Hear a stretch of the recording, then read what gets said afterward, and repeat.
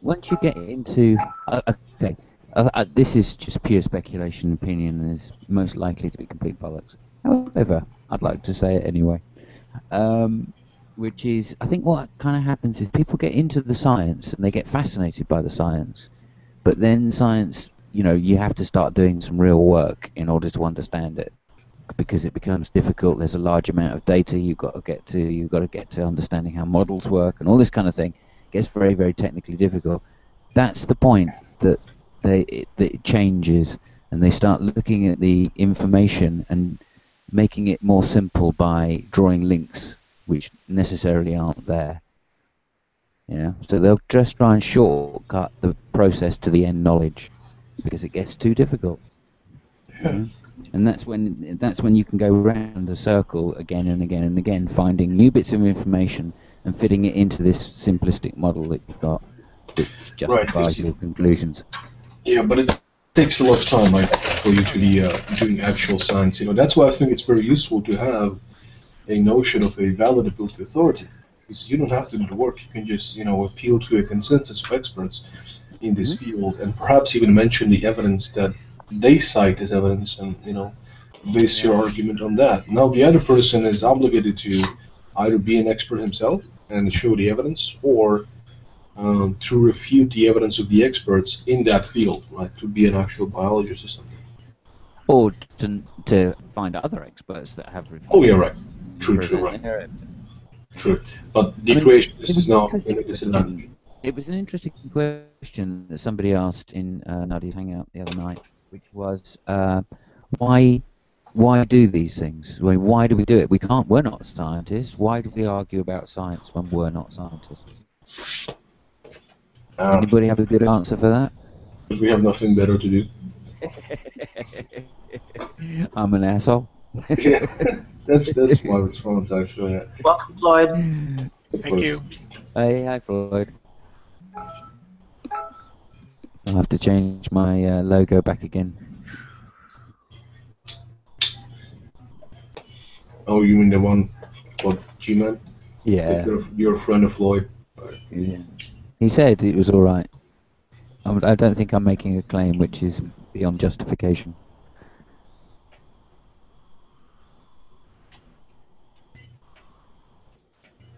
Unlike G-Man. I love the way he admits there's atheists, though. I think that's just very funny. Wait, what does he admit? That there are atheists. No way. Yeah, he admits atheists exist. If he says that Soccer and Floyd are the best atheists on the internet by virtue of they have proper atheist arguments, this is tantamount to admitting that atheists really exist. Finally we have established that atheists really exist. Does G-Man deny the existence of atheists or something? Yep, I would imagine so, yeah. Romans chapter 1 verse 20 is particularly cited to try to back up the claim that there are no true atheists and such. Yeah. He has this also notion that apparently, according to the Bible, right, atheists are little gods because we are our final judges in our life, which is, of course, bollocks, because to an atheist the Bible has no weight, so it doesn't matter what the Bible says. I grant him that his Bible says that, and in a Christian view that he proposes, we're not atheists, we're actually gods, but so what? I don't believe that, so I don't have to call myself a non-atheist. Also, I don't have magic powers, so I'm not a god. Yeah, well, he doesn't view it like that. Okay, I think he misinterprets Psalms. I mean, when it talks about other gods, Psalms is literally talking about other gods. It was, it was from a polytheistic time, but because he's a monotheistic, he interprets it. Oh, well, those are humans thinking they're gods. No, it's actually talking about gods that basically Yahweh has demoted and sent down to Sheol, basically. Well, when it comes down to yourself being a god as an atheist, and truly there is no atheist, the best you could be would be an agnostic. In order to be an atheist, you would have to be all-knowing that there is no God, nowhere, no how, and you can't do that. So, in essence, you can be an agnostic. Now, when it comes down to putting yourself in the place of God. I agree completely. Because once you take absolute morality and throw it out the window, something has to take its place. So now you have fluid morality, the morality that you choose to engage in based on your situation or situational ethics. No, let's throw morality out the window. We can recognize objective morality. You know, we just don't recognize your particular God. Now, one can be atheistic about all sorts of gods. Aren't you atheistic about other gods? No, sir. What I am, sir, you believe in every God. You believe in every God claim that's been presented to you? There is one God. Right, so you don't believe in other gods, right? There are no other gods. There are mythologies. Now, when it comes to throwing out morality, yes, sir, that's what a so-called atheist does. They put themselves in the rightful position of God to make absolute choices and laws.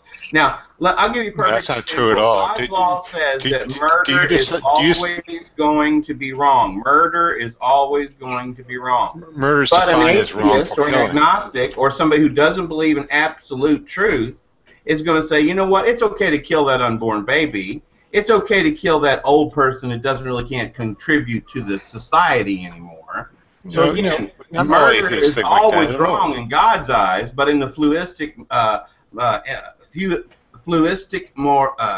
morality, it is not. Isn't morality defined as wrongful killing? So murder is always wrong because it's defined that way. You have to ask what particular.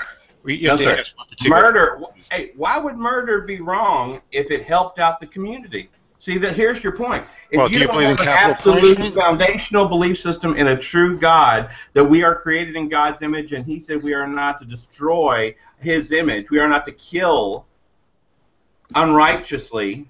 Oh, so when the Old Testament laws say to kill, the whole point is this: if you're going to say that you don't believe in God, well, then you can kill willy-nilly. Oh yeah, this person he jaywalked today, so that's a death sentence. What happens when the Earth gets too populated, and then any picking up sticks on a Saturday? How about picking up sticks on a Saturday? Is that worthy of the death penalty? According to your Bible, it is. No, sir. Yes, it is. It is. So isn't that destroying the image of God? No, sir. Someone picked up sticks on the Sabbath? No, sir. It is not. It doesn't say anything about that. Oh, it doesn't. No. So, but there's not a law against that. Sabbath day holy. Now, did the Jewish culture add a whole bunch of other things onto it, like 600 plus? Yeah, they sure did. That's in your Bible, isn't there 613 laws from your God? Yeah. Well, you know what? The Bible is true and correct, right from the very first verse. So now you're denying. But you also have to take it in the proper context. Cain killed Abel. Does that mean murder's right? David slept with Bathsheba. Does that mean adultery's right? Who's saying it's right? Hey, it's in the Bible. Come on, Floyd, wake up and smell the coffee. No, those are clear commandments from your God prohibiting those things. Yes or no? The commandment says, "Thou shalt keep the Sabbath day holy." Right, and what's the punishment for not doing that? That's what the Jewish people, the Jewish culture came up with. No, it's in your Bible, isn't it? Jesus is the one who actually said, who of you would not help one of your farm animals out of a ditch on the Sabbath? Right, and the Pharisees agree with that. Exactly. Right, but we're talking about the Old Testament law. Is the Old Testament law from God for the Jewish people to obey? Those laws that you're quoting, sir, are made-up laws by the Pharisees and the Sadducees of the day. Those are not given by God. God never says kill somebody who picks up sticks on the Sabbath day. It says it in your book. Yeah, it also says that Cain killed Abel. Is murder okay? It wasn't a command. It wasn't a command from your God. It's a command from your God. Okay, it's in the Bible. It's in the Bible, Floyd. Come on, you are so ignorant when it comes to certain things. Your Bible says the Lord commanded it. / printed the verses. Read it. You're ignorant, Christian hillbilly. You don't even know what your own Bible says. Hillbilly, if there is if there You think that because you're Christian, you have morality, right? Or that the Bible gives you your morality. Probably be said better. I'm sorry, you were talking a little low. No, morality comes from God. God's word is where we get our morality. Yeah, Morality which is I'm aware of. imprinted on our heart. We know instinctively certain things. We know instinctively that we should honor God with our lives. We should never lie. We know that instinctively. Why? Because God has etched that on our hearts. It's talking about the 613 laws. When it talks about the law, it's talking about the 613 commandments. No, I'm talking about the 10 Commandments. No, I'm actually talking about what the Bible says. I'm talking about the 10 Commandments. You're talking about... Which one? There's 2 decalogues. Do you not even see what Slash is put in here? Numbers 15, 32 through 36. Yeah, why don't I read it? While the Israelites were in the wilderness. No, wait a minute. Who is this to? Let me give you a clue. It's to the Israelites. Right, and that's what... we're in a pagan nation. This is another one of those things that was given specifically to the nation of Israel. Right, this is your Lord commanding people. This is not a universal law. This is about the nation of Israel and how the nation of Israel is to keep these commandments to a certain level so all the other people know that they are the property of the one true God. And read line verse 35. Read line verse 35. I did. What did the Lord say about... Read line verse 32. While the Israelites... Right, what about it? It's still a command that your God gave to people. He gave it to... Who did he give it to? Then the Lord said to Moses, the man must die. He said it to Moses.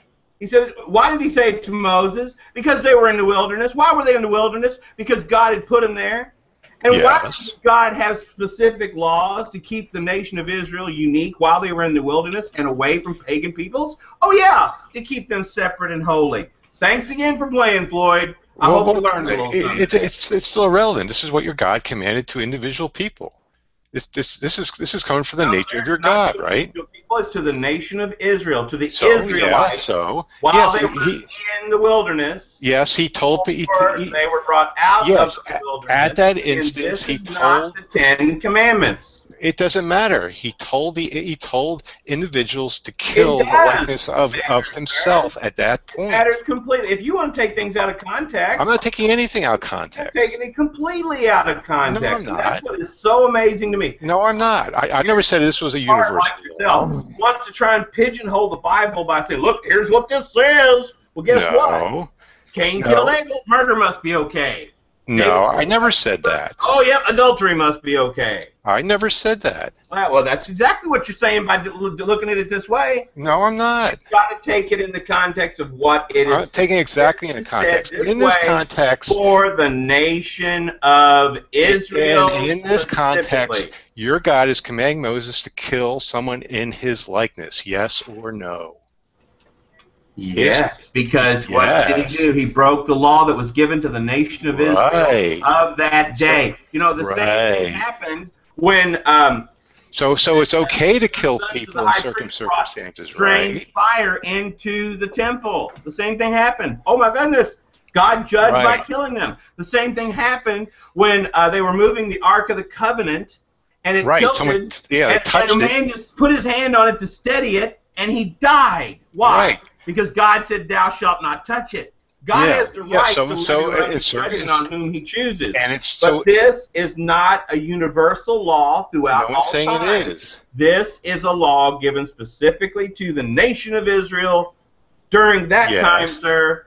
But Jesus at that Christ time, validated each and every one of the Old Testament 10 Commandments. And you know which one He didn't validate? I'll let you guess on that.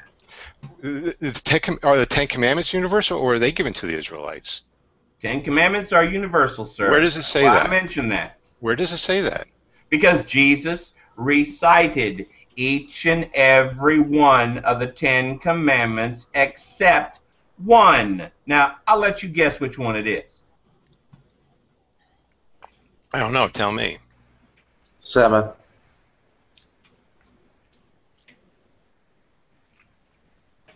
Yeah, the Sermon on the Mount had the last 5, I think, and then the other 4 are scattered around.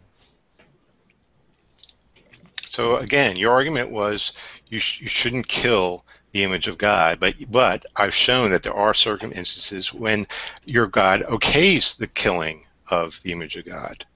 Correct?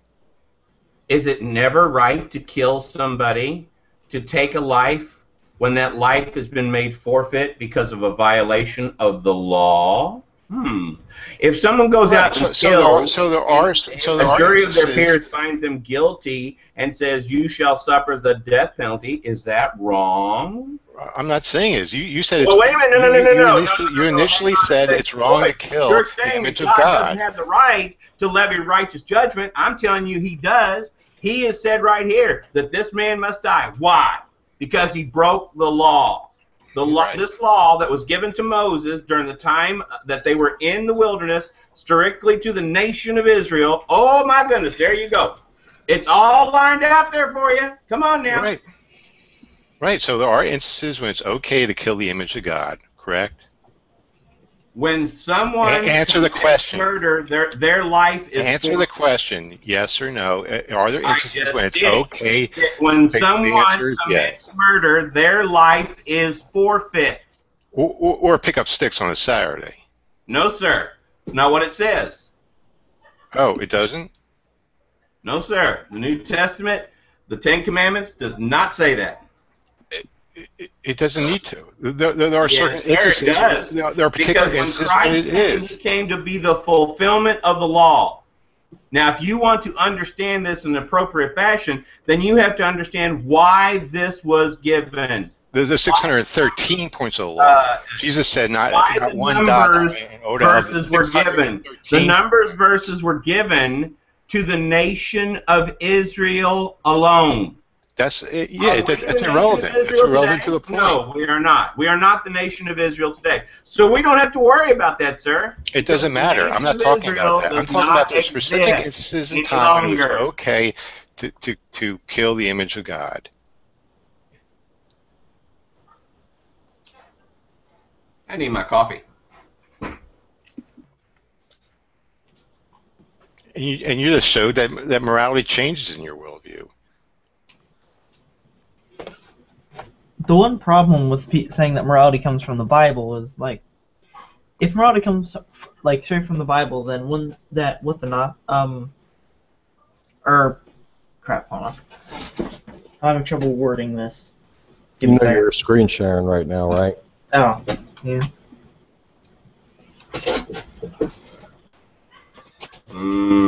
Coffee.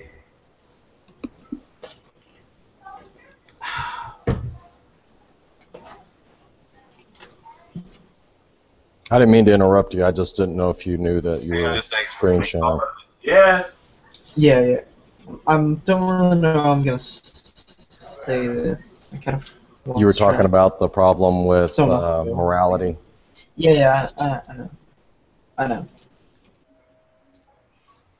Oh, well, is the homosexual commandment, does that still fall under the old or the new, or how is that one still in effect is what I'm curious, when the others are kind of pushed aside and overlooked, and why is that one, why did that one carry over with untouched as a law or a rule or a suggestion, commandment? I'm asking Christian Hillbilly. Oh, I'm sorry. I had to go help the missus for a second. What did you ask? Well, when you were talking about the laws as far as killing and being in the, were you saying they're in the old, they're not one of the laws that was passed over, or, and it was kind of, it's kind of. What I'm trying to say is there's different laws that were given to the nation of Israel specifically. This being one of them. You will not cut your beard. You will not wear mixed cloth. There was a bunch of them that they adhered to because they were in amongst a bunch of other nations of pagans, and God wanted to keep them unique and holy while they were amongst the pagans. So this is not a universal law given to all men of all time. Was the homosexuality one? Nowhere in the New Testament Jesus says you have to keep the Ten Commandments. You might mention them. He never says directly, dump the 613 and just keep the Ten Commandments. He said himself, I have not come to do away with the law, which is the Ten Commandments, but no, it's not the Ten Commandments. It's the 613 the law. No, what does it mean to fulfill the law? That means you're going to pay the price for the law. No, it doesn't. The law, no, you're that's going to incorrect. No, that's false. No, you're wrong. The law he's talking about is the 613 commandments in the Torah. That's what he's talking about. Show me where. Show me where he says that specifically. He says not a dot, not a the law. The law is the that doesn't say that at all. That doesn't say that at all, Floyd. Oh, absolutely, it says that. No, it doesn't. It says that specifically, clearly, directly. No. Sorry. No, I'm sorry. You don't even know what your own Bible says. You don't know what you're talking about, Floyd. No, you don't. No, you don't. No, the law is the Torah. Okay. The law is the Torah. The law is Exodus chapter 20, the Ten Commandments. Where does it say that? What did Moses give us? Oh my goodness. All through the Jewish culture, Moses gave us the law. Hey, what do we have etched in our Supreme Court? The law is the Torah, which is the first 5 books. We have the Ten Commandments. No, the law is not the Ten Commandments. That is the law. No, it's not. The Ten Commandments is the law. And you know what Jesus Christ did? And I just said it. I'll say it again. No. Jesus Christ restated each and every one of the Ten Commandments except one. Oh, so he changed the Ten Commandments? Kills your theory right there. No, it's not. It's 619 of them, did he? It's total non sequitur. It's a total non sequitur. Floyd, you are so the law is the Pentateuch. If you think otherwise, you're ignorant. You're ignorant, Floyd, because you think otherwise. No, you have to show that the law only refers to the Commandments. Floyd, and are you aware that there's 2 separate Ten Commandments? There's a separate Ten Commandments in Exodus 34. Nowhere does Jesus say everyone. No, nowhere does Jesus say you got to follow the 619 commandments. Oh, yes, it does. It said he would be the fulfillment of the law. That law that was given to all people of all time. No, it doesn't say. Where does it say that? It doesn't say at all. So, thank you for playing, Floyd. Have a nice day. No, there's Matthew 18. It says, not a dot will pass from the law until all is accomplished. It's referring to the 613 commandments in the Pentateuch. Show me how it's referring to that there, Floyd, because you, sir, are making speculation. I'm not speculating at all. Speculation, and you make the law is the Torah. Equations based on your evolutionary outlook. Oh, no, that's nonsense. I want it to say this, so it's going to say that. That's nowhere does it mention the Ten Commandments directly. If you can show me one reference back to one other of those 619 laws, that would be great. I've shown you reference back to 9 of the 10 Commandments. Look, Floyd, can you show me reference to any of the other 16? No reference where he says you can't. Only keep You cannot show me a reference back to any of the 619 that you claim Jesus is talking about. I have shown you, sir, 9. He quoted 9 of the 10 Commandments, and he left the Sabbath out for a reason. Because the Sabbath was made for man, and man was not made. No, that's just him changing things around. Again, you've been shown wrong, and you. No, I haven't been shown wrong at all. You just point out non sequiturs, and you haven't support your claim. The law refers to the Torah, the Pentateuch. The Ten Commandments were handed to the Israelites alone.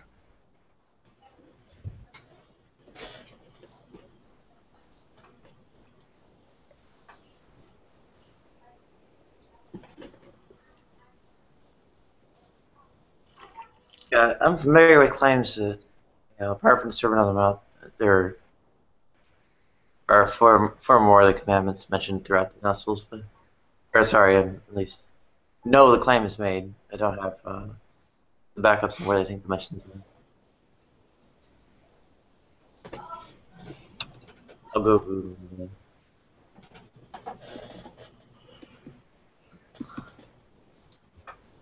All right, I'm back. So what's happening, Floyd? Just trying to educate people, that's all. I'm just trying to educate people, that's all. People who are ignorant of the scripture and the history behind them. People who claim to be wise but are foolish. Oh, where have I heard that before? Oh yeah, the Bible! My education tells me it's an ongoing story. Anybody that claims they've got the answer must be fucking wrong. I don't have the answer, but I know where it is. It's in God's Word. I don't have the absolute authority, but I know where it is. It's in God's Word. They gave me a link. I saw like a list of the verses they quoted for it, but all I can recover by googling is things that claim Christ only mentioned 6 of the 10, where 5 in the Sermon on the Mount, and the 6th one, of course, is the abrogation of the Sabbath, right? So.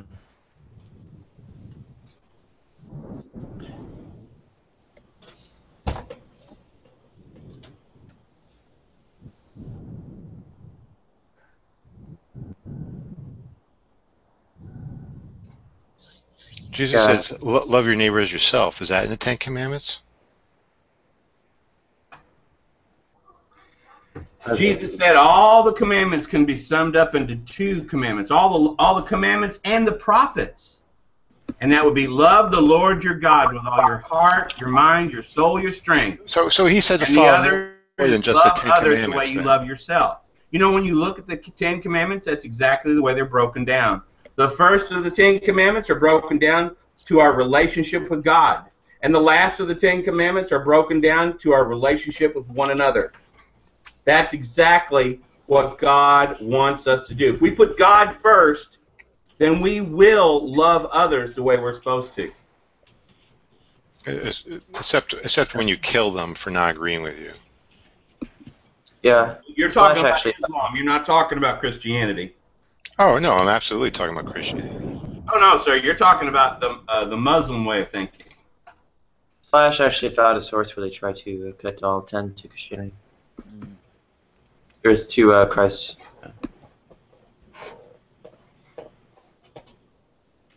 Yeah, well, that in Islam is a product of Christianity. That's where it derives most of its scripture. Islam derives most of its scripture from Christianity? Yeah, it was, what was it, Judaism, then Christianity, then Islam. It's an addition, you could say. It's not an addition. No, sir. You can't say that the God, quote-unquote, Allah, and the God of the Bible are Allah just means God. Clear. Allah just means God in Arabic. That's why I say quote That's unquote. all it means. You can't say that the God of the Quran, Allah, is the same as the God of the Bible, because those two are diametrically opposed to one another. You're arguing about is not psychotic or anything like that. He is not going to say one thing in one holy book and one thing in another holy book, and you claim that to be the same? Well, he did with the Old Testament and the New Testament. I mean, well, he did the calm Old down Testament when and New Testament changes, sir. I mean, well, for Abrahamic tradition, so their notions of a progressive revelation, one beyond that of Christ. I don't see that being so far out. Also, Baha'i claims a further one beyond Muhammad. Baha'i? Baha'i, yes. It claims yet another revelation beyond Muhammad from Baha'u'llah, I think. Oh, Muhammad. Allah Akbar! I kill you dead! Baha'i Muhammad's revelation and has a further one beyond. Funny stuff. Yeah, so those 2 religions both claim descent from the Abrahamic tradition. yeah, I mean, they're basically the same thing. No, they are not. They're nothing like the same thing. They're not? Oh, well, it's wrong to kill people, right? Hey, just because a particular book has some truth in it doesn't mean it is God's I'm word. not talking about the Bible. I'm not talking about the Bible. You know what? I am not either. I'm saying Good. that if you're talking Is about it wrong the to kill Quran, the people? Bhagavad Is it Gita, wrong to the kill Baha'i, or any That's the other question. so-called holy book, and it says, hey, you know what? It's wrong to kill people. That would be a truth. That would be a truth from God. Does that mean that that is a But we're holy talking book? about God's Hell word. no, it don't. Today we're talking about God's word. Is it wrong to kill somebody? That's it. That's all I'm asking. Well, the claims of additional divine revelation would claim reference to the same entity, but have, in some cases, I guess, opposing claims about the character. Oh yeah. Well, they argue like Jesus isn't the Son of God, so they have some differences. But even they accept Jesus. Some. Well, in fact, various kinds of Christians, ranging from some Unitarians who, I'm not sure what, actually don't hold Christ as a divine being either. Yep, Jehovah's Witnesses don't, Mormons don't. I mean, there's all kinds of different cults that don't. You have your,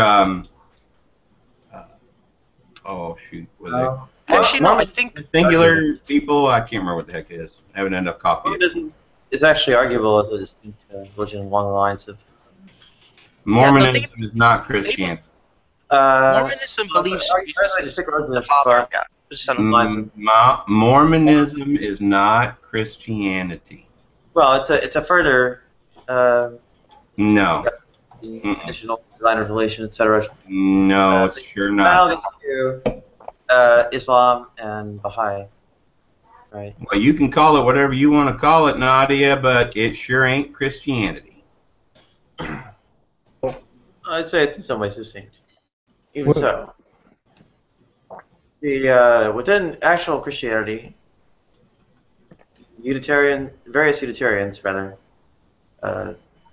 Unitarian, that was the word I was looking for. Sorry about that. Oh, anyway, well, before we left on this tangent, anyway, continuing on, is it wrong to kill somebody? I mean, it's simple. Come on. You need to rephrase the word. The question, rather. Is it wrong to murder someone? Yes. Well, the situational context is buried in the term murder. Is it wrong to kill someone in a war? No.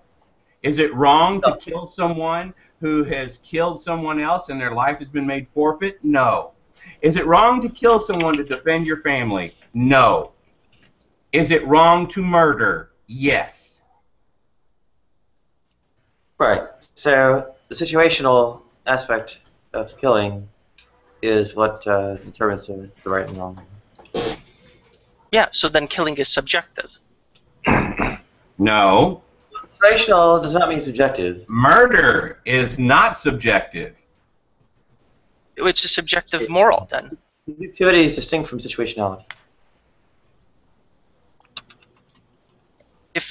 If killing is wrong, then it's always wrong, regardless of No. circumstances. If murder is wrong, then it's always wrong. So you Well, we're not talking about murder it's not today. We're talking about killing. Well, killing's not always wrong. As I said earlier, you can kill to defend your family. You can kill someone who has committed murder and they've been found guilty in a court of law. You can kill them. Their life has been made forfeit.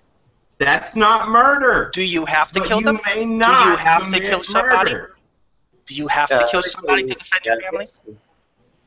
The basis of subjectivity within divine command is the contingency of the mind of God. Right? It's a proclamation of a particular being, right? It's God's opinion. Yeah, that's why I always love it. That's why I always laugh when the Christians say they have morals. It's topsy-turvy. It's all backwards. First it's right to kill somebody, then it's wrong to kill others. It's wrong to rape, then it's right to rape. You know what? You can kill somebody. I've given you the reasons why you can kill someone. But you may not murder. It is wrong to murder. Do you think that it's okay to kill someone if they broke into your home, or if you feel like you're defending your home? If I felt at risk of my life or my family's life, yes, it is At the risk perfectly of all- acceptable for me to kill that person and bury him next to the other 3 that broke into my house last week. The Nazis killed 6 million people because they felt like they were defending their home. No. They felt like they were defending their race, and they wanted a better race, the Aryan race. Look at your history, and look at what Darwin was teaching them. Oh, no, we need to have the blue eyes, the blonde hair, the tall, Scandinavian look. Darwin never said evolution is what this is how we're going to do this. We're going to kill off everybody that doesn't look the way we do. That we're going to start with the Jews. Then we're going to do the gypsies. We don't like them. Then we're going to get rid of the homosexuals and everybody else and the infirm. You know what? That's exactly what they did. Can you tell me where Darwin doesn't teach that at all. said that? Darwin said that the survival of the fittest, not, hey, we need all of this stuff. So what's the title of the book? Origin of Species? Oh, you. No. What's the whole title of the book? Jim, you do know What that is the whole title of the book? Back then, in those times, racist meant species in some. What is the whole title of the book? Don't mute me, fucking. Yeah, don't mute people because they're talking. Okay, can someone unmod Christian? Don't interrupt me. I'm asking a question. Thor, I'm asking a question. What was the title of the book? The whole title. On the Origin of Species. No. Floyd, Hey, you Billy. should know this. No. Do you know Hillbilly, what it can you- is, Hillbilly? The Origin of Species and...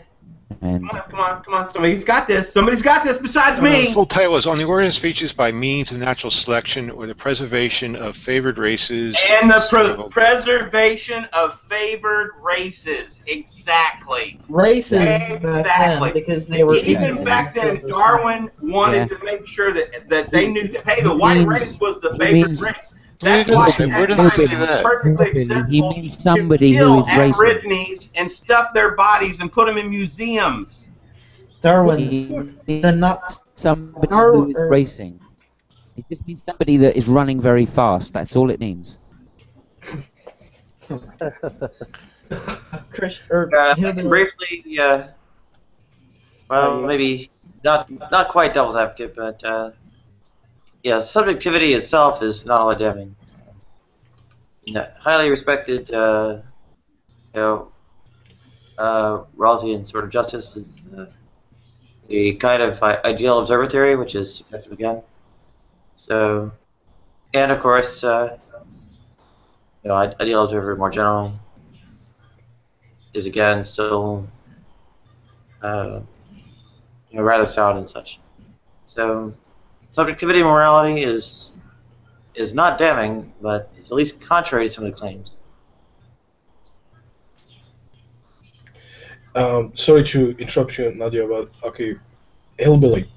In the Wikipedia article that is cited as citations to Darwin's biography, I think, it says, on the origin of species, while the title page adding by means of natural selection or the preservation of favored races in the struggle for life, here the term races is used as an alternative to varieties and does not carry the modern connotation of human races. The first use in the book refers to the several races for instances of cabbage and proceeds to a discussion of the hereditary varieties of races of our domestic animals and plants. It's not talking about human races in the sense that we are moderately thinking of the term. Just like the Bible can have many terms that we right now would interpret with a huge negative connotation, you would not jump that the Bible also has these negative connotations. You have to read books in context. What you're doing is eisegesis, essentially. It's a Darwinianist.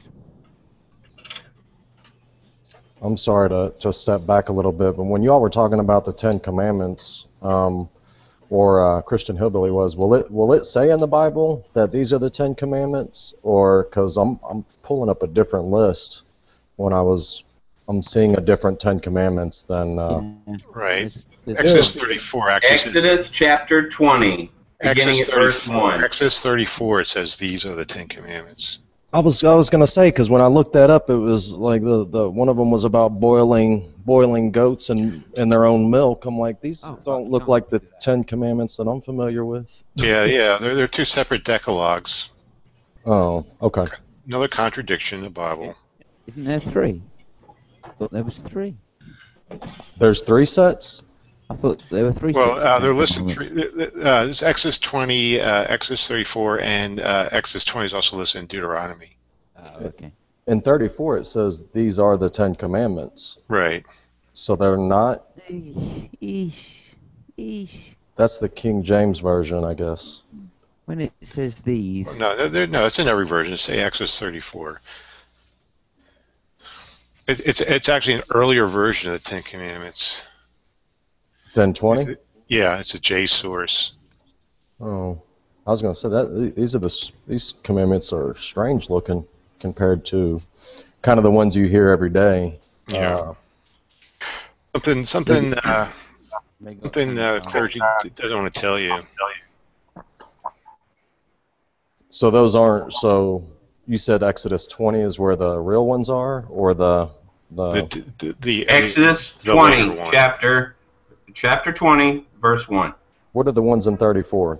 You said it's a second. Would you call it a decalogue?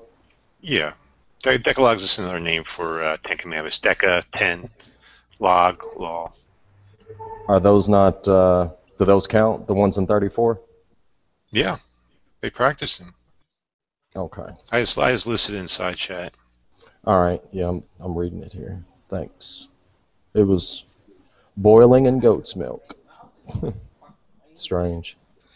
Yeah, I mean, all their festivals and so forth were just taken from their neighbors. I mean, the Israelites were former Canaanites. They never came out of Egypt. It's just a myth. They just repurposed the festivals that were going on at the time, gave them special meaning just to make them unique. I had one more question. I think it was for Christian Hillbilly. Is when you were talking earlier about murder and killing and things like that, my question was does homosexuality how does it stay so relevant when you said some of these other ones are specific laws like picking up the sticks and stuff like that, but how did the homosexuality stay so relevant that a lot of Christians nowadays feel the need to keep bringing it up? I mean, is there something that says in homosexuality, just keep that, keep moving forward with that one? Or is that only towards a specific group of people? No, sir.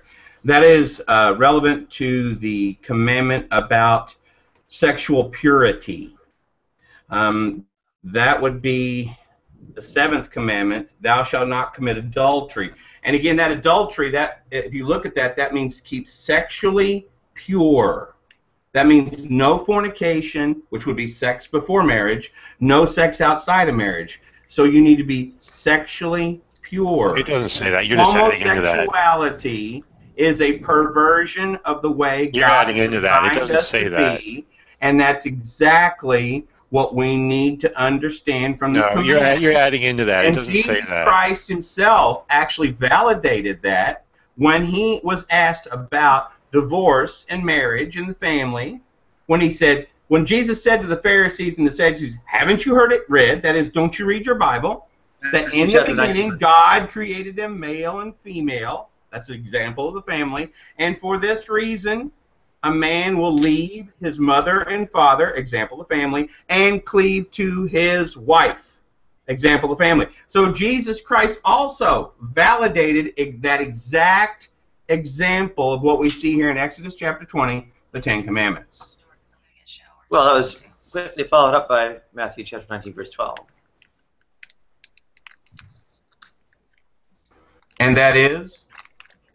Where eunuch was often used to refer to individuals. I'm sorry, you're mumbling? I said, Matthew chapter 19, verse 12 follows quickly on the heels of that, where eunuch in antiquity was often used to refer to homosexuals. I have no idea. I heard eunuch, but I don't know what you're saying after that. Slow down a little bit. I said, quickly on Matthew chapter 19, verse 4's heels, it comes Matthew chapter 19, verse 12, endorsing eunuchs. It does not endorse eunuchs. It says there are eunuchs. And again, you try and pervert that to mean something it does not mean, Nadia. We've had this conversation before. Eunuchs does not mean transsexuals, homosexuals. It does not mean anything but somebody who commits himself wholly and purely to the worship and work of God. And that's it. Doesn't have anything to do with homosexuality. Doesn't have anything to do with transsexuality. Doesn't have anything to do with whacking your willy off because you don't feel like you are the sex you need to be. Nope. Don't have nothing to do with it. Eunuchs have everything to do with whacking their willies off. Yeah, before puberty, I believe, especially in the Italian sense. Anyway. Yeah, the temple prostitutes, the hierodules, they were often drinking pregnant Mary's urine to attempt to feminize them because of its conjugated estrogen content, right? Yeah. And licorice was understood to be in anti-androgen, right? Albeit weak ones in both cases. But in the meantime, it wasn't even understood as a distinct phenomenon. It was at least understood as applying more toward, or applying to sexual orientation as well as actual physical modification.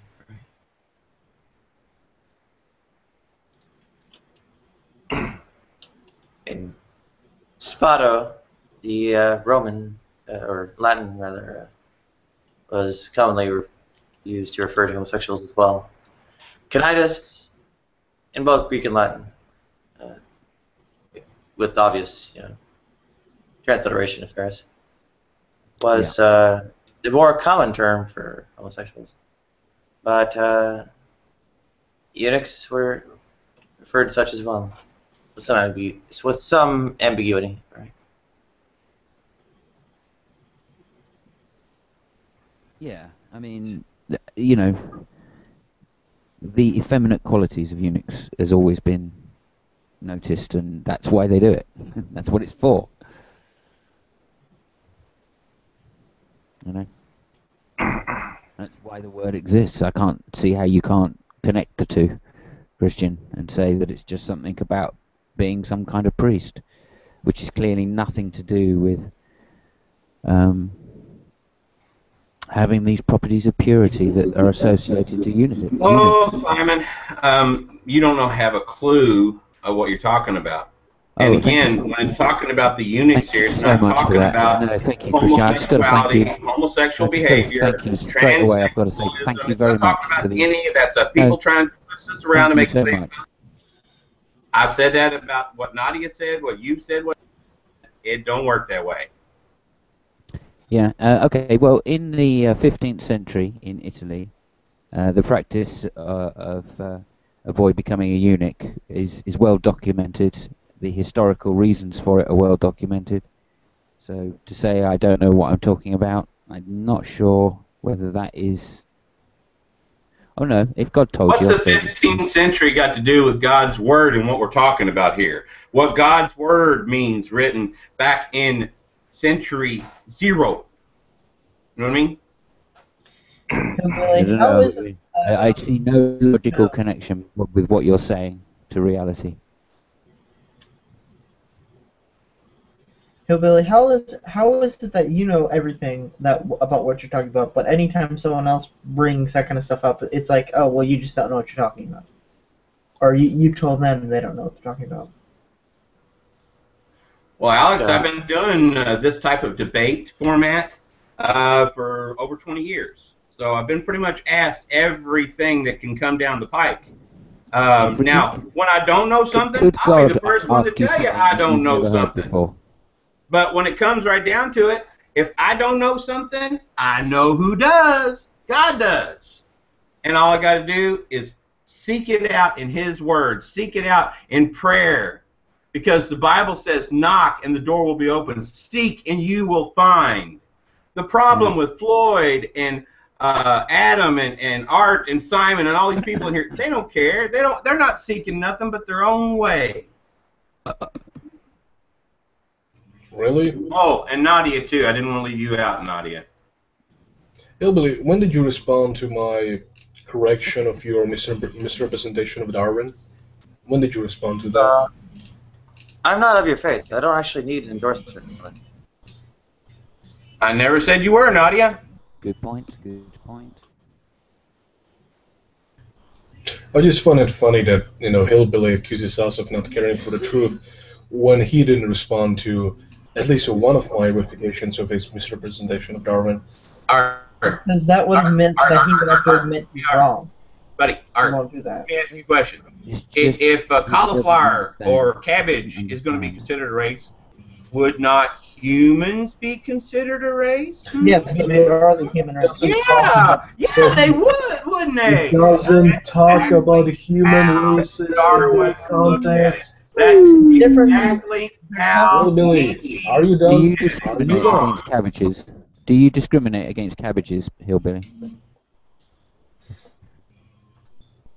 There's a big difference between coming to the conclusion that there are variation within species, which would also apply to humans, and declaring and saying that we should discriminate those species in humans, which is what Darwin doesn't do.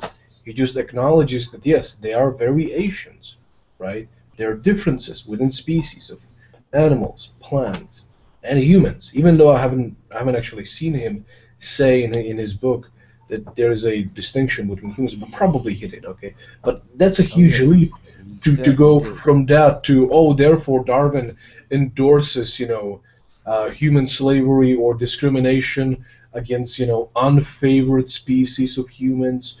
It's a huge leap. He especially goes out of his way not to say about the human species till the very end. So all of the book is not about the human species. It's particularly about biological nature, and particularly the things that he's studying are all plants. He rarely studies anything which isn't to do with plants. And I like to point out that Hillbilly, in terms of the actual proof of evolution, he gives the finches as an explanation and a possible thing, and draws conclusions, and then says later on that it's likely because of the profusion of primates in Africa that the human species originated in Africa. But he has no idea of the mechanism for that. Right, and I like to point out again that Hillbilly is still silent, and he doesn't respond to criticisms, even though he said that we don't care for the truth, and we don't respond to him. So I guess that makes him a hypocrite. If he cared for the truth, he would have actually read the book, or at least read some source of evolution, and realized that he's not advocating for the killing of people. He's just saying that's going to be, natural selection, not. I would say if you have a question that needs answering, asking God is probably not the best thing to do. Just ask Google. That's going to be a better place to start. Yeah, Google does better answer. It gives better answers than God. Certainly quicker.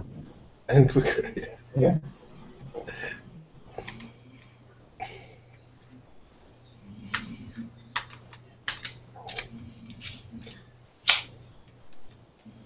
Yes, and I think actually the subject of eunuchs is an interesting. Oh, and I'd like to point out, Thor, that I did correct you. I did respond to you. The fact that you ignore me, I could care less. But the point is I corrected your false statement.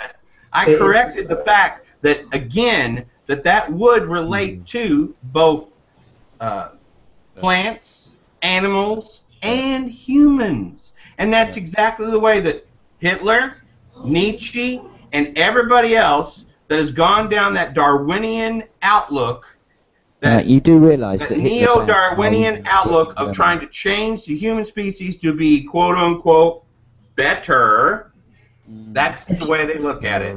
Hillbilly, if Where does Nietzsche say you that? would learn about evolution and realize that there's not saying, let's make the human species better by putting a gun to the back of the heads of the people that we don't like. It will simply happen naturally. That's the Christian way to do that. Yeah. Actually, Alex, no, it won't happen naturally because Yes, we it will. are If you going learn from about a natural state selection, you'd of find that out. disorder.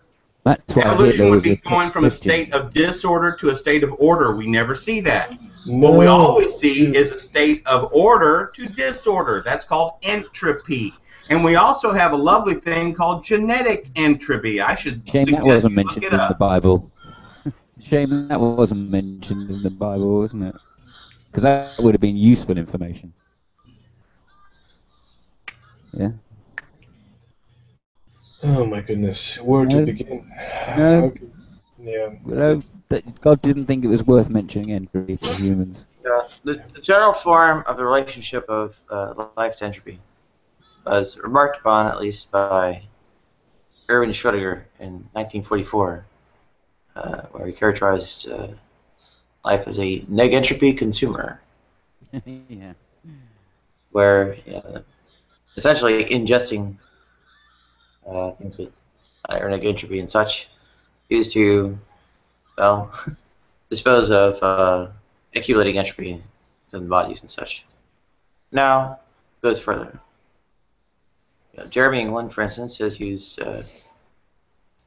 more mathematical models based on Schrödinger's observations to even show that life is almost inevitable given conditions that would be favorable to it, such as existed on the Earth. Right. Life is inevitable. Life is only inevitable if there is a creator that enables it. Life is only inevitable when the creator of the universe says, "Let there be life." Who made that creator?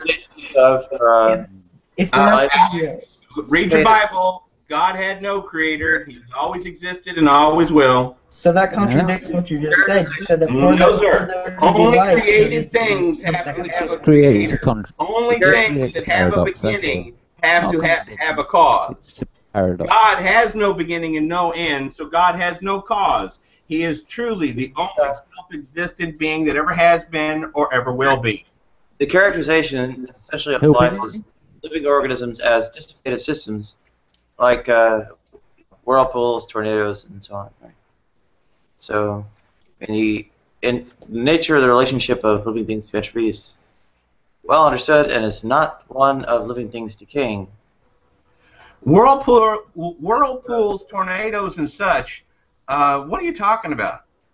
That when we're talking about entropy, we're talking about information going from a state of complexity to a state of less complexity, from a state of a working order to a state of more and more noise, getting into the information to where it gets less and less workable.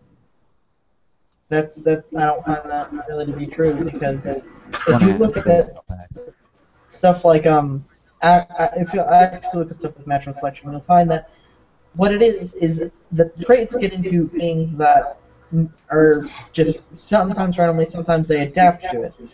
But where the part of survival of the fittest comes in, if say let's say people, because right now people are not really at this point in time people are not subject to evolution and all that, because we're not changing anymore.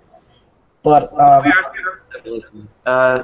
by purely sexual selection as opposed to well, either way, whether it's sexual selection or what Alex was talking about, natural selection, neither one of those can account for where the information came from to begin with, number one. How the information got there and assembled itself, that does never happen. Information, by its very nature, always comes from an intelligent source. And Alex, I would put the question to you this way. Why don't you go out there and find me one bit of scientific proof for evolution? And oh, remember, science is testable, provable, repeatable, and observable. Bacteria talk all the time, and we observe it. Repeatable. It took me a long time seeking that one out. I did it in the lab the last couple of weeks. We changed the bacteria to do other things. Like, for example, we took the genes from jellyfish and put it into, not bacteria, a small organism, and we let it grow in a petri dish, and then we subjected it to the genes from jellyfish, and then we got the beans to glow under UV light, and they're able to change that way. Now, let's say that if glowing in under UV light or just any light would have been beneficial towards it, that species, say if that happened naturally, would have survived better than the ones without the light. For example, the things in the bottom of the ocean. Therefore, the stuff with the glowing genes would have survived better, and the other stuff would have died out, the other beings.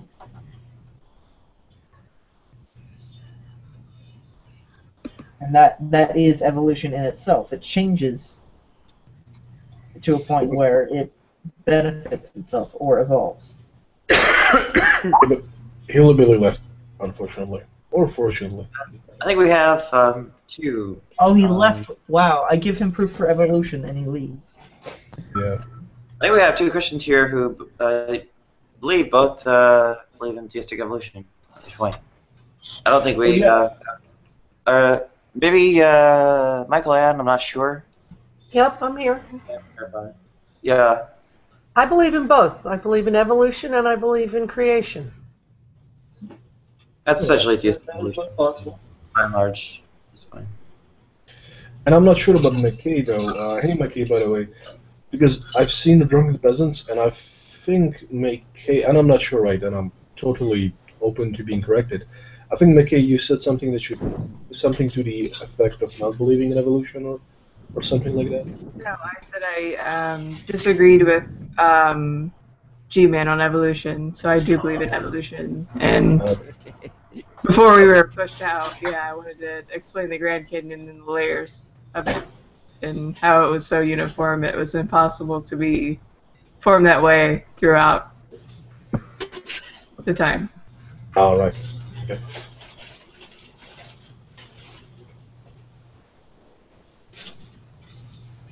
I really wanted to talk to Jim, but he bounced, so. Yeah, well, I mean, there's a discussion to be had here. When there are Christians who have views like that, means, well, the two of you talking would have been very interesting. Well, in fact, more than just two of you. Couldn't get in edgewise. It was pretty fast and furious with he and Floyd. How do you approach the quote-unquote creationists or young Earth creationists or evolution denialists, whatever it is? I allow people to decide what it is works for them. I make no judgment on anybody else's thought process. So I just want to show them like trees that have been alive longer than 6,000 years old. I just point out that and say, how do we explain that? How do we explain fossils? And then they have to immediately try to discount all dating methods, and then that's just science.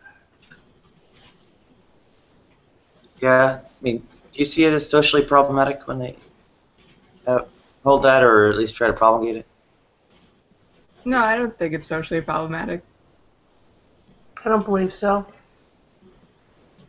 That might be a little bit of the difference, I think, in many respects.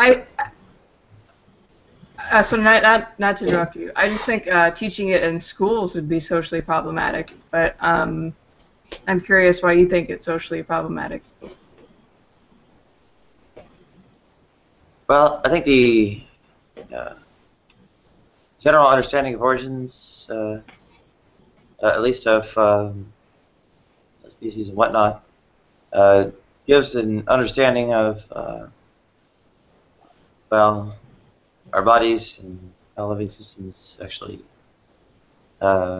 interact with each other and such. That's actually critical to, well, having the idea that we have things like antibiotic resistance, or in some ways you can't even have animal husbandry, etc., without it. Well, I think you can believe in creationist, especially young Earth creationism, without discounting what they would call microevolution, right? They would still accept the predictive capabilities of vaccines and microorganisms with microevolution, which is the same thing as macroevolution. But, you know, it's a fact, so they have to separate the two.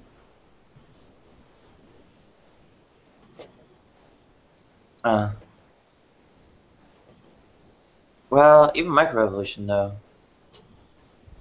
or sort of microevolution, close to, or that, you know, the larger sort of macroevolution affair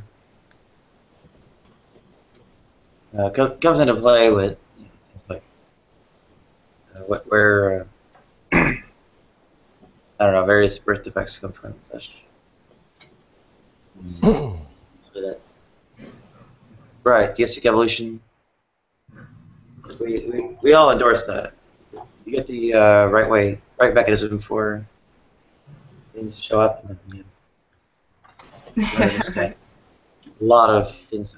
I think primarily medical impact.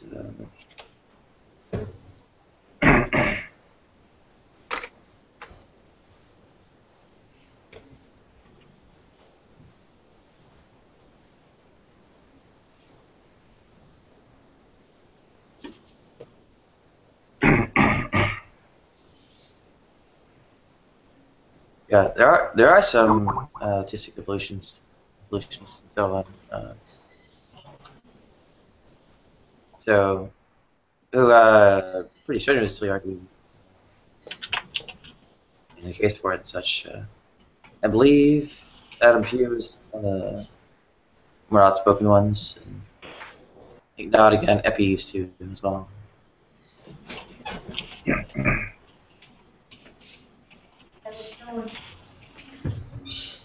So in Epi's case, a lot of times got derailed by sort of anti-Catholicism, trying to defend against that.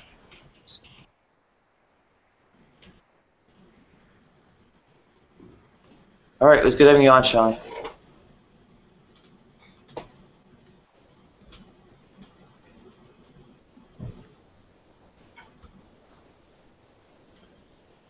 In some respects, you know, understanding that the process is there, you know, it's not a moral endorsement. Okay, well, it's terrible, and it'll die out. Right. Who knows what?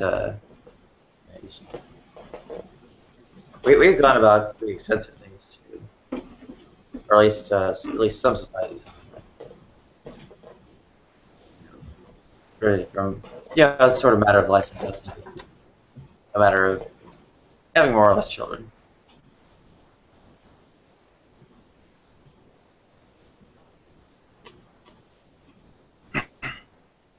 And that sexual selection is how we're still evolving.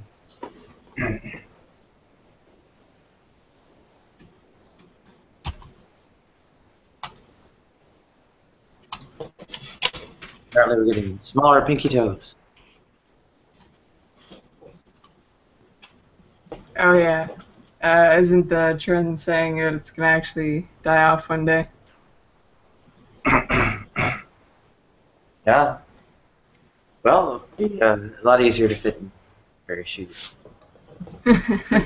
Well, no, because of the like shoes for people with only 4 toes. Hey, Bob. Hi, Bob. Hello, good afternoon. Hey, I'm gonna head out. I need to buy some apple juice. Hey, Bob. See you, Sochi. It's good having you on, Slash. And Thanks for the links to the Ten Commandments stuff. Okay. Yeah, he found some Christian sites for claims of like the full Ten Commandments being, well, almost endorsed by Christ. I think the exception of the Sabbath one.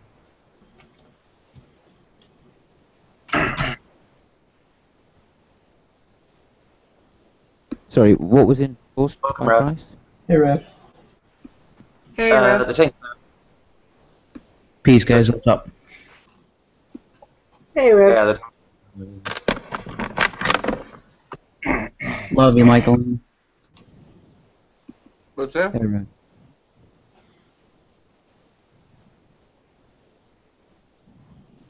Yeah, Go I ahead. wanted I know you were talking, Nadia. Go ahead.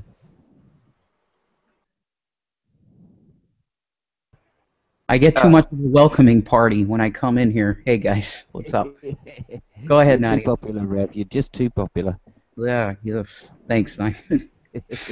What's up, Nadia? Oh, I mentioned that Slash was actually contributing links to the discussion of, I guess, Christ's discussion of the Ten Commandments, right? So, the primary sources he was endorsing, they mentions of 6 and 10, where number 6 is, of course, the Sabbath being abrogated. In the sources he got himself endorsed, that he was able to track down, but I wasn't. There were claims of Christ mentioning all 10 of the Ten Commandments, abrogating, of course, the Sabbath, endorsing the remainder. And in that, I guess the general evaluation is that there's some eisegesis or twisted interpretation that goes to connecting the other 4 into the mix. Into the Well, distillation. Go ahead. Well, I mean, with the whole command thing, I think it's pretty, it's pretty, it's laid out. Jesus said, "I came not to destroy the law, but fulfill it." On Calvary, when he died on the cross, he fulfilled the law. He did. We don't What need does to follow fulfill him. mean, Rev? What does fulfill mean? Because my general understanding of the word fulfill, all right, has a different doesn't have much of a context to do with law. Let's put it that way. So what is the connection? Here, Well, you have to. Go ahead. Go ahead, Nadia. Well, the Judaic literature on the subject, and welcome, Cal, by and large uses fulfilled mean essentially obey the law. So when one carries out an action obeying the law, the Jewish discussion says it's fulfillment of it. On the other hand, more than that, though, Nadia. It's way more than that. hang on.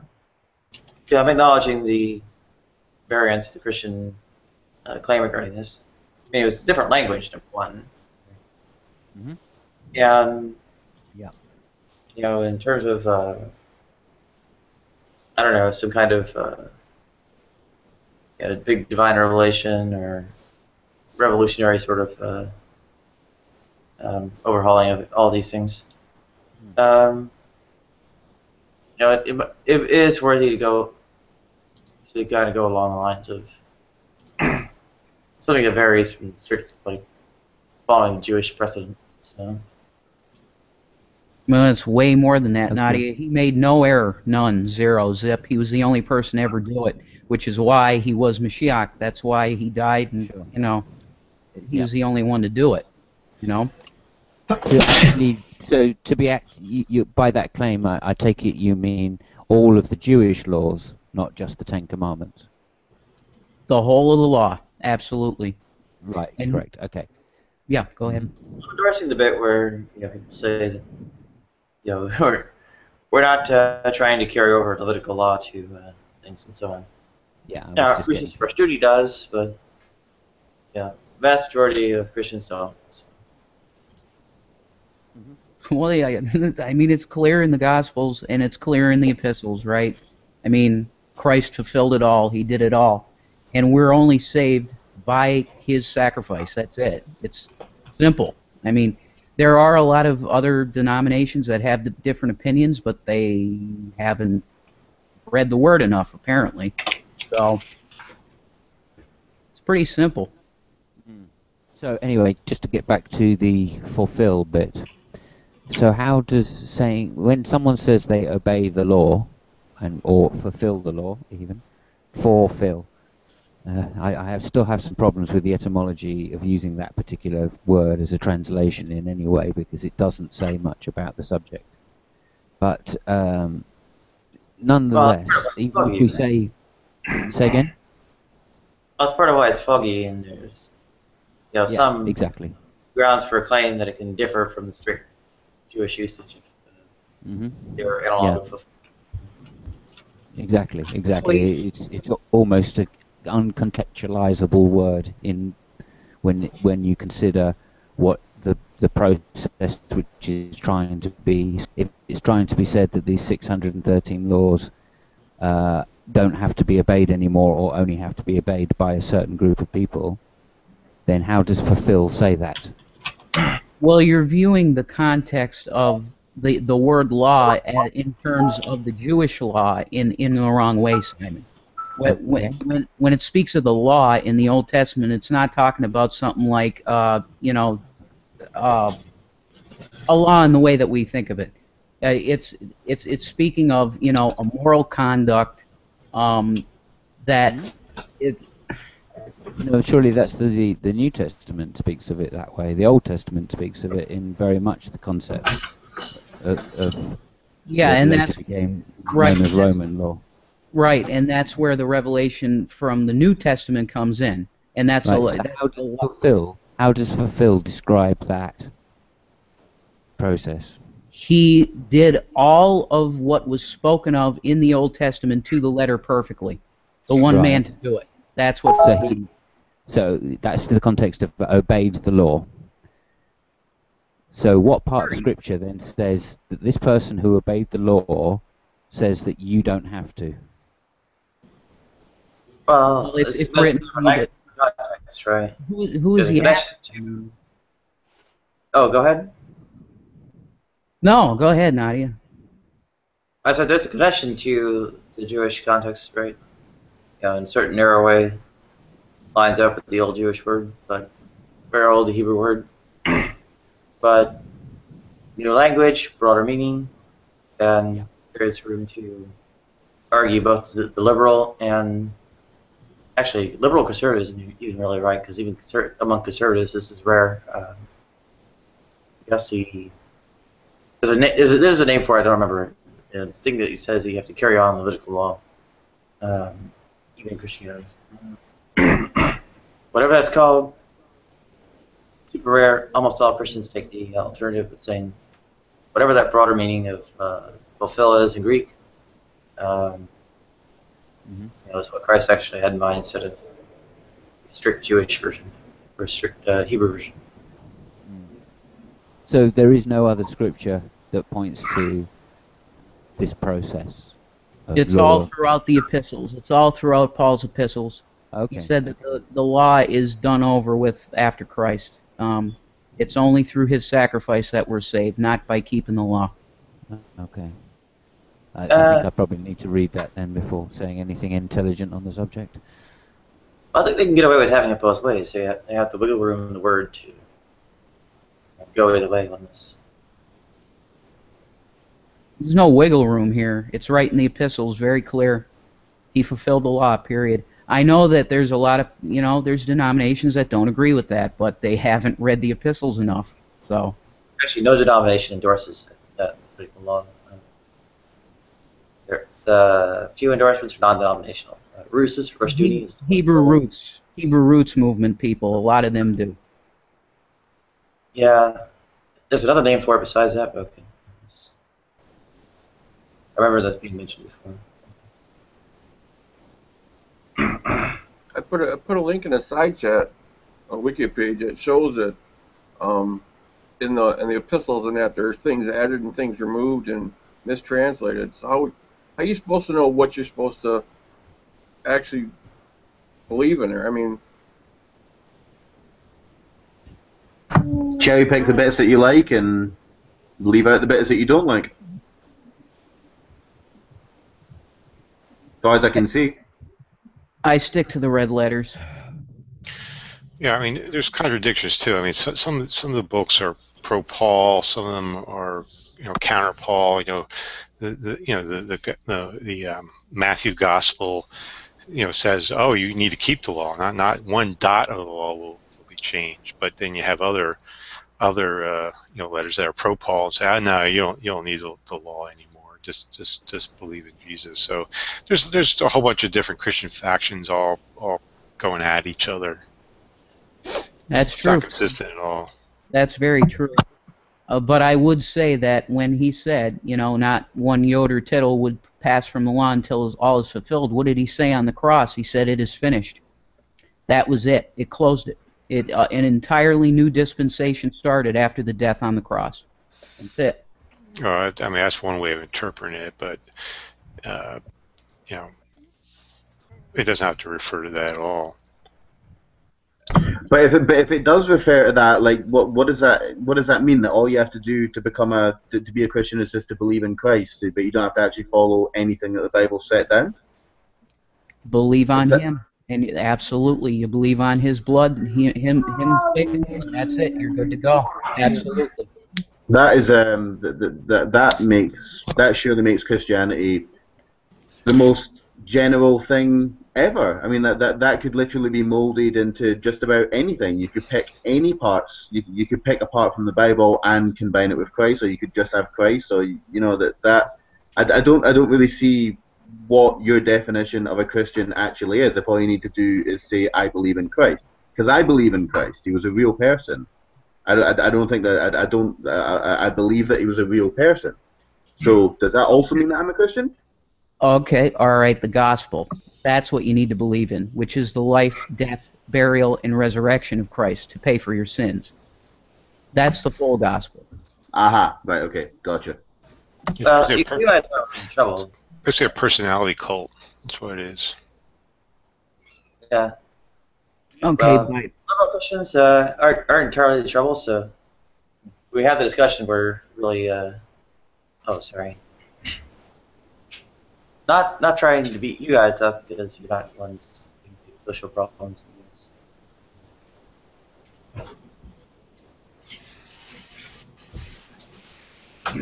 Well, Nate, sorry I didn't see you right away, but you saw it happening.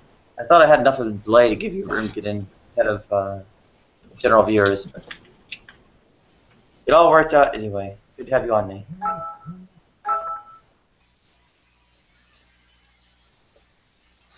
I've been trying to speak quietly so long. Oh, sorry. Yeah, I mean, the big problem is Christians in the first generation there, thought Jesus was going to return in their lifetime. So things like laws and stuff like that, none of that mattered. Only after, when they finally realized, well, I guess Jesus won't be coming after all, then they have to start creating rules, making policies about how to conduct themselves in churches and things like that. But initially, I thought, oh, none of this stuff matters. Jesus is going to return real soon. Who cares about that stuff? So. Yeah, that sounds good to me. Oh, welcome back, Nate. Thanks. Speaker issues.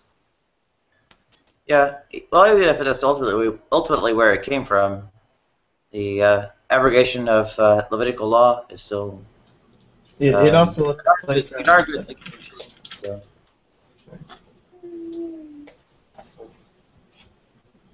Nate? Yes.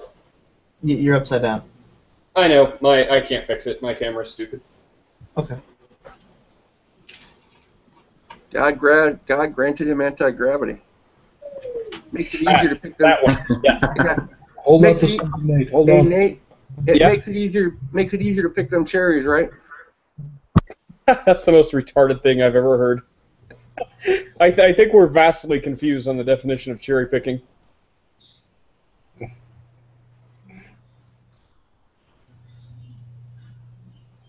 Oh. I think the picture of you is one you would endorse there. I do like the picture. Yeah. At least sometimes it's all good fun.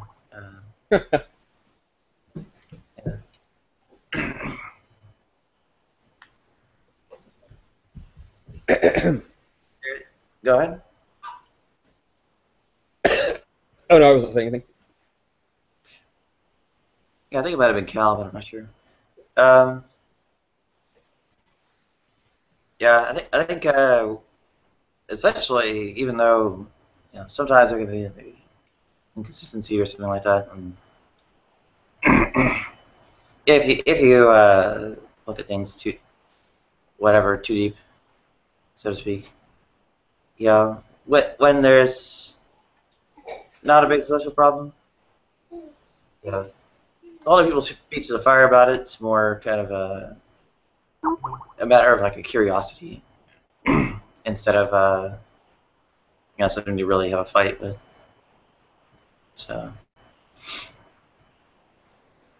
like you said, there are actually different stances on the abrogation of Levitical law in different books of the Bible. Is that right, Floyd?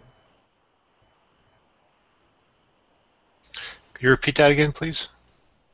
You said there are actually different stances on the abrogation of Levitical law in different books of the Bible? I'm not sure what you mean by that. You're not sure what? Abrogation? Yeah.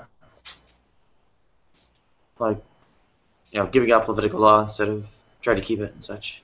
I think particularly, what is it, circumcision? Yeah, I mean, Matthew is pretty much pro-Jewish. He's countering the Pauline claims, where the epistles are obviously pro-Pauline. There's and then you have like books like James, for example, which is more from the Jewish Christian faction. Talking about you need works, you need works. Faith is not enough. Things like that. That's why Martin Luther didn't like James. He didn't think he could reconcile James with the rest of the with the Pauline epistles. So it's just different factions going back and forth. It's like one writing a letter to counter the other one. Especially James 2:17.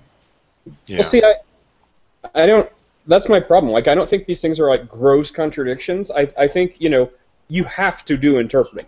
So rather than say everything's contradicting each other, how about one interpretation is how do you reconcile all this together? So we can skip all the gross contradiction talk and just come up with explanations. The question then becomes, whose explanation is most accurate? And I think that's where we should focus rather than saying everything's a contradiction. Like, I think especially the Gospels, let me know if the screaming kids in the background bother you too much, I'll mute. But especially like in the Gospels, right, Jesus is talking a lot of the time, he's either talking to like this new covenant points and like, believe in me and you'll live forever, these type things, and like the Sermon on the Mount. And then other times he's clearly addressing like the Pharisees, the religious scholars, and he's talking to people who are hardcore like, Jewish law followers. And I think a lot of the times, because right, the new covenant, Christians, won't say the new covenant begins until Jesus actually dies on the cross and says it is finished.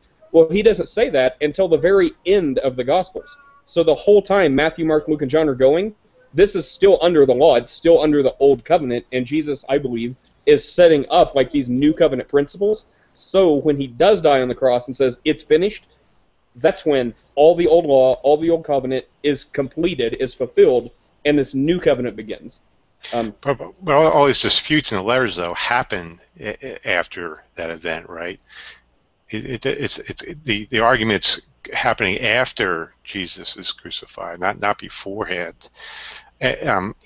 So the problem is you try to take all this stuff and you try to harmonize it and so forth, and you have all these people coming up with different opinions. I think it's better to just understand what each individual author is saying and view it in a historical context instead of trying to say, oh, it's all one voice, it's all coming from God. We just have to harmonize it, mix it together, pick out the things we want that make sense to work it out. It makes a lot. The Bible actually makes more sense if you treat each individual letter separately and try to understand what the author intended at that time, rather than just trying to figure out, well, what does it mean to me as a Christian, living in the 21st century? No, it's better to understand what was going on at the time, what the individual author meant at that time, and sort of the conflicts he was experiencing. Well, I agree with that, and I think there's merit to that. So I would say definitely consider that and use that as part of your toolbox, but not exclusively. So, just as much as you're arguing for that point, hopefully you wouldn't say only do that. Hopefully you'd take a middle-of-the-line approach, like I'm doing, but from the opposite side, saying, yeah, what I said I think is valid, what you said is valid. So, let's not trade a shovel for a pickaxe. Let's use both. So, where it says, faith without works is dead. Does that mean Catholics would say, well, you need faith plus works? I would say, I think Protestant Christianity would say, well, works is a byproduct of faith. So if you have faith, works are automatically going to happen. You don't have to try. It's just going to happen. But the end result is everyone agrees. That Catholics, Protestants, the end result is you will observe faith and works. Although we're disputing is the mechanics on how. Do you have to make works? Do works automatically happen because of your faith?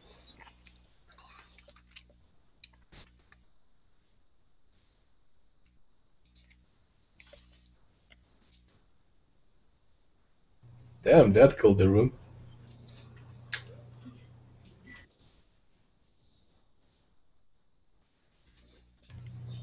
Crickets.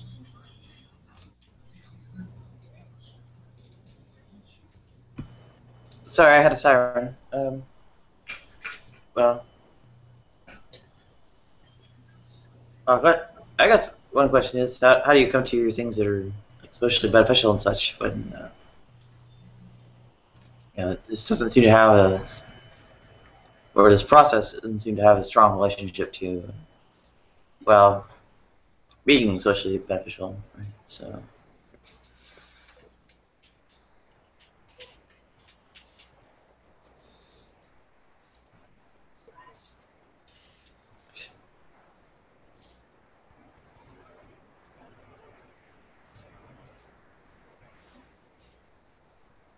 In a lot of ways, the Christians here are going to socially beneficial conclusions, but at the same time,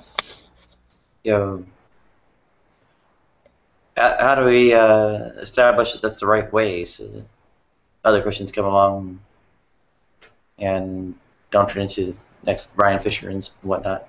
I mean, because in a lot of ways, what Floyd's pointing out is that there's got a lot of danger here of people taking it the wrong way. Well, I don't know if I'd say danger, but yeah, I mean, I think, well, first of all, I think if we're being honest, for Christians, like if you're not a Christian, it doesn't matter because you're not going to act on anything you read because you're not a Christian. But I think for Christians that really try to apply this stuff to their life, then there's danger in the sense that you could be slightly skewed in interpretation. So if we're being honest, there's not millions of interpretations. There's really a handful of interpretations that make any kind of sense. So if you get away from like maybe 4 or 5 interpretations, it's really hard to maintain consistency. So if we just focus on a few main interpretations that all make sense, it really comes down to they're similar, but which one is more accurate? I'd say. So I don't think it's as cryptic or as like detrimental to like society as people may think. I think in Christianity, the religion itself, it's working out the finer points. It's what do you believe is most accurate about this deity and what you're supposed to align with. So whenever I say it's not, it comes down to what you believe. I don't say that with the intent of cherry picking and basically say, try to force yourself to just believe whatever things make you feel good. I'm saying, we all have our beliefs. So really analyze what you believe, and whatever you believe, go with it. And if anyone suggests that what you're believing is wrong, well, then listen to what they're saying, and if it's compelling enough, your belief will change. Well, that's why that's why religion in general is so dangerous, though, because it's not, you don't reason your way in to religion, you faith your way in, for want of a better term. That's why religion is a lot more dangerous than other beliefs, a lot of other beliefs, because you can't reason with a religious person. How could you? They don't care about evidence, they care about faith. And the more evidence you give to a Christian, the more they're going to dig their heels in, and the stronger it's going to make their faith. So that's why religion is such a terrible thing. You can't categorically say that any more than you can say atheists are going to kill people because they're like Stalin. Like, that's a horrible point. Like, what you said has some truth to it. We can clearly see examples. But, another example, I'm a religious person. I'm a Christian. I highly cherish reason. I do have a faith. I think my faith is very non-confrontational. It's like, there's a God, there's a Jesus, this is the right way to live. If you disagree, then whatever. I've said what my faith, compels me to say, which is simply share my beliefs and why. So, I highly cherish reason. I don't think anyone would, I don't think you can say that's a detriment or a danger to society. Certainly there's examples, but across the board, nah. Well, I think people believing things on insufficient evidence is a bad idea. What? I think people believing things on insufficient evidence is a bad idea. Well, I'd say that too. But then, what is evidence? Subjective evidence. No matter how much people don't like the word subjective, it's still evidence. Like, if you have not had a personal experience or any subjective evidence, and you're saying you believe in a God based on nothing, then I would highly caution against that. But if you're like, Christians who are like, well, I sought out this God, and I really had this experience. I've analyzed it. I don't think it's confirmation bias. I don't think it's this. I don't think it's that. I just drove myself into an ocean. Anyway, but if you come to the conclusion that, I'm right, I'm accurate, it's not confirmation bias, I've ruled that out best I can, so I'm left with a subjective experience, but it's evidence nonetheless. So, yeah, it would be absurd for you, who's never had this, you have no inclination of a God, to just say, by faith, I believe it because. Seems like a good idea. But to the person that's like, well, look, I had this experience, to the best accounting I can give, it is the spiritual connection with this God. Well, that's their evidence. What possible personal subjective experience? I've had many spiritual experiences, and the reason that I'm not a Christian or a Muslim or a Buddhist is because I didn't just go, okay, must be God, because I want it to be God, and I also want it to be the God. I also want it to be the Christian God, which just happens to be the one that's most common where I live. I actually looked at it scientifically and saw that it wasn't God. It was the chemicals that I'd put into my body, or the meditation that I'd done, or the great day that I was having, or whatever. That's the difference. Yeah. What personal subjective experience can you possibly have to confirm the events that happened over 2,000 years ago? You can feel a tremendous high. That's not going to tell you whether the saints marched into Jerusalem after Jesus was resurrected. Well, then you're not getting high enough, Floyd. Yeah, there's just no connection to feeling high because of some endorphin rush or whatever, or that's what bad weed will do for you. Yeah, they're just not connected to each other. But you can't. I don't get how you can say that in every case. Like, I think it's a disservice to everyone involved when people flippantly try to equate like some spiritual experience to like goosebumps or endorphins. I think it's just a non-starter. Like, that's not what I would equate. Whenever I get goosebumps or something, if someone puts on a good performance in a music show or something, I will get that same experience. So that's not what I'm at all talking about. At least when I say that, I think it's. Then what's this personal experience you're talking about? What could it be more than some feeling you're having inside your head?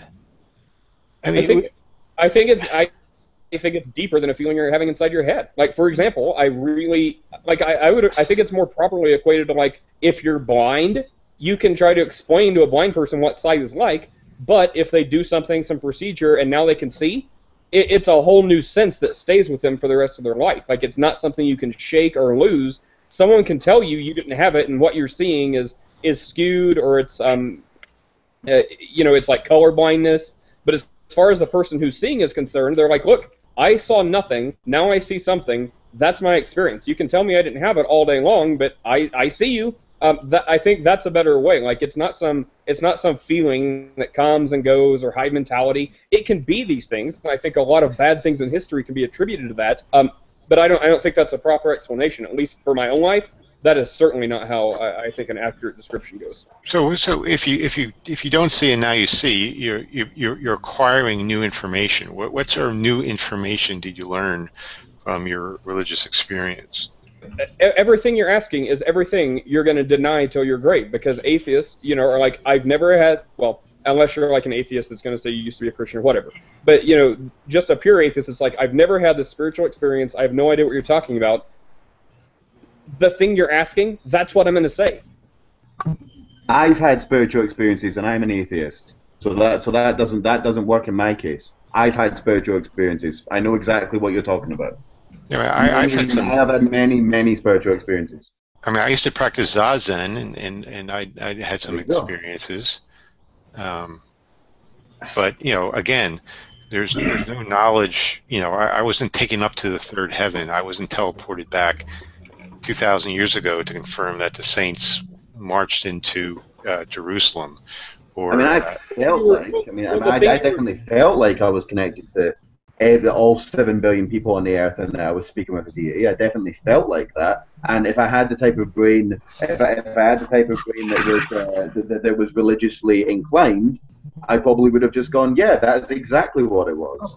Well, absolutely, 100%. It must have been God. When in actual fact, it was just the LSD that I put in my system. Well, but I would ask, why do we have a problem with it all? I mean, the source could actually be supernatural. I'll even grant that. But again, that no way confirms the historical claims of the Bible. Yeah, that's the problem I have. I mean, like, believing in a deity. Okay, cool. I mean, I'm not saying there's definitely not a deity. I mean, there could be something deity-like out there, and but people could be experiencing it. I'm not saying that's not happening, but I'm with you. I just don't see. I just do not see how any spiritual experience could take you back 2,000 years ago and make you go, oh yeah, definitely, the Virgin Mary was definitely a virgin. She never had intercourse before that. But we're talking about all kinds of things. Like, oh, go ahead. Sorry. Well, we're talking about like all kinds of different forks. Like, I don't think a lot of Christians will say they have had it gnostically revealed by God that every historical account in the Bible is absolutely true. And I don't think that's the point. I think, first of all, the historical documents or whatever, that serves as its own history. So whether it was plagiarized, edited, whatever, that's a historical account. So, in a natural world, just like we, believe the accounts of Tacitus or Caesar, all this, it could be fake, it could be edited, it could be biased, but we still take that and call it, history of some sort. But then, as far as the part that you're supposed to get divinely revealed by God, that's this, saving knowledge that there is a God, Jesus, atoned in some way for us, and, if you have faith and believe that, that's the really only Gnostic revelation that you need for Christianity, for Jesus. So that was revealed to you, or did you read it in the Bible, or someone told you that? I actually, for myself, it's subjective, but for myself, I actually didn't read much of the Bible. Like, whenever I first had this belief in a God, and, I was told the story, and I'm like, well, I want to know if this is true. So, I actually didn't read the Bible, funny enough. I kind of prayed. I think I thought about it for a while, and, anyway, so I ended up getting a lot of beliefs that were consistent with the Bible before I ever read the Bible. So then whenever I got around to reading it, I'm like, oh, that's an interesting coincidence or providence. these things of how I've kind of lived my life and kind of resonated with me, well, they were in the Bible for thousands of years, and I'm just now reading it. So I think in my case, it's a very good example of it was not confirmation bias, because I didn't have anything to confirm a bias about until I read it. Can you give us an example? Can you give us an example?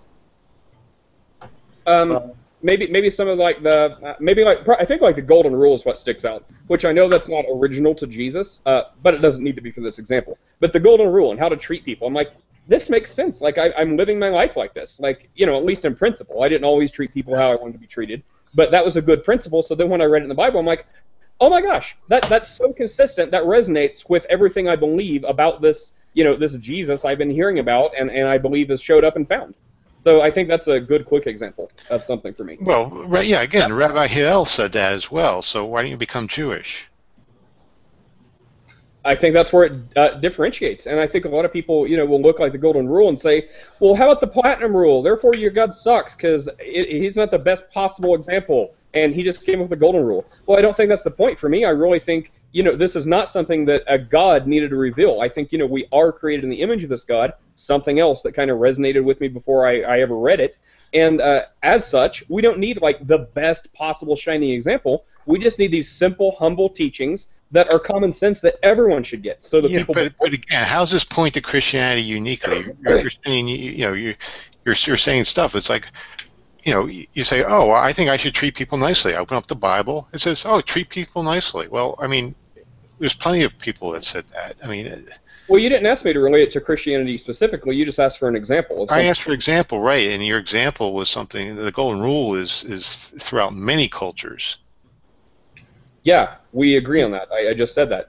But I think the biggest thing in Christianity is I was told, you know, there's this God, there's this Jesus, and when I really, on my own, kind of sought out this Jesus in prayer and really thinking about it and pondering it, I believe at some point, and it's like a noticeable click. It's like someone just flipped a light switch on. It's like I've been thinking about it, casually, seeking, you know, throwing up a little prayer, and finally one day, I remember it very vividly, I was like, you know, I've thought about this enough. I'm like, okay, God, Jesus, whatever, if you're there, I'm done giving effort. I've exhausted all my resources. I wasn't articulate, you know, this well at the time, but it was the kind of what was going on in my mind. I'm like, so I give up. I'm like, I've got nothing else. If you're around, then let me know. And it was like this very immediate awareness, like this sense that, oh my gosh, it's like when you're done, and it's like when you're really like opening up to if this God is there, then do something. He did. And for me, that's why. And it's resonated ever since. And it's not a feeling like, even then, it wasn't a feeling like goosebumps. It was a feeling like, oh, I've just gained this new like spiritual insight, this new sense. And anyway, a few decades later, it's not changed. So it's been a very reliable thing. It's served me very well. And not only does it make sense to me and make me feel good, I believe it's true. And that's the big thing for me. Like, it doesn't matter if it makes you feel good. If it's false, that's stupid. But yeah, so that's the answer. Again, you said you concentrated on it, you focused on it, you prayed about it, it was on your mind constantly. You're basically meditating over it over and over and over again, and then you said, oh, well, this is kind of making me feel good. No, that's not right. Doesn't the Bible... I mean, what's clicking? You're using very vague language. I'm trying if I could be this mental level, I mean, why do we actually care? I mean, why does this matter to us when we go about engaging Christians about these things and so on? Yeah, I'm not sure what in the world could click to believe that Jesus was born of a virgin. I just don't understand. You know, it would probably be the same clicking that goes on for Jesus mythicists. Like, I think in the middle of the road, you know, there's enough evidence that most people are going to say Jesus was a person. So I think to the person that will say Jesus is a myth, they've uncovered something that for whatever reason makes their brain click, and they're like, aha, this is what I needed. I now believe Jesus is a myth. And everyone else is like, how can you get that? You're ignoring Tacitus, you're ignoring Josephus, you're ignoring historical documents, and they're like, nope, for whatever reason, Jesus was a myth. So I think that's a very bad approach too. No, if someone says Jesus was a myth, you need to give your reasons, you need to lay out, you need to address all those counterpoints and so forth. To say, something just clicked, and therefore I believe it. No, I think that's not a warranted belief. Okay, Palmer Floyd. Let's try not to straw man me. When I say something click, What? there's a lot more to it. I mean, like for example, I mean, I kind of lean towards Christ mythicism. So if Nate, if you came to me and said, "Oh, well, what about when they talk about James, the brother of the Lord?" You know, that's evidence that Jesus had a real brother. How, you know, if you're a Christ mythicist, how do you deal with that? Okay, I better come up with a good answer, or I have a situation that I have evidence that contradicts my beliefs. So someone says, "Oh, well, what about James? Isn't he the brother of Jesus?" I said, "Oh, well, it doesn't say he's the brother of Jesus. It says he's the brother of the Lord, and there's a whole group that were named brethren of the Lord, and he was just one of them. And Origen says that Paul called James the brother of the Lord because he was a righteous person, not because he was Jesus's actual brother." So I mean, so again, that is evidence and so forth. So again, I think to have a warranted belief, you simply just have to, you know, lay the evidence on the table and address it logically. well, I don't disagree with you, but I'd say, you know, what you just said, your explanation makes sense, and that's where we are. Like, you can make sense out of anything. So it's not how you articulate it; it's after you're done articulating it, like you just did. Is it true or false? And if you don't absolutely know how to prove that, and in many cases we can't in theology, you basically have to, what do you believe? I mean, I don't know how else to say it. I don't think we have a problem here, and I don't think our problem is, you know, coming up with a cohesive argument. I think our problem is after we come up with a cohesive argument, what is the most accurate representation of truth? And we don't know ultimately, so what do you believe it is? And go with that in lieu of other evidence. Well, again, you know, in both cases, we should be talking about the evidence and our reasons, not we have some sort of mystical experience that kind of clicks. I'm saying kind of clicks in the same way that you would give some scholarly answer for all the research you've done, the way you come up with Jesus as a myth because James the brother of Jesus. So when you gave that lengthy explanation, that's the same thing I would do, but I'm saying it clicks. Okay, well, great. Well, I'd like to hear that instead of you saying you had some subjective personal experience.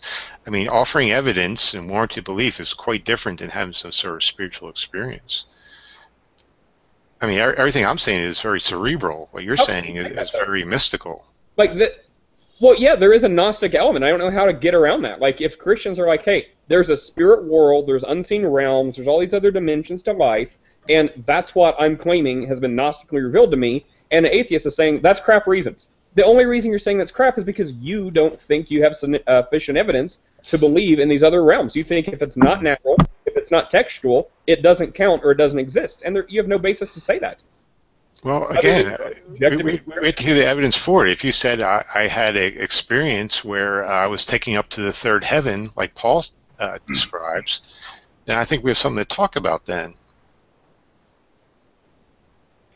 Yeah, I mean, if you're wanting a story like that, I don't have one. Like, I'll say it resonates. I really feel like this awareness, a spiritual connection.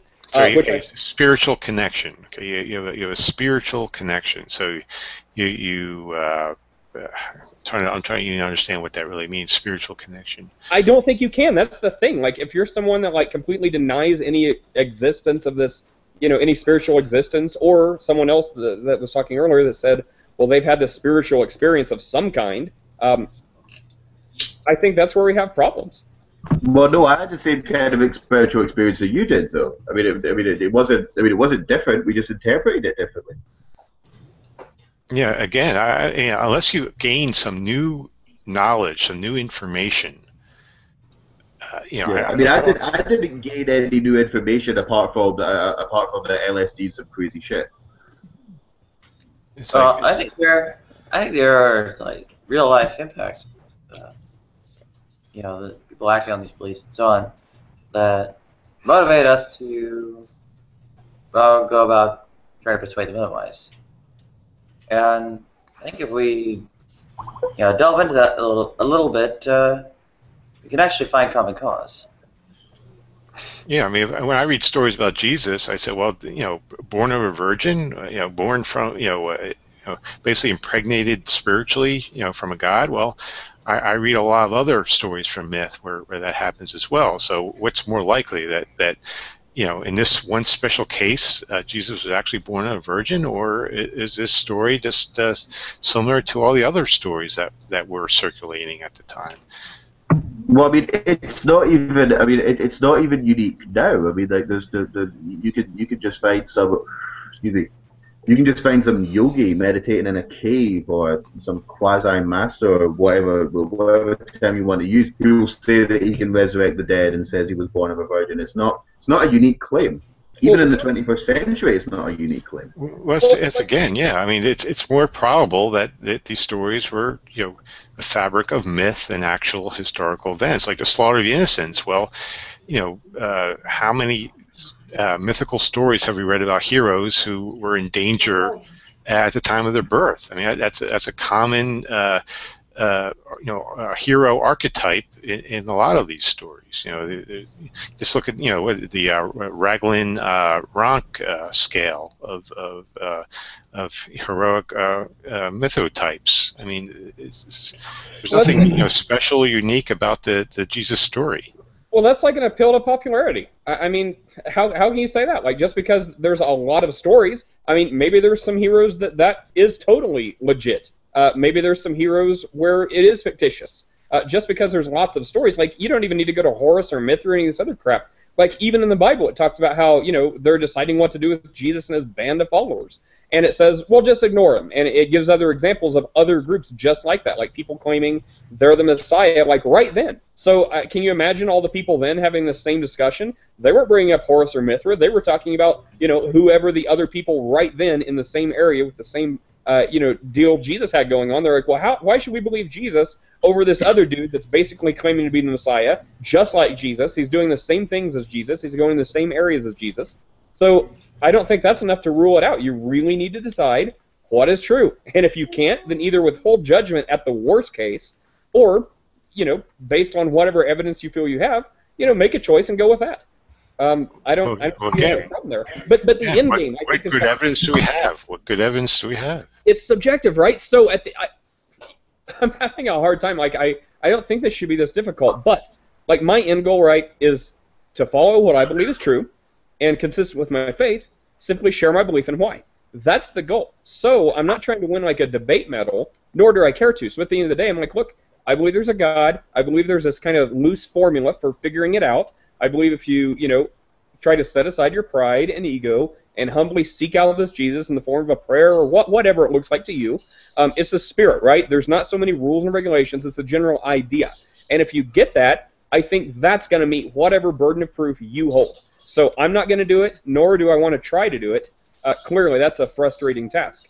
But I think that's the goal. So if you don't think it's credible enough to even entertain it, well, then I think that's dishonest and stop opposing something you haven't tried. But if you have tried this and found it lacking, well, then I think you can oppose it. But as far as, like, winning a medal or winning a debate, who cares? That's not what I'm trying to do here. I'm simply trying to say what I believe and why, and what I believe the most accurate representation of truth is. And if you don't like that, then fine. Quit talking, and we'll go do our own things or talk about something we agree on. Right. So we should pray and so forth until some spiritual connection feeling enters our head. I think you should give it an honest effort. Again, there's no rule. There's no 2 days, 27 minutes. That is stupid. I think the idea is whatever an open, honest, sincere effort looks like to you, to the individual. So if someone does it in an hour, I think we're probably going to question that. If someone takes a couple weeks or months, and especially if they spend like years of their life in Google Hangouts opposing Christianity, then I think, maybe a couple weeks to really think about it and give it some sincere effort would be in order. But at the end of the day, if you don't feel the spiritual connection or don't feel like God showed up or some other God showed up, whenever you can admit to yourself that you've given it a good, sincere effort, then I think that's the idea. That's what's required. So you don't do it until you get a spiritual connection. If you did that, well, you'll eventually get one. So I don't think that's the idea. I don't think it's, fake it till you make it. I don't think it's trick yourself. I think it's give an open, honest, sincere effort, and whatever happens, happens. When you're like, okay, I've given it 10 weeks, and there's no spiritual connection, therefore I'm honest to myself. That's what this God of the Bible says to do. That's what I did. He didn't show up.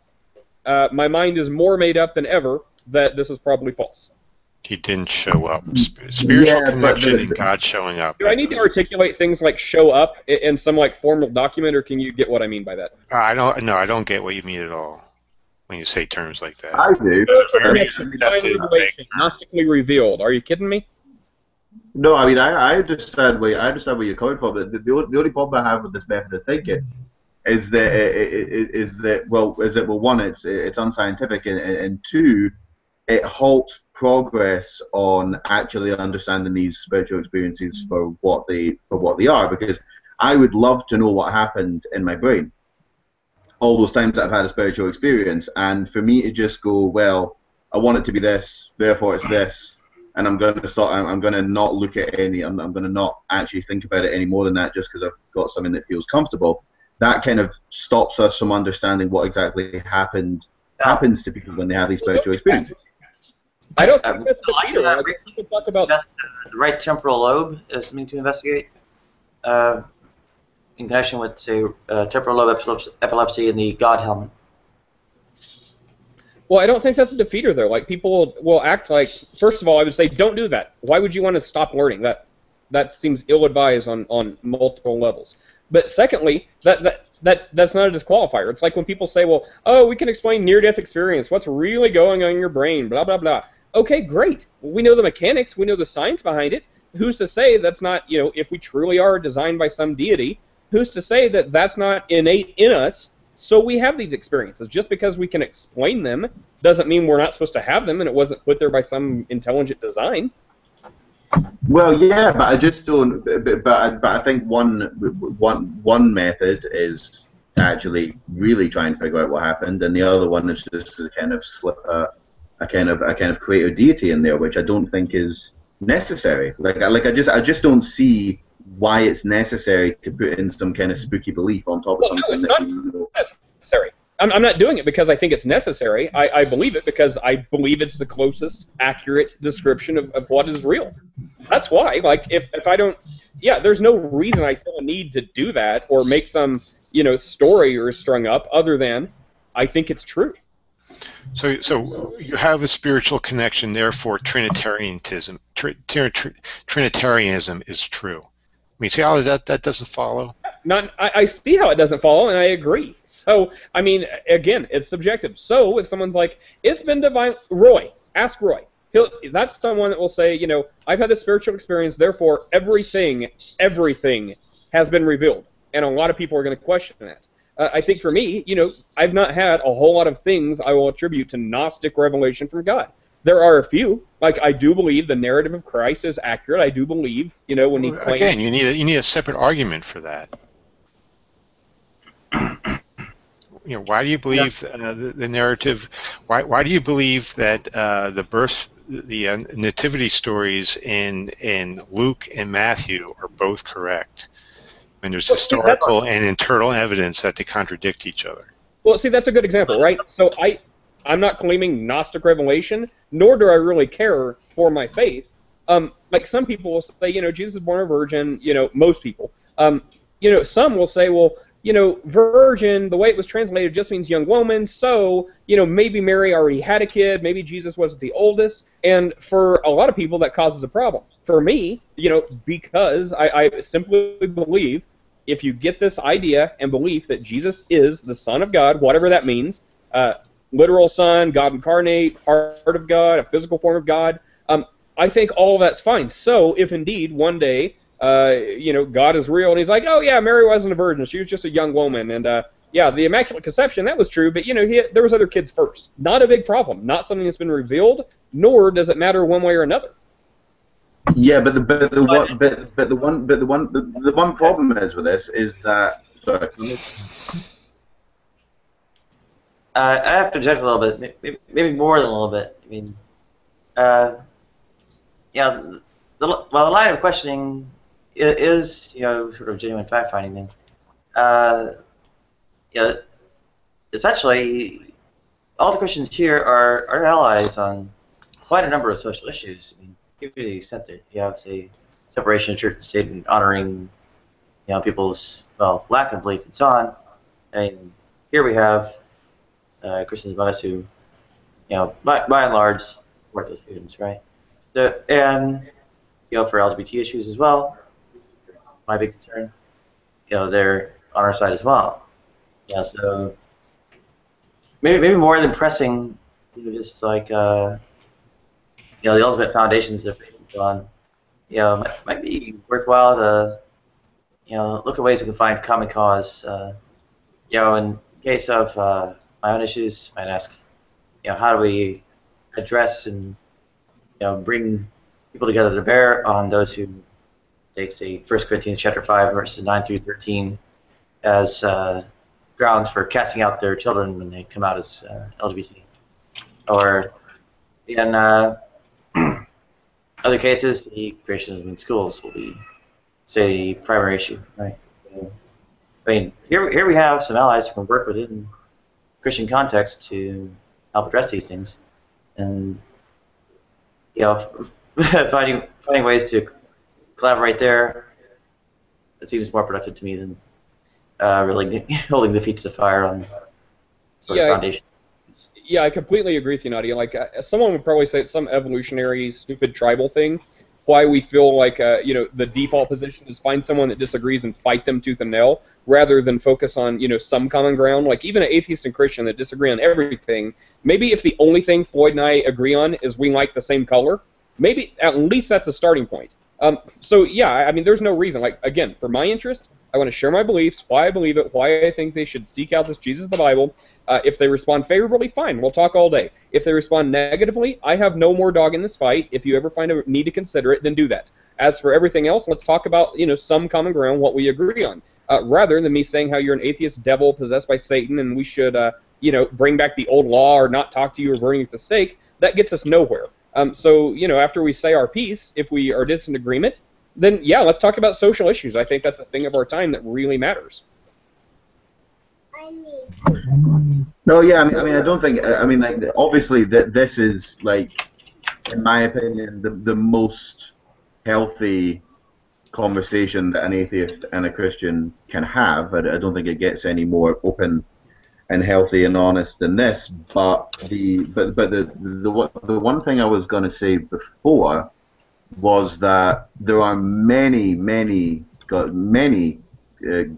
well, in my opinion, God myths, but there are many gods that have been said to exist, and you have just happened to go with the one that's popular, the most popular in where you happen to live. I mean, you could have believed in Allah or Buddha or Thor or anything else, and since the spiritual experience doesn't give you any extra information that of anything that's in the Bible, you could have easily just gone to the Quran as well. And I'm curious as to why you sought out Christianity over all of the other God claims.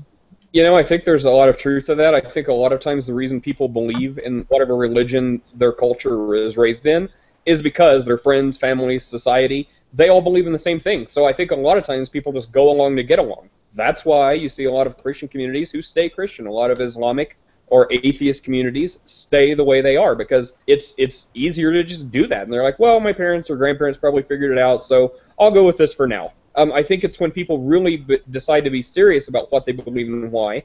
And there may be some bias, but still, I think that's when you see, these cross-faith transitions, like atheists becoming Christians, Christians becoming Buddhist, all these other things. When people take it upon themselves to go on their own journey rather than just listen to what people have told them growing up their whole life. So I'd say that. And for me, yeah, I mean, this is really where it led me. Like my, this spiritual experience really does back up this Jesus, and I believe everything originates with him. If I honestly felt like if I had no spiritual experience, I'd probably be an atheist or agnostic at best. But if I had a different religious experience, maybe I'd think, there is something to Buddhism, even though, Buddha was very adamant, don't call him deity. Maybe that's where it would have led me, and I'd think Buddha was mistaken or wrong, or maybe I'd be some other religion. So I think it's a good point. But it's a hell of a coincidence, though. I mean, it's a real coincidence that the spiritual experiences that people have and equate them to God, almost all of the time, equate to the God of their region or country or wherever they happen to live. I mean, that is a huge huge coincidence if it is just a coincidence. Yeah, I don't think it's a coincidence. I think it's that, says a lot more about the nature of people. I think, humans are inherently that way. They're lazy, or they're social creatures that don't want to oppose, their family or their community. I think there's all kinds of reasons that go into it, and there's probably lots of different reasons for each person. So yeah, I don't think it's a coincidence necessarily. I think there's some probably deep psychological explanations to it.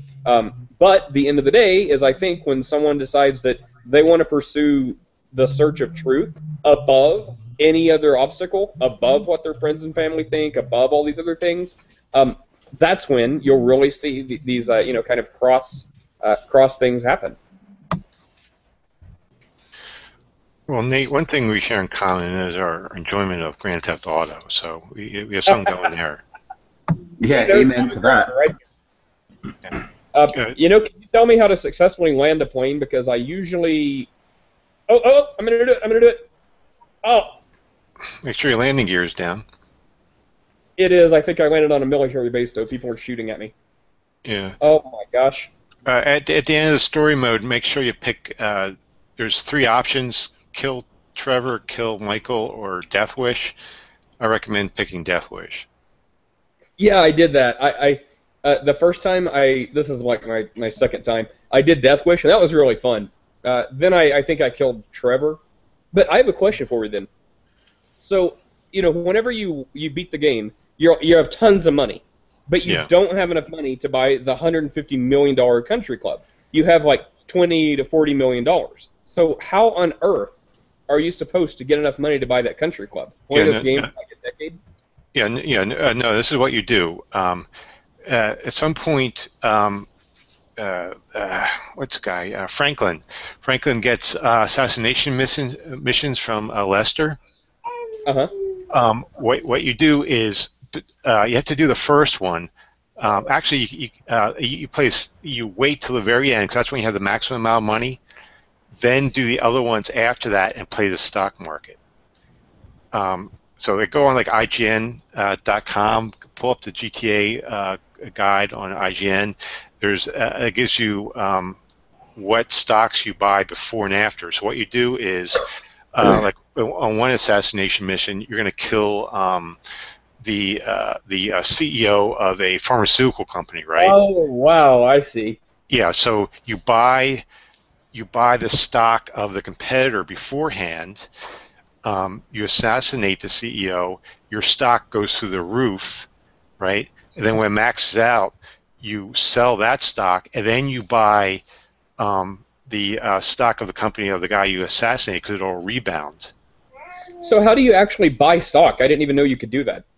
Yeah, just go on the web or on your cell phone.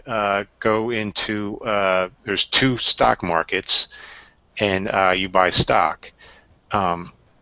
Again, go out to the IGM GTA guide. It walks you through exactly how you do it. If you do it right, you will have like over $1.5 billion. Oh my gosh! And then from there, you can buy every single business. My Michael character owns the country club, and then you're basically set for life. Is there any benefit to like owning everything, or just to say you own it, or do you get like perks from it? Yeah, you get a weekly salary, and there's like some missions, like the movie theater will be robbed, for example. You get a call for you're Michael. You own the movie theater. You'll get a call from the movie theater saying, I'm being robbed. Come save me. So you rush off and you shoot the bad guys and get the money back. Oh wow, that's so cool. Yeah, you know what else I don't understand is like the online mode. Like I've only tried it a little bit, but I don't really understand how the whole online mode works. Oh yeah, I'm really not in. In the past I've not been in the online mode because it's always quirky and you have to like spend hours on it and so forth. But I love GTA Online. I've been playing it for a very long time and it's great. Again,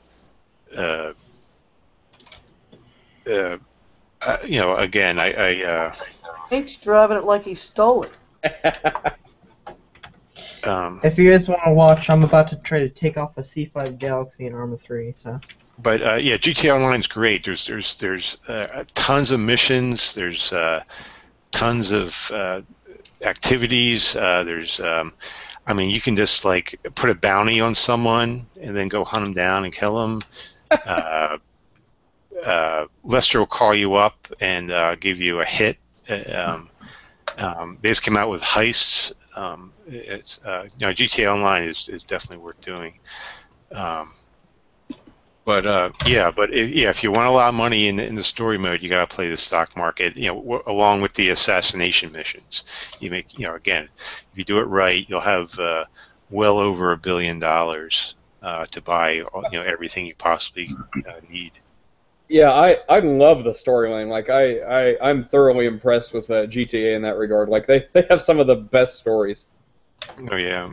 Well, again, I go on IGN.com and read their guide.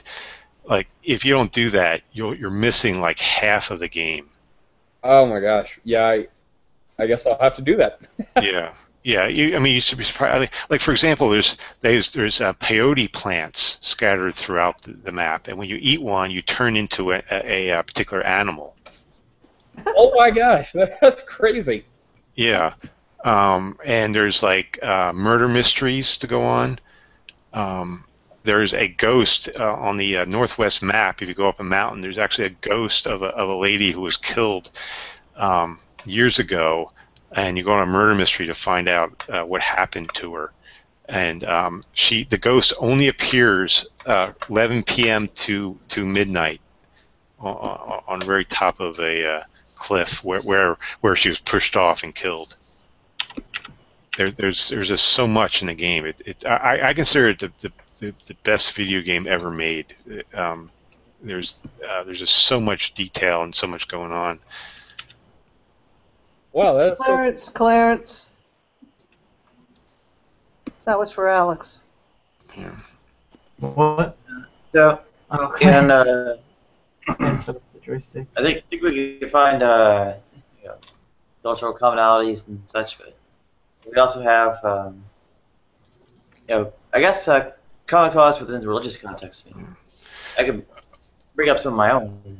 Another fun thing, Nate, is the Epsilon group. It's the cult. It's like the Scientology cult there. I don't know if you ever came across the Epsilon group. I don't know. Where are they? Well, there's a guy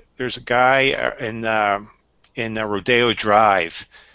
He's he's kind of like a street corner preacher. He's for the Epsilon group, and you have to do as Michael. Go up to him. It's right, I would say, north of where the clothing store is in Rodeo Drive in Beverly Hills. There, it's the Epsilon group. That's how you first get exposed to it. You have to go on all sorts of missions. I don't know. You might hear Kiflam is their saying. You have to go a whole bunch of things. You eventually gain their trust, and then once they gain your trust, you go on a mission to embezzle a lot of money. You're to transport money to a helicopter, where they'll take the money to an offshore account. And one choice you can have is when the helicopter comes, you just pull out your grenade launcher, blow up the helicopter, kill the Epsilon group people, and then take off with the money. And from that, I think you can get like $2 million. That is really fun, and that takes time. Like you actually have to walk. You actually have to like run or walk in the desert like 5 miles in your Epsilon robes to get to the next thing. And of course, those Epsilon robes that cost $20,000 just to buy them. Oh my god. Yeah, you need to. It's like it's like Scientology. You need to. The higher rank you go up, the more money they ask. You have to feed them. But of course, at the end, just pull out your grenade and you get $2 million. So it's a well worth investment. Or have you done Franklin? The side missions with I forget the guy's name. Beverly, I think his name is the paparazzi photographer guy. Are fun. Yeah. Yeah. At the end, you just kill him. Yeah. I think the only mission that you can do that like shows up that I haven't done is like Franklin's, the one where you have to start off racing. I haven't done the racing because I just suck at driving. Yeah, you can only do them at night, but yeah, they're fun doing. The last one you do is a motorcycle race. But yeah, go on the IGN.com, look up the Epsilon missions. It's great. It's one of the my favorite ones. And then there's the one Michael buys the dock on the northwest side, and some widower comes up to you and asks you to find submarine parts. She really killed them for the insurance money. But you get the submarine parts. You have to go all around the map to get them in your submarine. Then you eventually find out that she's the one who killed her husband, and then you can see what happens at the end of that. Hey, Jackie. Hey. Hi, Jackie. But yeah, you want to do the death wish because that's because the idea is you want to get the maximum out of maximum missions and content out of the story mode. So if you kill Trevor, you're going to lose that because after you complete and you still have Trevor with you, you go on like 1 or 2 missions for your mother. You meet Trevor's mother. Oh yeah, I've met her. Yeah. That was the time I did that. So if you kill Trevor, you won't be able to do that. So that's why you want to do Death Wish, so you have all 3 characters. I was a lot more about the online play when I was mobilized back in early 2008. Yeah, online's fun. Yeah, I play online a lot. Yeah, before I never liked online before until I started playing GTA Online. The ones I liked were Team Mafia Work, Team Cardiac City, and like the was it the big helicopter rescue mission? Mm-hmm. I like the Boneyard survival mission. That's one of my favorites. This is a GTA 5, right? I was talking about GTA 4. Oh yeah, no, yeah. That's the Boneyard survival mission. What was that? Yeah, but yeah, I love GTA 5. Is awesome. It's awesome. There's just so much you can do. I mean, you can play golf, you can play tennis, you can play darts. It's there's just so much to do. Hey guys, chemtrails confirmed on this plane. Oh dear. Nice gloves, Alex. So, well, I'm not sure what missions in GTA 5 would be analogous to what I did in GTA 4. Odds are I'll never get to play it. Be interesting to hear about at least. Yeah, but Nate, definitely look into those assassination missions and play the stock market. That's how you make the huge amount of money. And of course, if you already played the assassination mission, you're going to have to start over again, unfortunately. Yeah, I think I'll probably have to do that. So is that where you have to to get the stock market? You have to go to that one of the websites on your mobile device or something. And yeah. Okay. Yeah. So. Again, before again, go on the IGN.com website, look up the stock market. I have a guide for you. You're going to put all your money into, one stock. It's the competitor. It's the competitor of who you're going to kill. And then you, over a course of days, and actually, when you do that, go to your bed and you just sleep, which advances the time 6 hours. You're going to have to do that 20 times, and eventually the stock will even out, and that's when you sell it. And then when you sell it, then you buy the stock of the person you killed, because that stock will then rebound and go back up. I think my favorite thing was in the how you have to infiltrate that tech company and blow the dude's phone up while he's live on camera. That was great. Yeah. Yeah, so now at that time you're not able to buy the stock, but it's the same thing. Yeah, because you know that you would buy the competitor's stock. So when you kill that guy, their stock plummets. And then when it plummets, that's when you buy. Buy it. Buy low, sell high. Hey, I don't understand. Why is there not a helicopter here? Like, I own helicopters, but it's like sometimes they're there, sometimes they're not. I think you have to buy the airfield, I think, to be able to store helicopters there. Yeah, Please, as a helicopter pilot in some of the like free or whatever it is gameplay, because I could actually like fly them steady and they could shoot out the sides and so on. As Trevor, I parachuted into the Air Force Base and stole the fighter jet, and I parked it into the hangar at the McKenzie Airfield. So Trevor has his own fighter jet now. How do you do that? Like, is there a way to parachute like out of helicopters and airplanes? Yeah. Or does it have to be a special mission? No. You can do that free mode. Just how do you do that? Go to ammunition, buy the parachutes, then call Pegasus or I think call Merriweather, and request a helicopter to pick you up. So the guy will land. You kill him and steal the helicopter. Then much stuff I didn't know. Yeah, then take the helicopter, fly to the Air Force Base, parachute in the Air Force Base, jump into a fighter jet, and take off.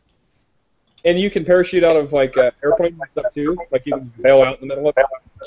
Yeah. Just exit like you'd exit a car. You'd start plummeting, right, and then you hit the Y to shoot your parachute. To deploy your parachute.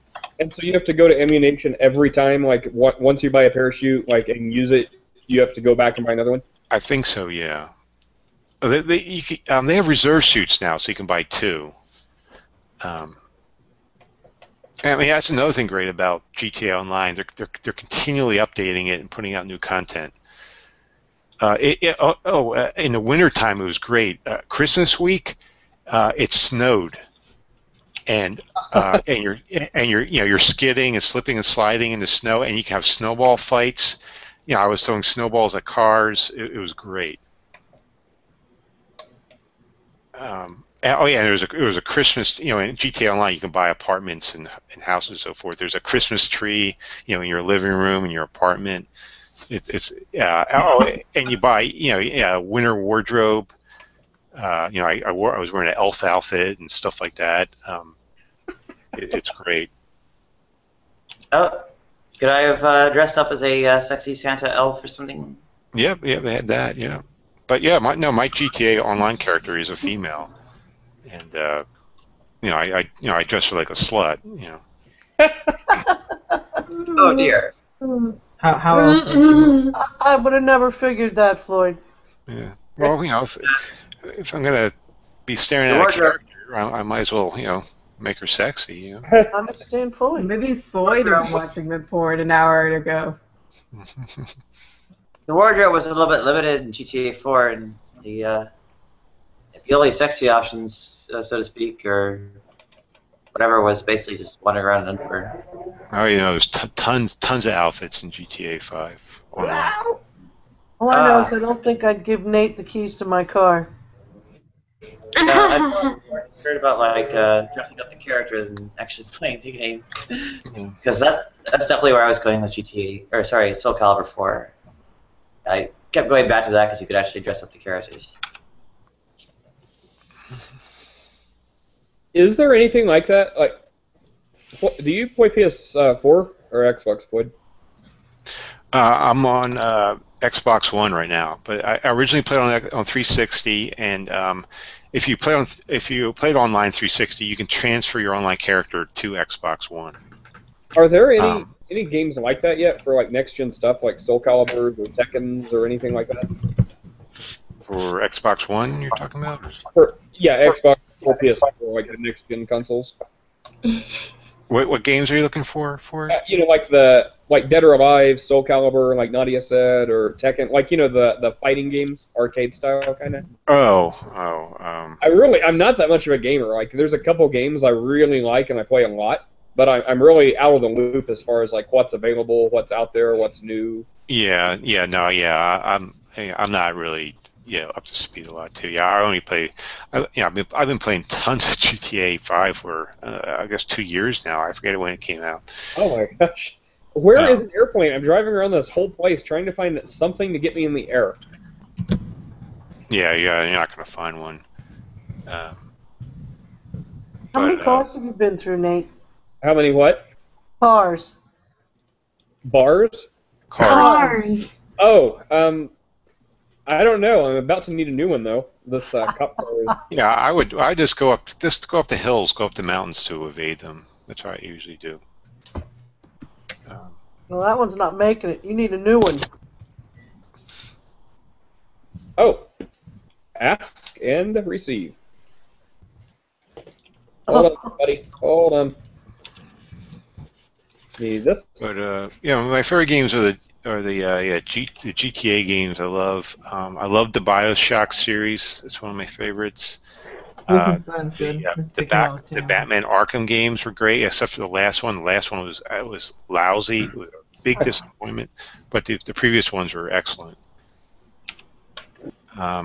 I was getting into Assassin's Creed, but then it started getting kind of lame. I haven't gone back to it. You know, the last Assassin's Creed I played was the one where you were in like Italy, like the Renaissance. Yeah. I never finished it. I got like I probably got like 85% done, and then I just stopped playing it. I think I played that. I played that one, and I got the one after that, and I lost interest like in the first day, and I haven't gone back since. They added a bunch of stuff that I thought was kind of stupid, and I think ones after that have gotten better, but I just didn't have the patience really to get back to it. Yeah, I really liked it though. Like I've been pretty happy with all the Assassin's Creeds that I've played. Except, yeah, I didn't finish the one. Oh, that's what it was. It was for PC, and I was using like a arcade controller hooked up to it. Yeah. Actually, I got two free Assassin's Creed games for my Xbox One, and I loaded them, but I never gave them a chance because I've been so busy playing GTA 5 that I don't like to switch between games when I play. I just like to focus on one game, and then after I'm done with it, then I'll go to another one. So have you play the online mode a lot? Yeah. Yep. Yeah, maybe you can teach me. Oh, yeah, maybe you can teach me how that works because I really don't. Nate, you're hilarious. This is like the Great Escape. Let me guys know if you can see my. Yeah, we can see you. Okay. Show her screen. What's a black Yes, screen door? I'm working on a sock puppet. What's a black screen door for me, Jackie? Oh. Okay, hold on.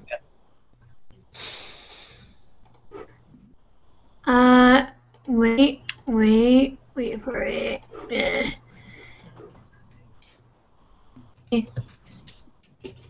Now can you guys see my screen? Oh, there you go. All I right. think we see it, yeah. Oh yeah, there it goes. Not disappeared. Ha! She's making Sokka. Yeah, I'm making sock. Okay. Is this for Sokka? Yeah, this is Sokka. How can you not tell immediately that's Sokka with that crazy ass smile?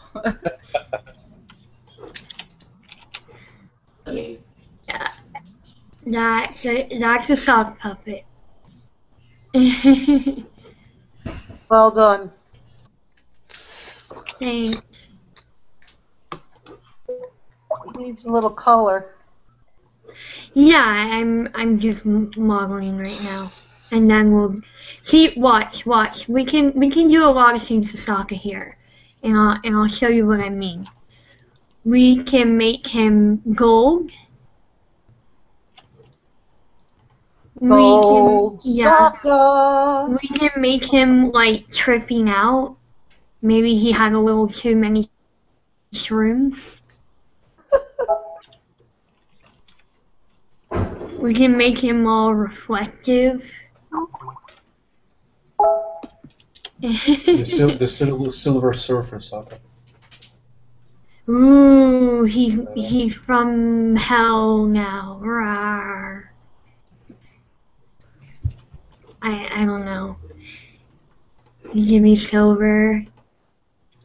He can be I don't know. I don't know what material like he would like. He'll have to let me know. Here's a crazy idea. Material of a sock. Huh? I said, here's a crazy idea. How about you make him a sock, like a material of a sock? I'm not sure if this program lets me do that. What are you using, Blender? I'm using sculptures. Oh yeah, couldn't you export it to 3ds Max and then do the material there? I don't have 3ds Max. Just pirate it. Seriously, like everything on the internet's way too expensive, man. Yeah. But pirating is wrong. Fuck It you. is very wrong. Do it. I know, do have ZBrush, so I do have ZBrush, so I'm thinking, yeah, and I have Maya. I could probably texture on one of those. I like the But yeah, I chocolate just wanted to sock. show you guys. It's perfect for Just wanted to Easter. show Your you chocolate guys sock. my work in progress. So yeah, that's my work in progress. That's hilarious that like Sokka's making like a puppet of everybody else, and here you are making Sokka. Yeah. The tables have turned. A puppet master. The tables have turned. Make a chocolate Easter socka. Oh, that'd be perfect. That would be cute if Yeah. I could make the seasonal Sokka every other season. That'd be really funny. You know, you should make a socka, like a, his sock puppet, having a hand and having another sock puppet on it. Yeah. That sounds difficult to do. No, not really. But yeah.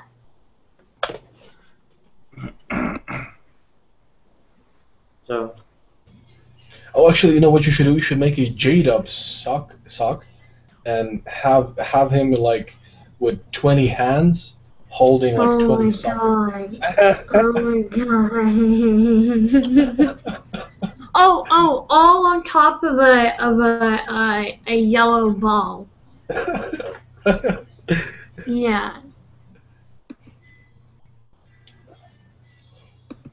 Or like a Brett Keane sock with 2 hands. On one hand, he will have J-Dub sock. Don't and insult Becky. No, now.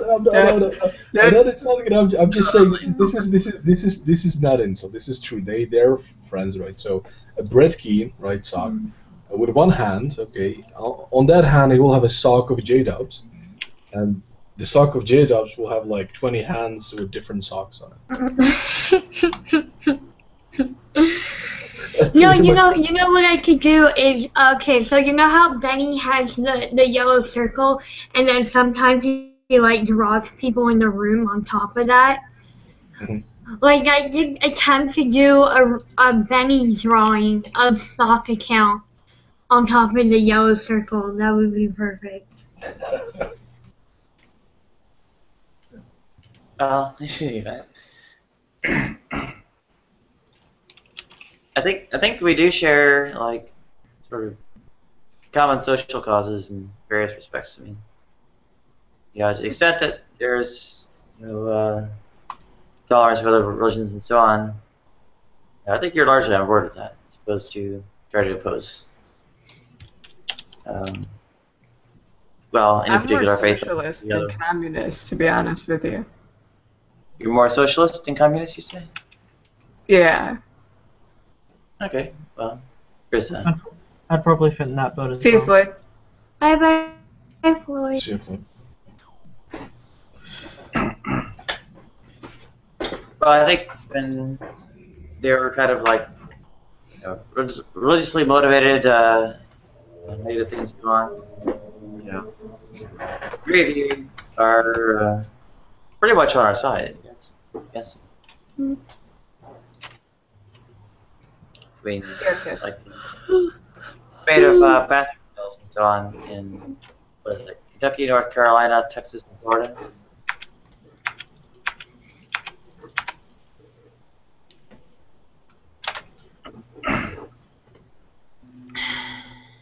In North Carolina, the opposition directly cited passages and such.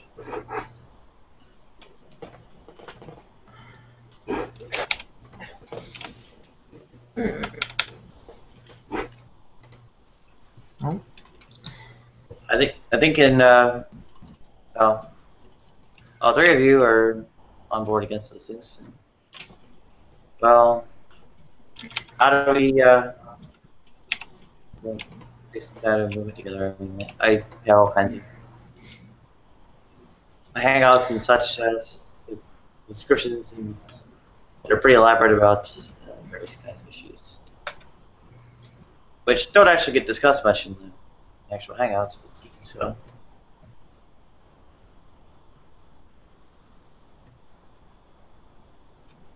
I feel like that's because the overwhelming majority of people do agree, and the very odd majority is the dissent that just cannot be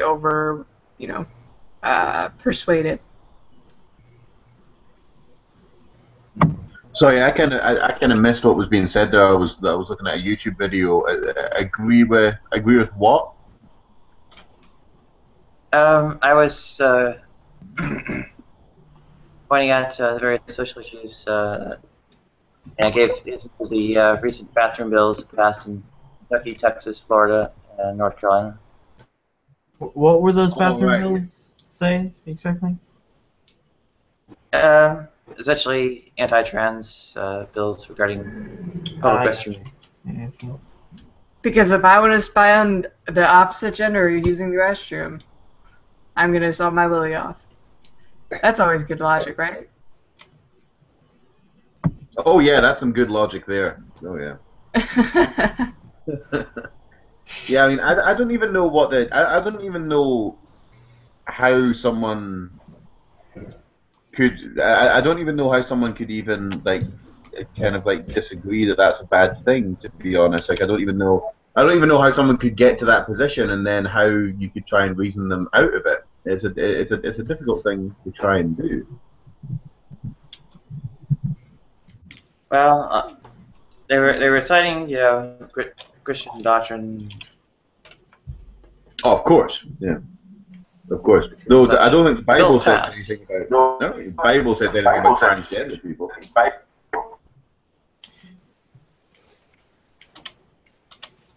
I mean, is there something in the Bible about transgender? I mean, I seriously doubt it.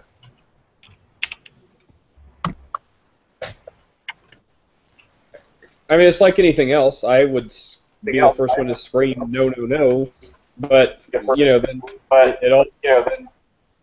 it all depends how people interpret it. So when Jesus says love God and love people, somehow the crusade still happened. Somehow. Yeah, true. Yeah, very, very, very, very true. Yeah, very, very, very, very true.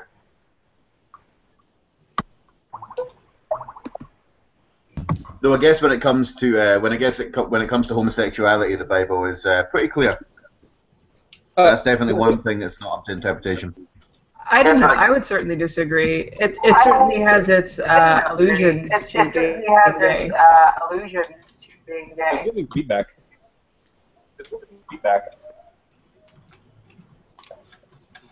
Check, check. Yes, sorry, Nadia, that's you. Check, check. Yes, sorry, Nadia, that's you. Yeah, it looks like I just lost my noise or echo cancellation. Something's bogging down my system, and echo cancellation when that happens. Well, I think, as far as homosexuality in the Bible, I think it's it's clear of one thing. It qualifies it as somehow sinful behavior. That's all it says. So as far as how to treat people, refer back to love God, love people, vengeance is God's, live at peace with all people. So I think there's a plethora of... I think a lot of times people go wrong when they read something as a sin, and then they automatically kind of read into it on, because something is a sin, now we have to treat these people like pieces of crap. There's no reason to think on that. top of that, well, sorry to interrupt you, but on top of that, they seem like to think that it's because it's sin, it needs to be stopped, and it needs to be repented, and we need to go in the reverse direction. When the Bible clearly also says that anger is the same as murder, lust is the same as adultery, but I don't see this vitriol against that. That echoes so bad. Now you have an echo. Yeah, and I think a lot of times, people also, they focus too much on what people are doing wrong, like that somehow is going to matter. Like, I heard, who was it? It was like Christian Hillbilly or someone that was just saying the things that made me want to vomit, talking to some gay guy, Mark or someone like that. The things like this dude was saying, at the end of the day, I'm like, look, you've made it clear you think, he's a dirty piece of crap for being gay, but what do you expect? Like, if all of a sudden you were somehow right, and he's like, I agree, homosexuality is bad, what now? Do you believe in a God? No, I'm an atheist. So what purpose does that serve? I'm like, the Bible, talks about the sin is basically you can boil it down to regrets. Anything you wish you haven't done, anything that makes you not perfect, congratulations, you're imperfect. So I think a lot of times people focus more on the issues rather than what matters, which is this belief in a God. So if someone is an atheist or doesn't believe in this God, who cares what else they're doing? Like, if you think they're doing something sinful, they don't need to fix that behavior. If they don't believe in a God, it doesn't matter anyway. I guess that's what I would say to that. Well, I think that this gets a little bit more complex when there are children being raised in faith, right? And then they come out and so on, and hordes of I think sorry to interrupt you, but I don't think there's anything wrong with being raised in the faith. It's being raised with hate within the faith. It's being raised with something like intrinsically wrong with gay people, or that they need to be cured or fixed or changed, because that kid might later turn out to be gay, and that's going to be very, very confusing. Well, yeah, but you can. Well, actually, it seems that when the children turn out to be LGBT, they are getting thrown out en masse. And welcome, Joe.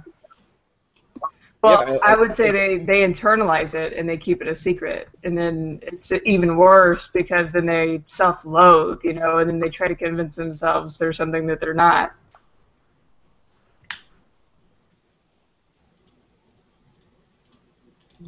Yeah, I was hitting on the LGBT homeless youth that are getting thrown out by their parents and such, or to some of the parents, whatever.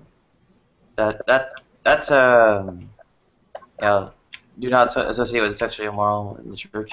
The children are within the church and so on. Well, I think the one thing to take from reading the Bible is that God definitely doesn't approve of homosexuality. That's the one thing it takes. So that just kind of opens people to interpret in a negative way.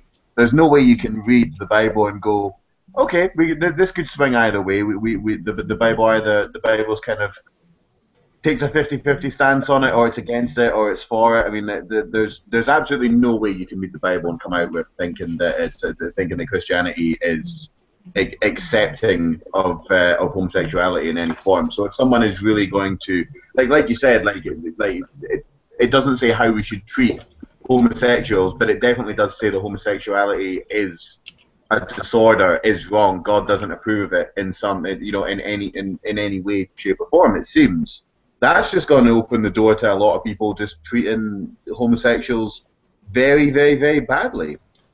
And it'd be hard to spin it in a positive light. 100%. Because the Bible also equivocates lying with murder, right? It says lying is as bad as you killing somebody. And so is anger. Even if you don't say a word to the person, if you're angry at somebody, that's also the same as murder. And yet, just because homosexuality is a sin, we Christians have this vitriolic, hate towards them, and that we should change them. It's not to do with actual the Bible scriptures. The Bible scriptures don't say that you should change that or repent in any way, because everybody still continues to get mad and become a liar, and nobody's going to repent every time they tell a little white lie and they try to convince themselves that it's okay. Yeah, well, the idea. Oh, go ahead. Yeah, Me? Well, I think the idea is very binary, right? So there's no gray area in terms of like what the Bible calls sin and perfection. It's either one or the other. So, and that's fine because if you get the whole understanding, which I think, right, the whole idea of the Bible is Jesus. So we're all perfect. If someone's gay, if someone tells a little white lie, if someone knows to do good and they just don't do it, then that's a sin too. So the idea is trying to get across is we all are somehow sinful, imperfect. But if you believe and are willing to align with this God, with this deity, then you automatically are perfect as far as God is concerned because of Jesus. So I think it's almost arbitrary because people will see these sins and they're like, look, this God says this is wrong, this is wrong, this is wrong. Right.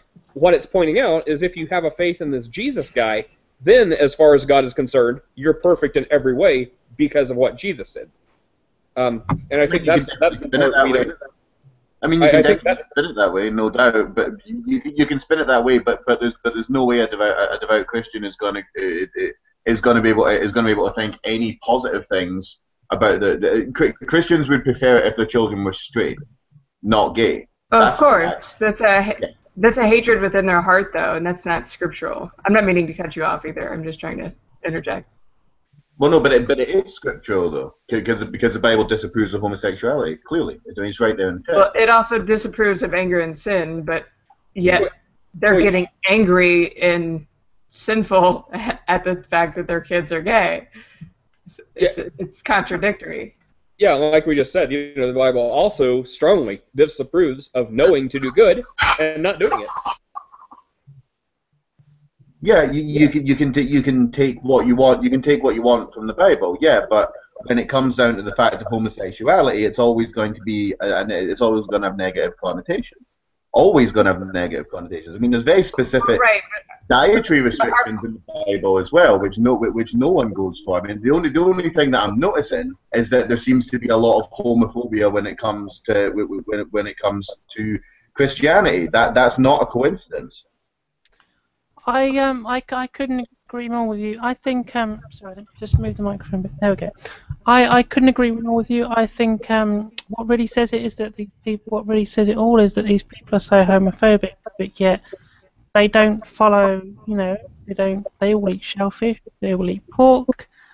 They all wear clothing made of mixed fibers. All these sort of things, which are also prohibited by the Bible.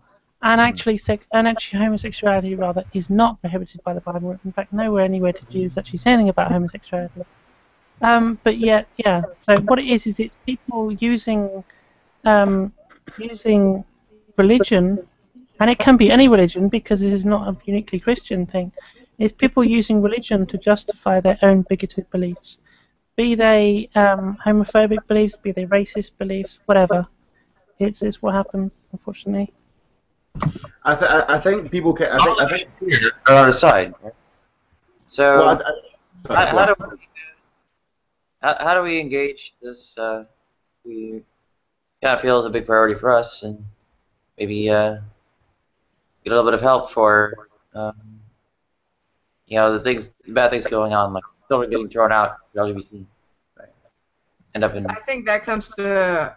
The original point that Joe was making was that it's more about homophobia than it is about Christianity or doctrine. Like, sure, the doctrine might enable their homophobia and cement them further into it, but we need to address that issue more than we need to address their interpretation of Scripture. Well, no, the problem is that because it starts people with the pre-assumption that homophobia is bad or negative in some sense. I would disagree. Exactly. Because it also it says anger is so much worse in the Bible. And their argument against that, I heard Christian, because I always pose that to Hillbilly. I say, what about all these other sins that are so much worse and that you commit, on an hourly basis? And he always says, well, there isn't a lying pride parade. There isn't a whatever lust pride parade. And it's like, that doesn't mean you still shouldn't, espouse it or, and he's not repenting for, or I'm sorry, repenting for all of his sins. it's a homophobic thing more than it is a Christian thing. Well, I think there's two distinctions to be made. I think there's two important distinctions to be made. Either people are homophobic and then they're using the Bible to justify it, or these people are homophobic because the Bible is making them homophobic. And there are two distinctions, and there are definitely two types of people. Those two distinctions map onto reality. I think there's definitely people out there that don't have any problem with homosexuality, but unfortunately, the Bible. I think what people believe about the Bible can inform their actions. Obviously, there's going to be people that just go, I'm a homophobic dick anyway. Oh, look, it just so happens to say it in the Bible. Brilliant, I've justified it. But I think that's only one way to look at it. I think people are being made to be homophobic because of the Bible and Islam and a lot of other religions as well. You know, homosexual people and women don't fare very well when it comes to monotheism. That's a problem, a serious problem. And yeah, okay, obviously, there's going to be some people that just don't like women and they're going to use the Bible to justify that, or the Quran, or whatever. But then at the same time, these people have been raised to believe that this is the inherent word of the Creator, that's all-knowing. So if it says something negative about women are to be viewed negatively. And this also maps onto cultures as well. I mean, if you look at cultures in the Middle East, women don't have that many rights. Women are treated absolutely disgustingly in accordance with the Quran as well. It's not sort of similar, it's bang on. You know, yeah, I think that's a really good point, though, because not to interrupt you, but the Bible is just as anti-woman as the Quran, right? It says a woman shall not teach, and I've literally heard other people in this room say, well, women can't teach, just other women. So, I mean, but they're not preaching against women teachers or women pastors or women reverends. They're not preaching against any of that. They're preaching against homosexuality because they're homophobic, right? So, again, I would use that to cite that it's not a doctrinal issue. It's an education thing as much as it is a homophobic thing.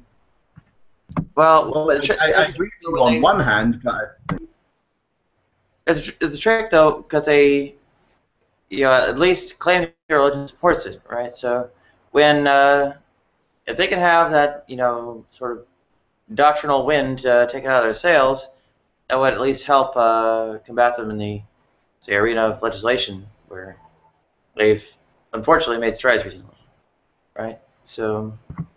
And that's why it's so difficult. And then that is why it's so difficult to deal with people that use scripture as a justification, because there's no way anything I say is going to hold more weight with someone who's indoctrinated than the Word of God. There's just no way. I would agree with that. That's why it's about education. Sorry, Nadia, to interrupt you, but that's why it's about education and actually getting it into the education system, that it's a normal, natural thing, and actually teach proper sex ed to kids. But I think that's also why what Nate McKay had to say on the issue, will have more standing. Aligning with them is a necessity, right? They come from within the Christian context. They come within the faith. They have standing and to actually make the objections about the interpretation of Scripture. And welcome, Scott.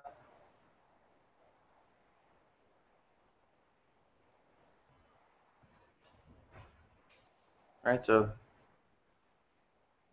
Well, I think education. I think education obviously is very, very important, and this may be diverting off the subject slightly, but education, it's difficult to educate people when we live in a society that is so terrified to offend religious people, because there is just going to be a time when we're actually just going to have to say, I'm sorry, it's just too bad if you have a problem with women having equal rights or homosexuals having equal rights. I'm sorry, I just don't give a shit what your book says, and I'm sorry if you're offended, but we're not going to have you indoctrinating children in the classroom.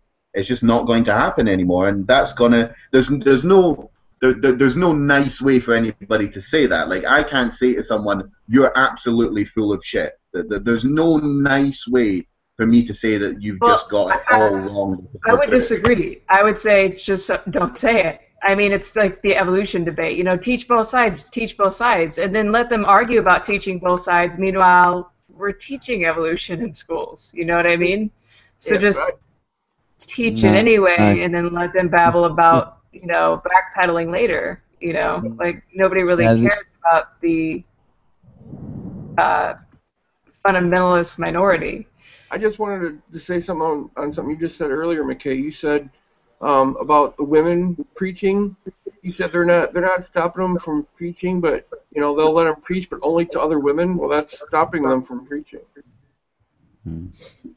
Also, I think the amount of time spent in education on the single book is an issue.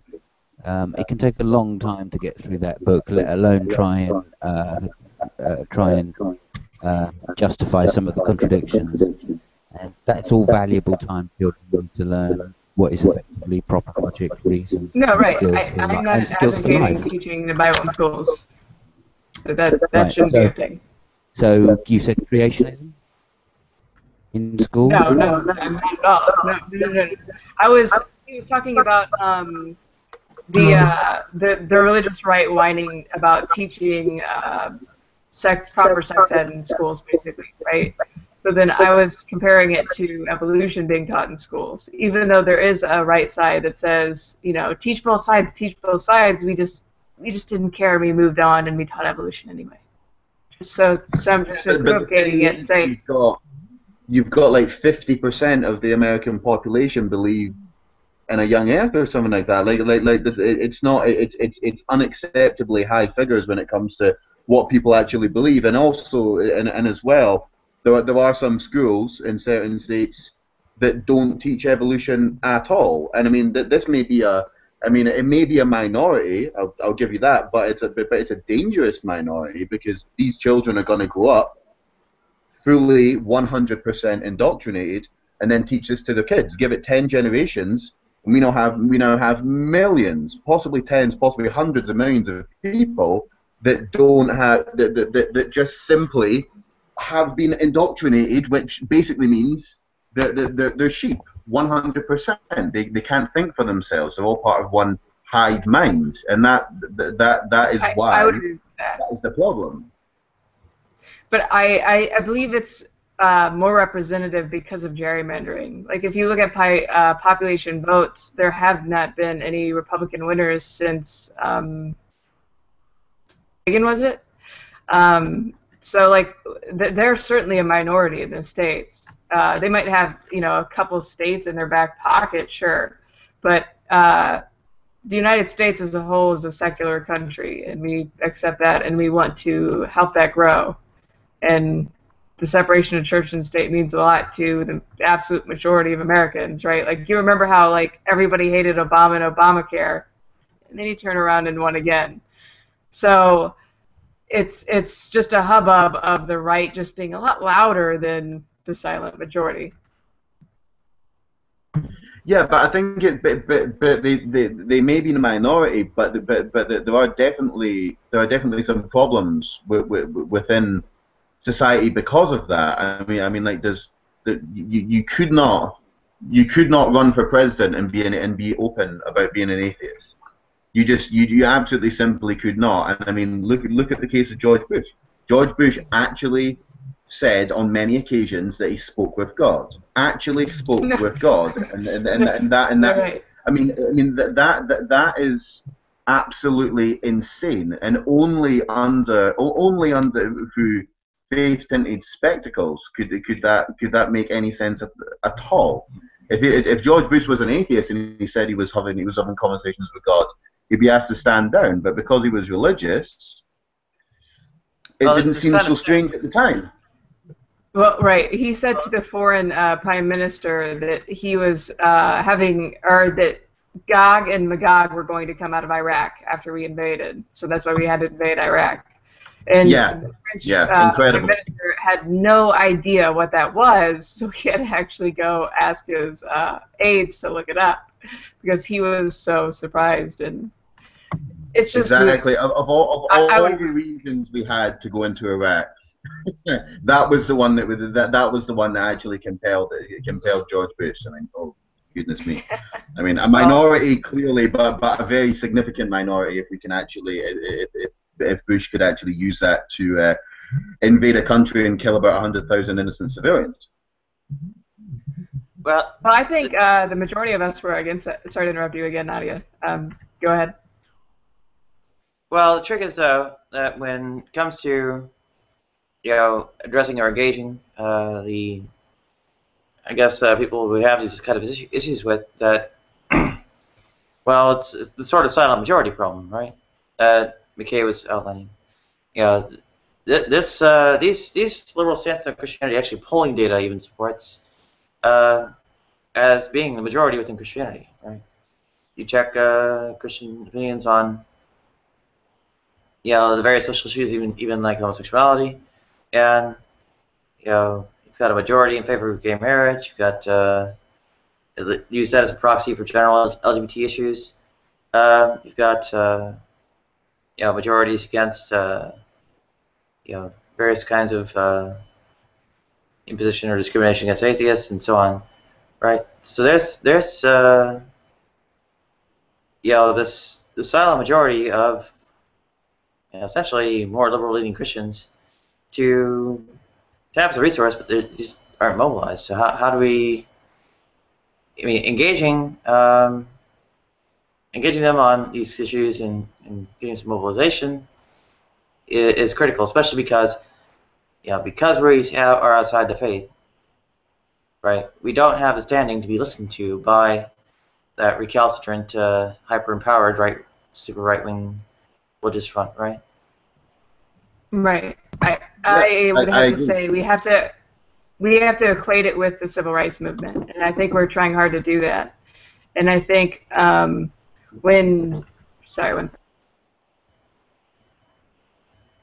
Well, I think I think I completely agree with you, Nadia. There is clearly things are getting better, but I think there's definitely some failures on the secular side as well for not only not doing enough, but allowing the situation, having allowed the situation to get where it is in the first place. That I feel is one of the biggest failing of the left, liberals, atheists, seculars, whatever you want to call it. It's the fact that for some reason socially we started allowing people to just basically talk about their imaginary friend and bring it into general conversation, and also make it very, very difficult to criticize that. That's kind of why we're in this situation now, and now we kind of have to just kind of blow hot and cold and say, well, you're not allowed to do that anymore. We may have allowed it for a long time, but now you're just not allowed to do that.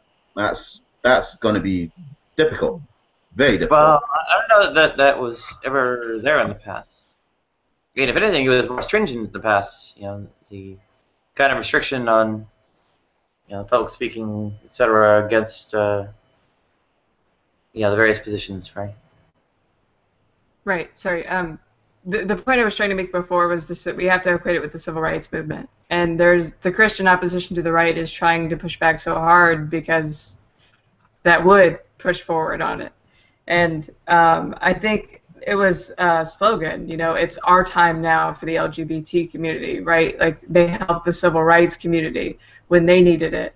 So now it's the LGBT community time to get their civil rights. And once we push that forward, then it'll swing again, just like it did with the African Americans that were using the same scriptures to discriminate there. Well, that racial discrimination issue is still really unresolved. I mean, no, I would agree with you, but it's certainly doing a lot better than it was, and we can certainly make a lot of progress without it being fully resolved. You know what I mean? We just have to equate it and realize it's an issue, and then start working on it. Because right now we're not working on it. Yeah, I mean it's definitely better than it was. I mean we don't lynch black people as much as we. Well, when I say we, I mean as human beings as a whole. We don't lynch black people as often as we used to, and it was just kind of like there's pictures from back in the day, not that long ago, where you would have right, senators and picnics around doctors them. and everybody coming out and taking photos. Right, as if it was a carnival. As if it was just normal, completely and utterly normal. And I think that's kind of that we have to just kind of start calling a spade, really. So like when we look at a church and we look at people inside the church getting incredibly excited about their imaginary friend, we need to kind of, as a whole, just stop walking by it and going, yeah, this is kind of just looking at this like it's a normal part, because it's a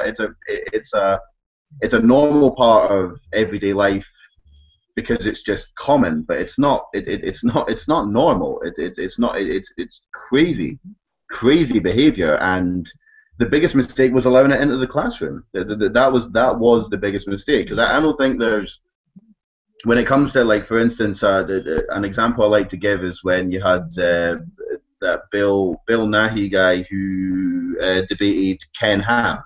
That was a mistake. That was an absolute mistake, because creationism shouldn't even be allowed into the conversation at all. You're just giving idiots a voice to speak. I would disagree 100%. And the reason I would disagree is because if you look at how kids are learning creationism, it is through their parents, right? So the only way they can be shown, quote unquote, the light is through these debates, right? And shown actual science, and how, in order to justify creationism, they have to literally make up terms that aren't even real. I forgot the terms he made up, but it's not scientific. So if you debate these people for even 10 minutes, you can see that they're just making it up as they go along to justify it. And I think he admitted it several times throughout the event, that, like, he bases it off the Bible, right? And then the evidence will align with it. So then it doesn't matter what the evidence is, he'll interpret it with the Bible.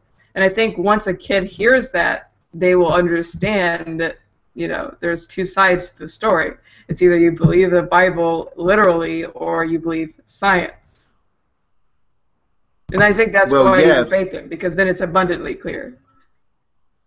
Well, yeah, but I mean, the Bible hasn't got anything to do with science, so it shouldn't be science or the Bible. It should just be that there's not a choice to be made there. It's not like this one has got some valid points and this one's got some valid points, because that's kind of the point in the debate. You're trying to come to some kind of conclusion, and there isn't a conclusion to come to when it comes to what's a better way to describe a better way to describe reality. Nate, you're echoing a little bit, bud. Oh yeah, sorry, I was trying to talk. I think what my case presenting is, would you rather win the battle or win the war? So I think one position is don't even validate it. Let's win this battle that creation science is not science, therefore real science should not have anything to do with it. That would be winning a battle. I think winning the war is what McKay's saying, which I would side with and say is more important. It's like, play their game, play in their sandbox, use their made-up terms, and ultimately reason will prevail. And even though you shouldn't have had to play by their rules, because you did, now you've gave a little ground, and the end result is you're going to see everyone, seeing this stuff for what it is. Therefore, you win the war. So I agree with McKay. Maybe it's because we come from the perspective of us being Christians that are believing in naturalism and not creationism. But that's how we came to the light, was or I, at least, I can't speak for Nate, but seeing these debates was seeing that there's a crazy side and then there's a rational side. Yeah, that's true. I think the easiest way to deal with it is to just remove religion from the classroom 100%, to not even have it in there at all. Well, it's not in the classroom. It's their parents indoctrinating them. Yeah, there's no religion in a classroom. Unless some cult type school in Texas somewhere is doing it. But as far as federal policy, there's no religion in classrooms. Yeah, unfortunately, policy is not set on a federal level, and there are various local school boards that are making some pretty wild I would decisions. say they're certainly in the major minority, though, and they're trying their damnedest to teach creationism alongside evolution. But I mean, even then, it's not, to the status that indoctrination by parents are. Like that's a nationwide problem, and that can only be defeated through actual discussion about it. If we ignore creationism, then I feel like that's a validation of it. Well, no, I At don't. least I in don't their think. I minds. don't think it's a validation Well, of it. I think would we agree with you. find that- Sorry, I should clarify. It's a validation of it in their minds.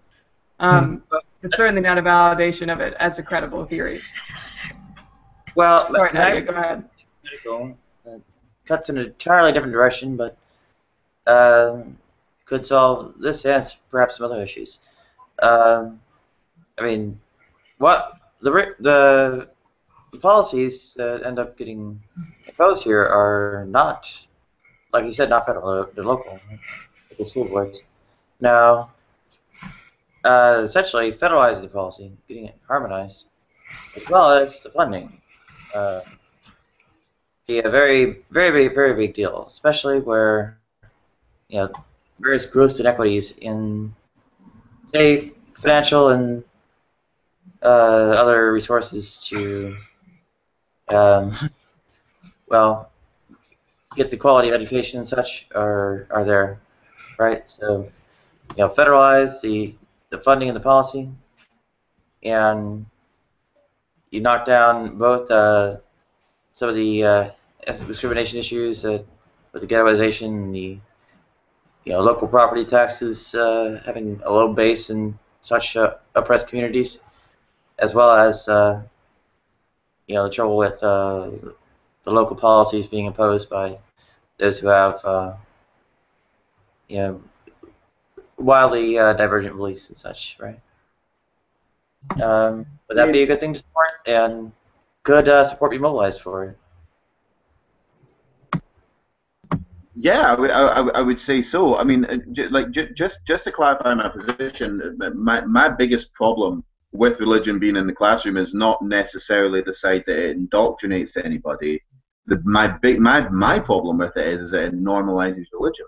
It introduces it to kids at a very, very young age, and they go, well, okay, I'm at school and I'm learning science and physics and biology and English and math, and I'm also going to learn about religion. Even if you're not being indoctrinated and forced into compulsory worship, it's still making it just appear a normal part of daily existence, and kids look towards their teachers for as authority figures, as they should. Teachers should be trusted. So when you put in something that's, I mean, like if we were to introduce alchemy back into the classroom, I'm not saying for a second that we'd be indoctrinating our children to believe in alchemy, but it would definitely make it just a normal part of everyday life. And then when they grow up to be older, they're not going to be able to see that anything sneaky is going on when anyone mentions alchemy, because they'll go, oh, that's just a normal thing. I learned about that in school. There's nothing sinister going on there. And the same thing applies to religion. I disagree. I think you would be better off teaching it in school, because part of religion is this whole mysticism, this like supernatural element. But when you learn comparative religion, for example, you can learn, oh, in this Christianity, Jesus died. In Hinduism, this guy was nailed to a cross for 1,000 years.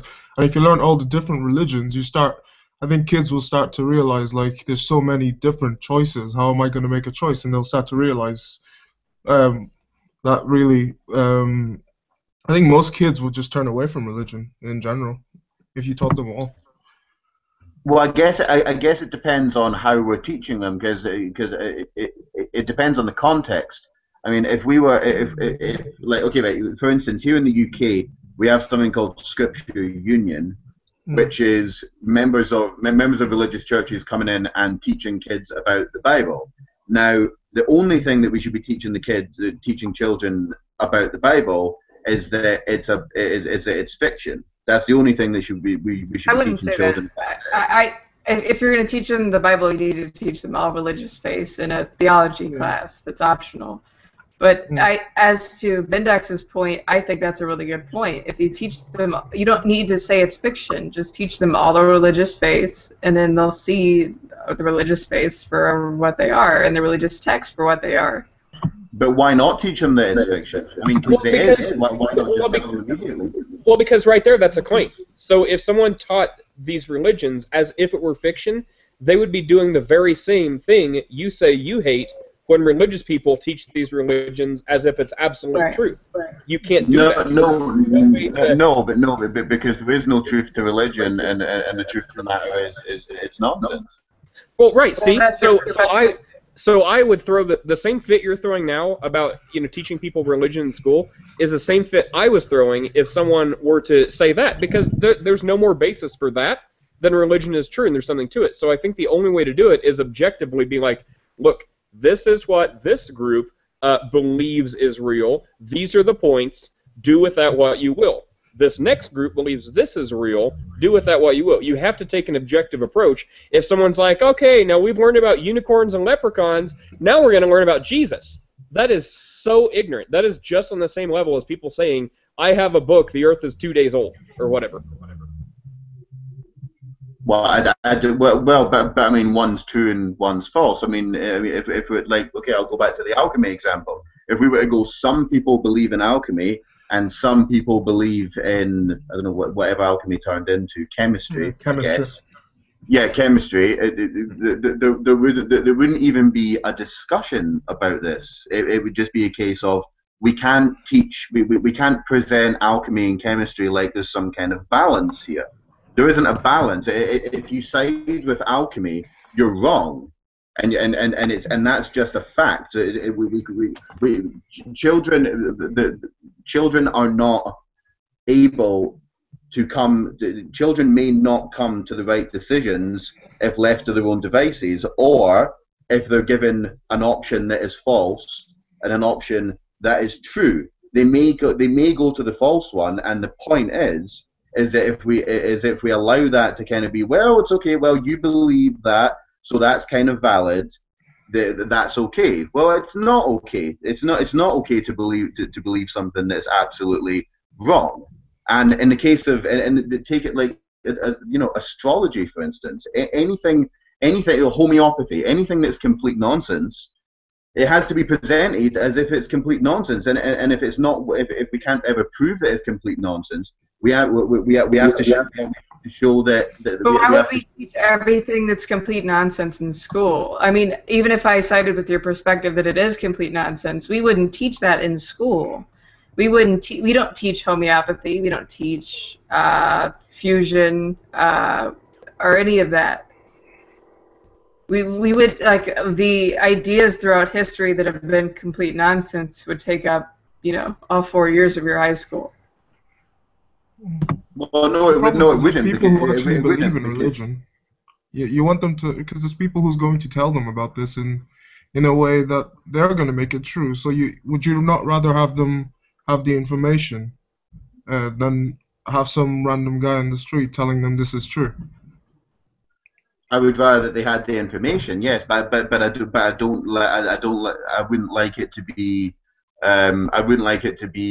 portrayed, in the context of it's kind of a 50-50. You can go this way, that's cool. You can go this way, that's cool. It's like one is on faith and uses bad arguments, and the other one doesn't, basically. And we have to teach our kids how to critically think. Well, we can teach our kids how to critically think, but that is separate from the Bible and Christianity. If you want to teach the Bible and Christianity, it needs to be in a theology class and just about the Bible and Christianity and other religion and faith like that. There doesn't have to be this is fiction, and these are the reasons why. You know what I mean? Well, why not? I don't see why not. Because that's your perspective and that's your opinion. Well, because there are no reasons why. It's like, this is fiction. What's your reason? Well, it's not an opinion. I don't think that. I'm having an issue though, because this is the same stuff people freak the crap out on. You're just doing the exact opposite. So you're taking this Sure, dogmatic I'm not doing the exact. Well, here's my case. You're saying that religion is crap because you dogmatically believe it. You can't prove it. So if you can't prove it, I absolutely can.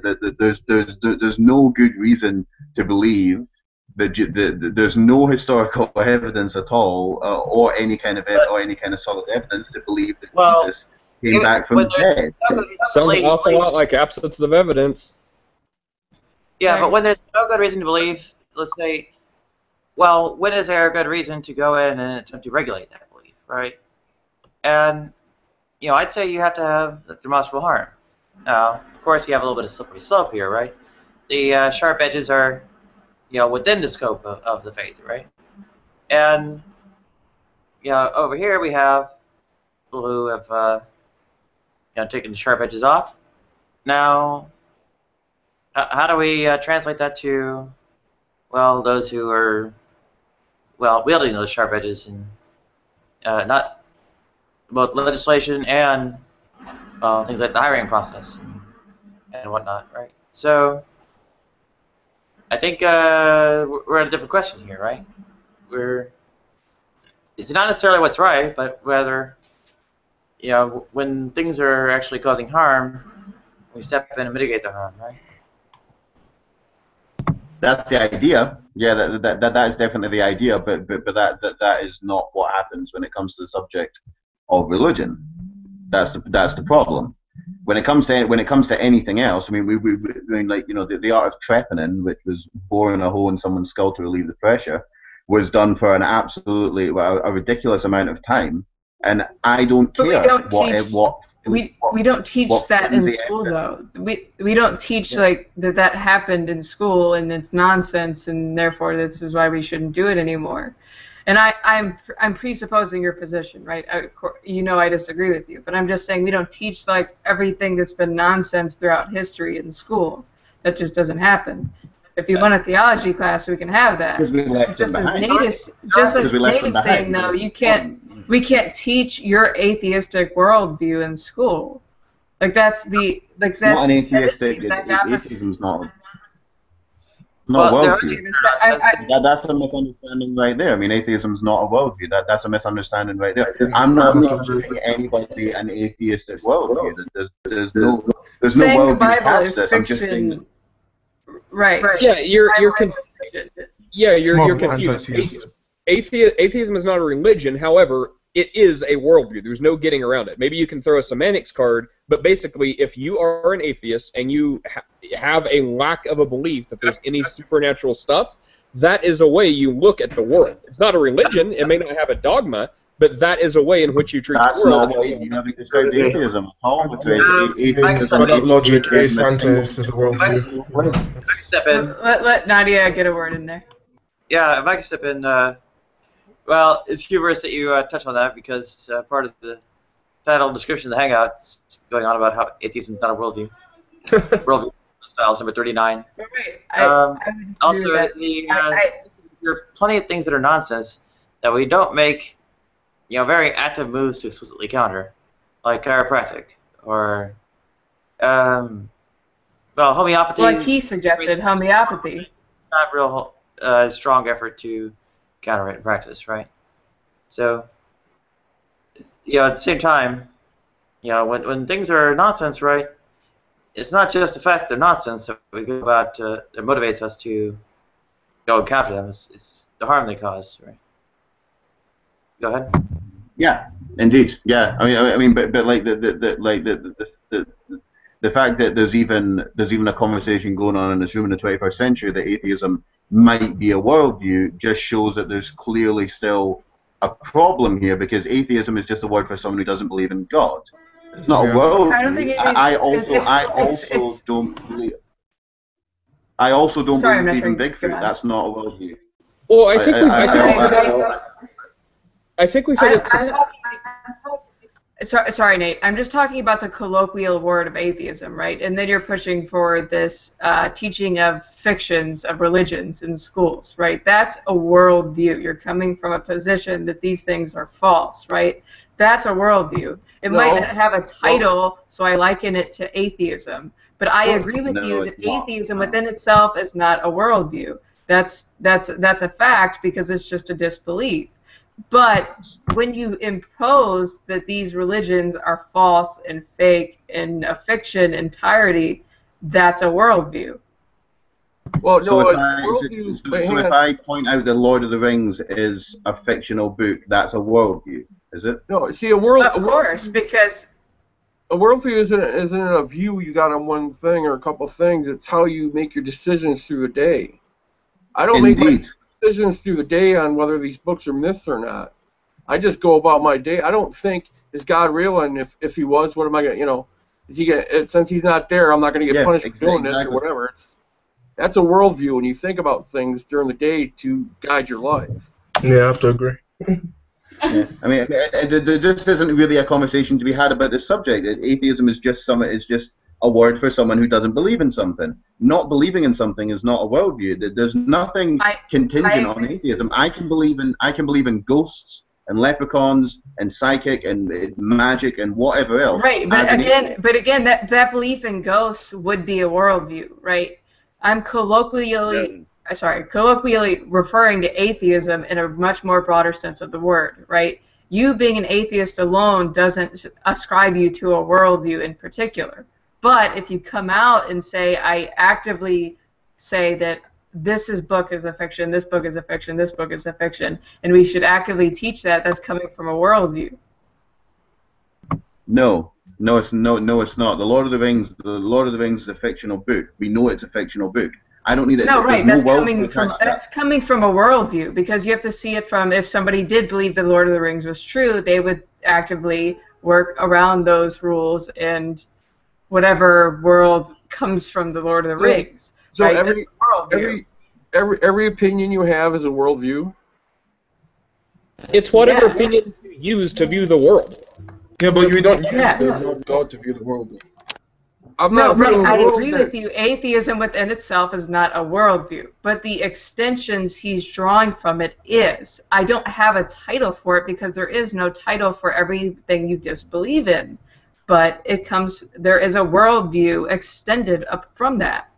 Well, please explain this worldview then. I mean, please explain it then. If me pointing out a fictional thing as a worldview, please explain the worldview. That you believe all of these things are fictional and that you should teach it in schools as a outright fiction. Yeah, I would say atheism in itself, like earlier, does not have a dogma. You simply lack a belief in a deity. However, the assertion you're making, it is fiction, absolute fiction, that is a dogma. Well, can I read from the Wikipedia definition? It's actually in the Hangout event description. A comprehensive worldview is the fundamental cognitive orientation of an individual or society encompassing the entirety of the individual or society's knowledge and point of view. A worldview can include natural philosophy, fundamental, existential, and normative postulates, or themes, values, emotions, and ethics.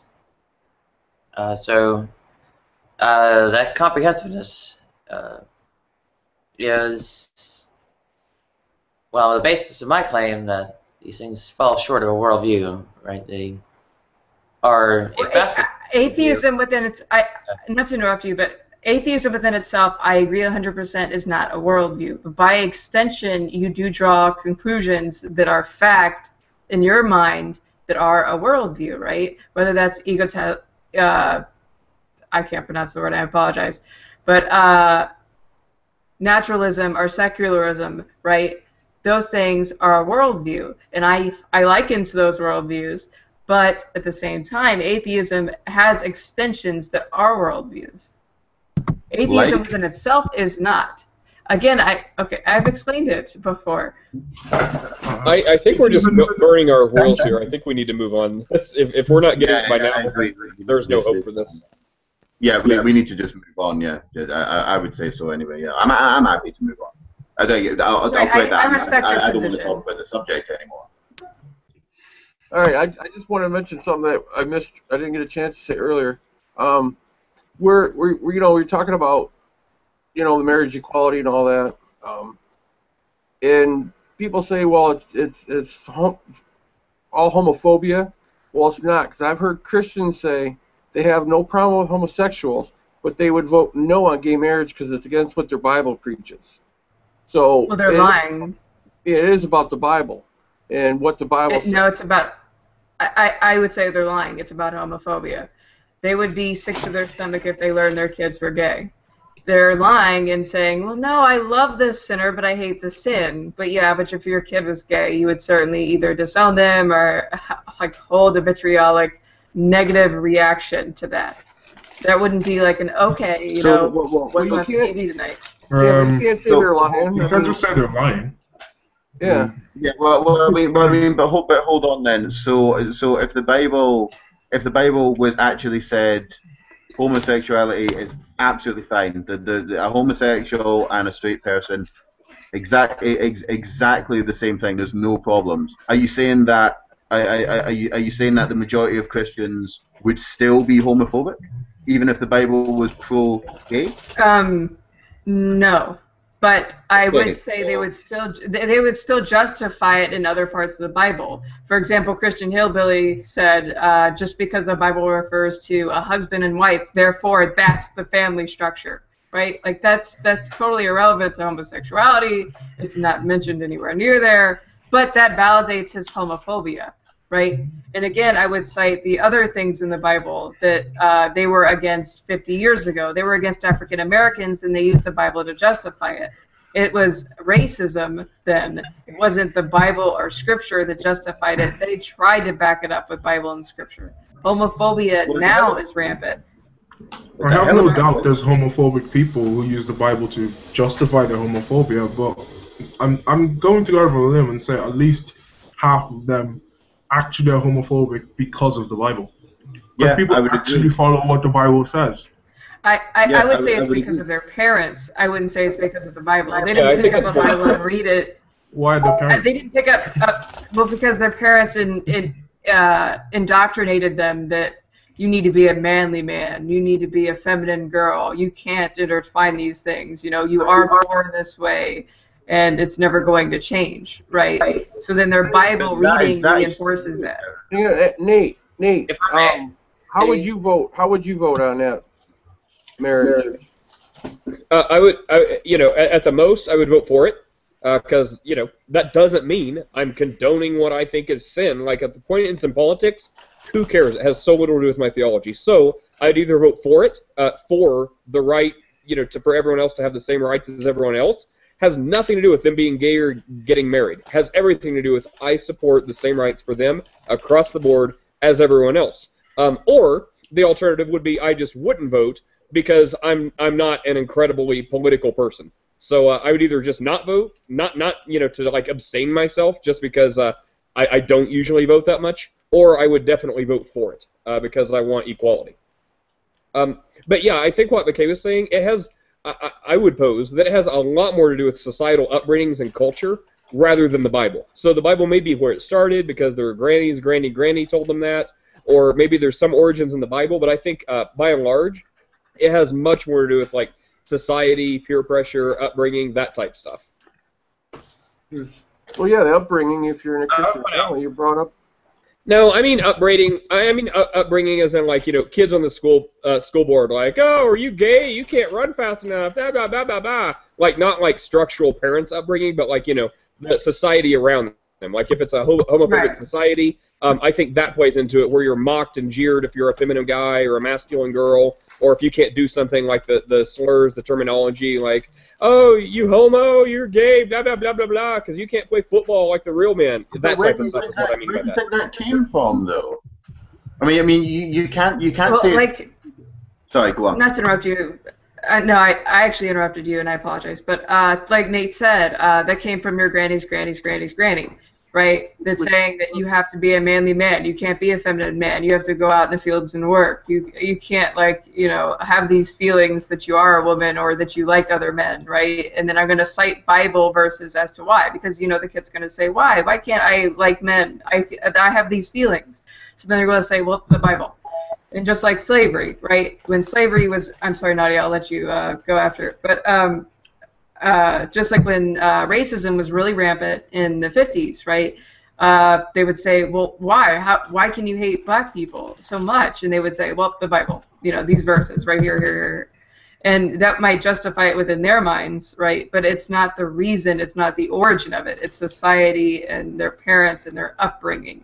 And it's still a huge problem in schools and in, culture that it's wrong to be feminine or masculine.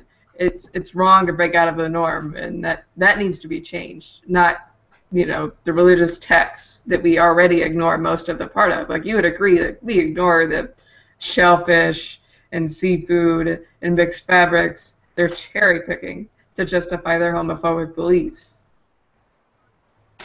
But not even go on. I mean, you have to cherry pick. If I could remind the other atheists.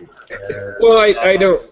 I mean, although I'm sure that's what they're doing is cherry picking. I think a proper understanding, there's not cherry picking. Like you clearly see a progression. Like from these laws, how they're given to a specific people for a specific time, and then it progresses, and then Jesus shows up, and then it keeps progressing until basically they're like, okay, all those laws, right, that were for Israelites. So from inception, if you were not part of this Israelite tribe, these laws, the shellfish, fabrics, they were not for you, just categorically not.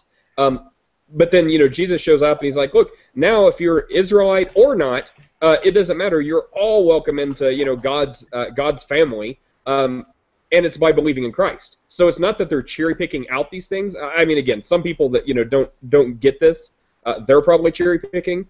But I think a proper understanding is you're not cherry picking. You can see how it progresses from all these laws for specific people, who this God was for specific people. Now this God is made available to everyone, and there is no more laws. It's by faith. It's believing in this God. So I think that's a traditional proper understanding on why it wouldn't be cherry picking. Right. Yeah. Right. Let's point out the theory we've got in the room here are on our side on the social issues for the most part. Right? The question is, what do we do about them over there who are recalcitrant religious right?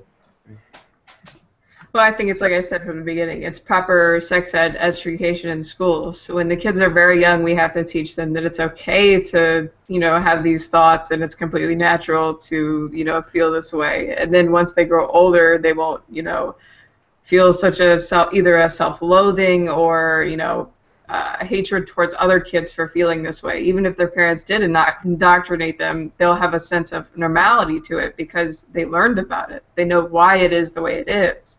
It's a natural thing. But in their heads, being indoctrinated by their parents or a church or, other things, they view it as unnatural. You need to be changed, and I can change you by bullying you or whatever.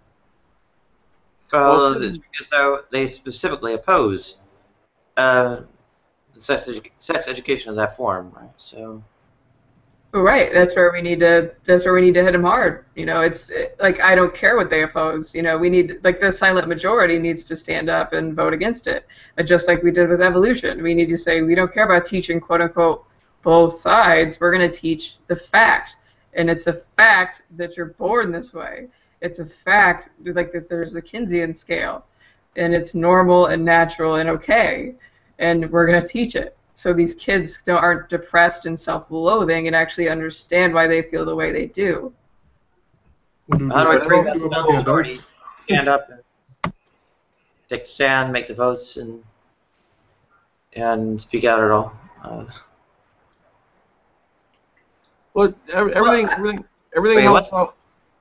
I was gonna say everything helps. Oh, go ahead, Nadia.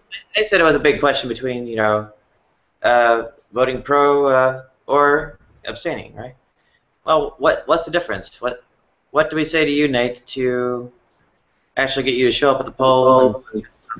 You convinced me that the political system isn't jacked. I can read the ballots, and I actually vote for what I'm wanting instead of if to vote for Amendment AX1B, you negate the fact that you're voting in the affirmative. I think that is the biggest reason why I often don't vote unless it's a big issue.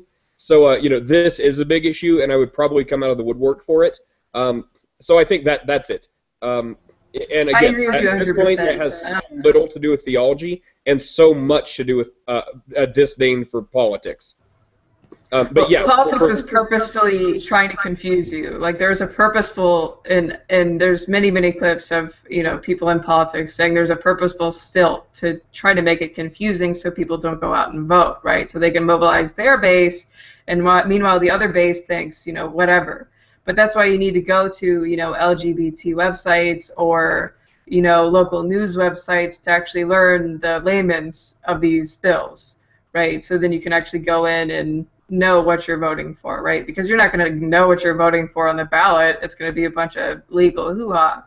But if you read, the layman explanation of what the bill is, then you'll actually know what you're going in to vote for the most part. Yeah, I agree with that.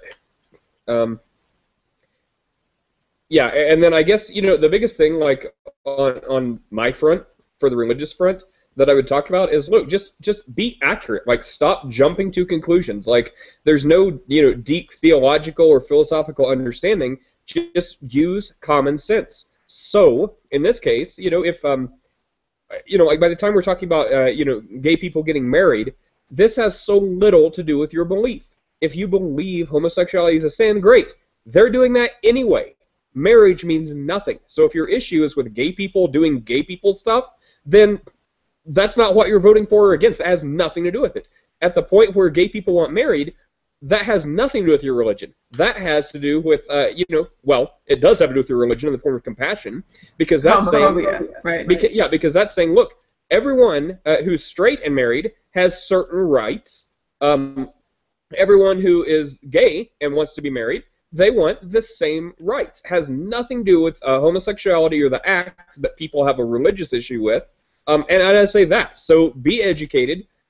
Even if you follow what your own faith says, there's no issue with voting with, for gay people getting married and having rights. That's how I see it. I think that's accurate. Just because, by the time you think, well, the Bible says homosexuality is a sin, then you connect the dot that says gay people want married. Then you connect the dot that says I'm going to vote against and picket and oppose this because the Bible says it's wrong. Wait, no, it doesn't. So I think just a common sense approach to this stuff instead of a dogmatic, bullheaded approach is to be desired.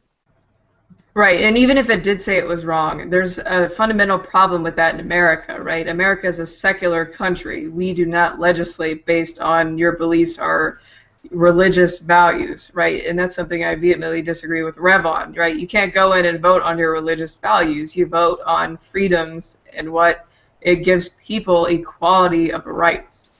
I'm sorry, Nadia, go ahead. Yeah. Well, when you touched on gay marriage, well, I should probably respond to, kind of how that's prioritized and such. How it, well, originally in, I believe, 1974, the first bill proposing to amend the Civil Rights Act of 1964 to add sexuality in 74 and gender identity also later was introduced, right? And from there, that's kind of been the real meat and potatoes of the movement. And have a good day, Cal. The trick is, of course, well, the resistance to this was rather stern, and in 1994, some efforts came about, partly as an alliance between some disputes within LGBT people's movements and liberal religious people who actually endorsed gay people being Christian and so on. It was, in fact, that partially that alliance with the liberal Christians who wanted to marry gay people changed the focus from that, rather humdrum, employment, housing, healthcare, public accommodation, justice, discriminations, Civil Rights Act of 1964, to the marriage as a kind of signature symbolic issue. And of course, it has some issues with coverage because, well, trans people kind of really cut out of that particular gain. But at the same time, when it came from the liberal Christians and so on, we have, or to the extent it did, the getting more than just the symbolic aspect, right? We have still the meat and potatoes of the employment, housing, healthcare, public accommodation, and justice, such as would be covered through the Civil Rights Act of 1964. Those things still need to be covered. There are states where, I can't remember which ones, like Deep South stuff, gay marriage got legalized, but there are no employment discrimination protections, so you can get fired for getting married to a member of the same sex, right? Well, like Nate said, I think that's a problem with overcomplicating politics, right? When people go in, they don't know that they're voting against that discrimination. I would say for the most part, right? When bills are actually put into the voting, ballot boxes, there's so much misinformation out there by the religious right that, this bill is going to hurt your religious freedom, so they're going to vote no on it. And that really stirs up the base, right? But for the left, it's very hard to stir up your base because, it's just, this protects against discrimination, right? It's not like impeding on your freedoms personally. So it's much harder to get them to go out and vote. The intercategorical complexity really splits things up. And welcome, Rusty. Good to have you on. Always a pleasure. Hey, Shackelford. Rusty. Oh, thank you. How are you, McKay? Pretty good. How about yourself? I can't complain. Just doing some marking for university. All these students are getting B's, but they all really deserve C's. Oh, dear. Damn grading curve. I mean, despite like the sort of religious significance of marriage, is the issues on that front. I mean, is it possible, you think, to mobilize liberal Christians in defense of the? Of course, we need this. And, sorry to interrupt you, but I think it's the same. The Democrats are very, very weak when it comes to politics. They don't throw out those same, really super dramatic ads with like a family sitting there, and like their lives are in ruin because gay people are getting married somewhere else, but that's what the religious right does, and that's what mobilizes their base. That's what gets them out to vote. And then if you look at the Democratic ad, it's very, if there even is one, it's very mild, right? We need to fight fire with fire, and the Democratic ad needs to be an ad showing a family that can't visit their loved one in a hospital. That same level of dramatic needs to be there in order to mobilize that base. Do you think it might be because of who's paying the Democrats? That's why the odds are so weak. They're getting paid by the same people, basically. I would doubt that. I would doubt that myself, considering that the Democratic Party does have a gay lobby amongst them. To not support that constituency would be fairly problematic. Also, let's remember that a lot of the ads taking place in terms of who's elected to Congress and the Senate is far more local per jurisdiction.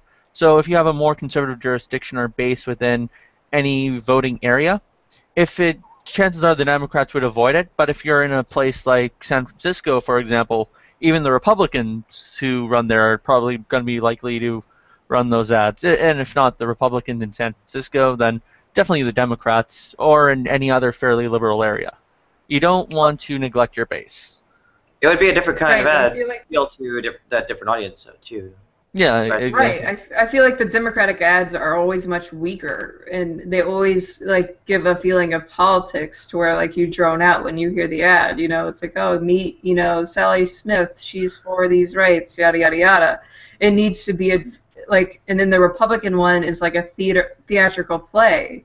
It's a dramatic, your freedoms are being taken and your religion is being crushed and yada yada yada. Vote blank on blank and vote for John Smith, and then it even shows him like shooting guns and stuff at the end of it. The Democratic ad needs to be just as, forefront and dramatic and powerful in order to mobilize that base, the Christian base at least, because they don't know what they're voting for. Mm-hmm. Also, people have to be engaged in an intellectual process and decision. You get more people talking about politics, and they're more likely to reflect on the issue.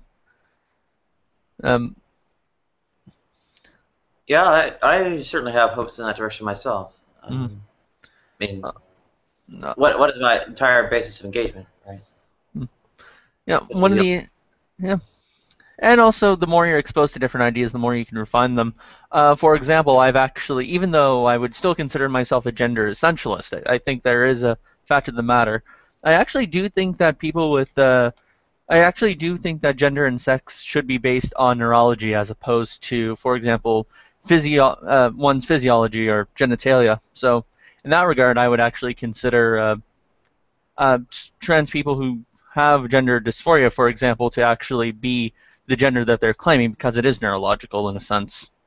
So that's a position I myself changed in terms of various discussion. Yeah, and the sort of theological context you can set the your basis for that in would help vastly, because when I articulate it, I come from an outside your faith and have essentially no standing to promote any ideas like that. Although this does come from a study of what you would call natural theology, if you will. If there is a fact of the matter to gender, which I don't deny, then one has to ground it in something. And I think since our studies in science have vastly improved on the matter, I think it is better to look at it from a neurological perspective. What? Yeah, that's exactly right. And to his point, I think that all comes from education, right? He knows what it is actually about. It is all in the brain, right? As opposed to somebody, not to bash on him, I love him to death, but Christian hillbilly, he doesn't understand that. He thinks if you're born with a willy, then you're a male. That's the end of it. End of discussion, right? And of course, if you're more educated on the matter, you know it is within the head. It's not what body you're born into. Also, people should not consider themselves in camps when thinking of an issue, but look at the issue for itself. So I have various conflicting issues that wouldn't really put me as a Christian liberal or conservative. What I said about transsexuals, yeah, totally, that's a very liberal position. However, I still think gay sex is a sin. So yeah, take that for right. But you wouldn't vote to legislate that, though, right? No, I would not. Well, that would place you in the left category. Well, the anti-categorical approach is the best for addressing concrete individual situations. But again, you still have to rely on some intercategorical complexity analysis to see that there's the bias against these particular classes and the need for things like protected class status in the Civil Rights Act of 1964. Or well, Canada, I think your Human Rights Acts already include sexuality and gender identity. Is that right? Yes, it does. So, it's basically analogous to your Human Rights Act. The Civil Rights Act needs amendment. It's usually legislated to what we would call our Charter of Rights and Freedoms, although it's not. It's a bit more robust than the Constitution, but it doesn't have all the negative rights. And by negative rights, I mean things in which the government can't infringe upon. So, for example, in Canada, hate speech laws are much easier to get through, and of course, that also includes hatred against certain religious, not certain, all religious groups. It's covered under that. Okay, Greg. Sorry, right. I couldn't remember offhand. There was a charter, right? Sorry. Yeah. With respect to Bob's comment in side chat, I think part of what comes out of it is a sort of vitiation of kind of moral weight of sin. But I mean that's from standing outside the debate, right? Well, so, I would agree with you on the inside of it. I mean, it seems like there is a sinful hierarchy, right? Like some sins are worse than other sins, when that's not what Scripture teaches at all. The Scripture doesn't say like being gay is worse than this or that. It says eating shellfish is an abomination unto God, but nobody's complaining about that, and restaurants serve it left and right. So. Yeah, but the thing is, the book was written a long time ago before they realized that the neurology of the brain will dictate your sexual preferences. So your brain's a sin. I mean, because they wrote it a long time ago before they had the knowledge of neurology. We're just supposed to accept it as fact. That's what I believe it teaches, is your brain is a sin. It's a sinning machine. That's all it's going to do is continue sinning. Yeah, I think that's it, right? Because, again, my understanding is I don't think it matters, if being gay... okay, so homosexuality is a sin, right? I don't think it matters if you're born that way, if it's a choice, if it's a hybrid of the two, if it's an upbringing. I think what matters is it basically says this and a whole ton of other stuff is a sin. But if you're gay and you believe in this Christ guy and you're willing to align with God, and then, if you're like, well, I can't choose to be straight, no one's asking you to. I think what the Bible is asking you to do is align with this God. So if you're like, hey, I'm good. Like if brown eyes were a sin and green eyes is what you need, and I'm like, well, I'm willing to have green eyes, but I can't make them change. Then I think the idea is if God wants you to change, He'll do what's necessary to change. So if God wants to rewire your brain or redo your DNA where you have green eyes, are you willing or are you resisting? So I think that's the point. It's a willingness rather than like trying to believe in God and then force yourself to be straight. I think believing God is the starting point and the ending point. So if you get that right, then God can do whatever God does. And as long as you're like, hey, I'm along for the ride, that's the point. So whatever's supposed to happen will happen. If you magically turn straight, great. If you stay gay until the day you die, whatever. Well, Epi proposed a theological approach that could resolve a number of the sort of issues simultaneously, right? This natural law theory and natural revelation, is that right? There's it's natural law theory and natural revelation are two different things. Natural revelation deal with what nature teaches you about God, and natural law theory states what nature teaches you about ethics. So natural law theory works like this. It looks at, if we go to Aristotle's four causes, usually we think of cause and effect as two things, something acting upon something else. If I throw a ball and if I, for example, make a sculpture, I am the cause acting on the clay, which results in the effect of a sculpture. I'm the efficient cause, the clay is the material cause, and bam. However, nature is understood under natural law of having reasons or ends to function, which are congruent with specific natures. So, for example, the act of sex is supposed to be to the end of reproduction, ideally speaking. And in that regard, and because of that regard, all sexual acts have to be procreative in terms of the act, even if the parts themselves fail or don't work. In that sense, at least that's a problem with the part itself. It's not a problem with the act that you're doing. It's like it would be similar to trying to get a broken computer to work.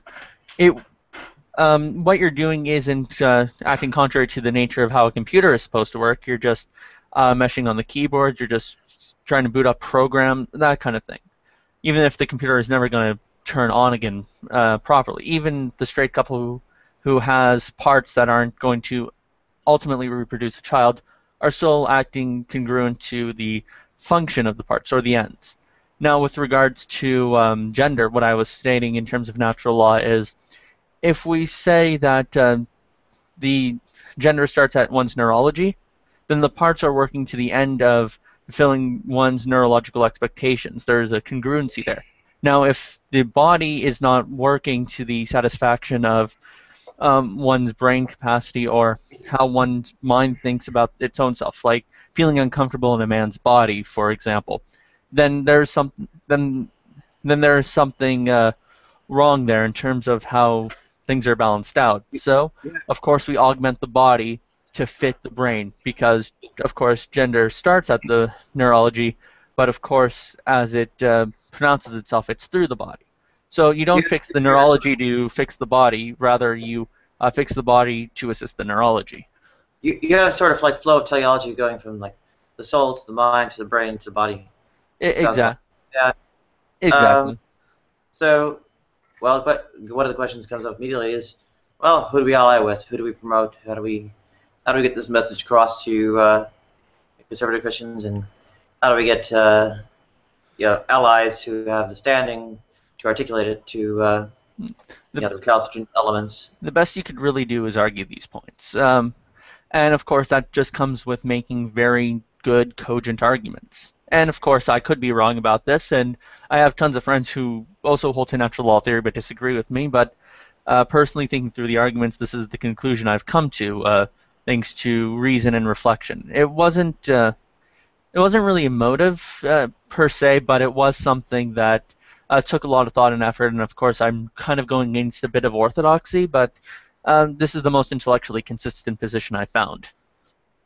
And of course, there's a few ways Christians could get around it. They could state, well, I reject your natural law theory, which sucks because it's actually one of the best theories in terms of understanding our relationship with God and understanding morals in terms of not some divine fiat, but rather something in the world itself. And on the other hand, they could reject that natural law leads to my conclusion, but that's something that has to be argued for. And I could admit I could be wrong about this, and I'd go back to the position I had before. But just speaking for me personally, this was actually more of an intellectual challenge that I come to this conclusion.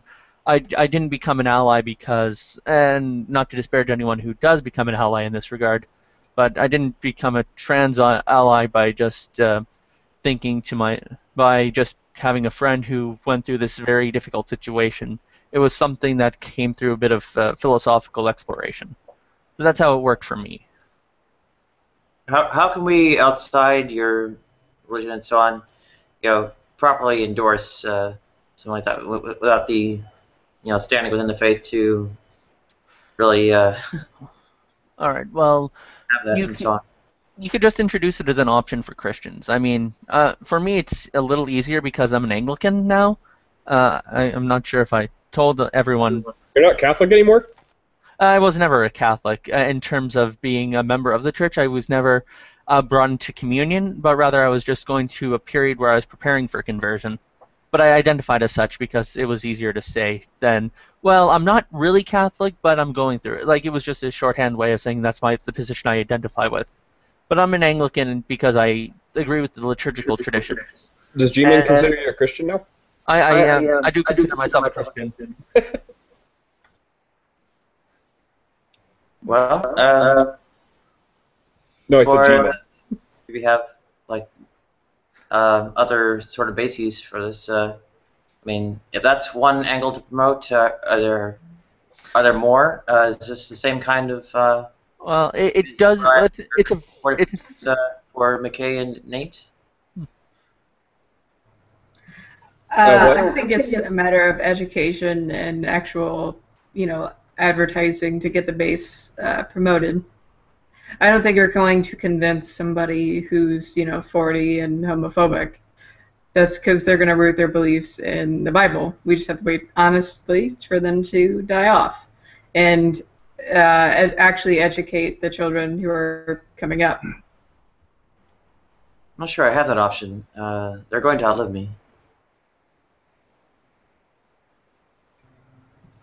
Right, but I don't think there's convincing them. I don't think they're going to be convinced. I think, Rusty Shackelford might be the exception to the rule that proves me wrong, but I think it just comes from educating kids about the facts and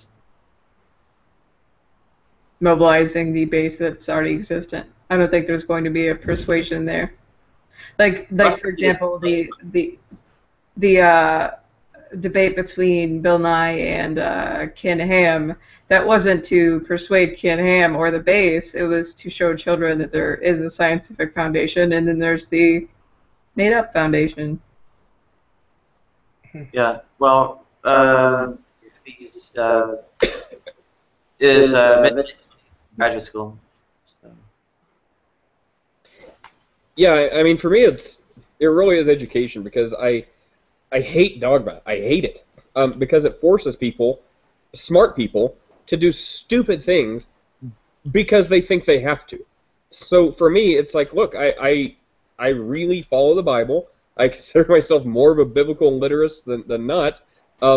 And I just have a way of reading it that I feel is very straightforward, and I want other people to get that. So if they believe in a God, that does not mean you must oppose gay people. You must think Noah's flood literally covered 100% of the earth, and if you think it's 99, you're going to be Satan's slut for eternity. The earth is not 6,000 years old. There is no reason, per your own faith, per your own book, that you should have to do this. So for me, it is about education, and that's what I want to do. I've done it for years, and I want to keep doing it. So I guess that's my answer. Just try to educate people on what I feel is a proper understanding, present my case, have them look at what I've given them, and hopefully they'll come to a similar conclusion. I think, yeah. Welcome back, Jim. Oh. Good to have you on again, Jim. Thank you very much. Oh, go ahead. All right, cheers, Art. In your case, Nate, maybe it's a less, formally outlined sort of philosophical or theological position, but at the same time, how do I latch onto it to promote it and say, hey, this is an example of something that's, going to not hurt me.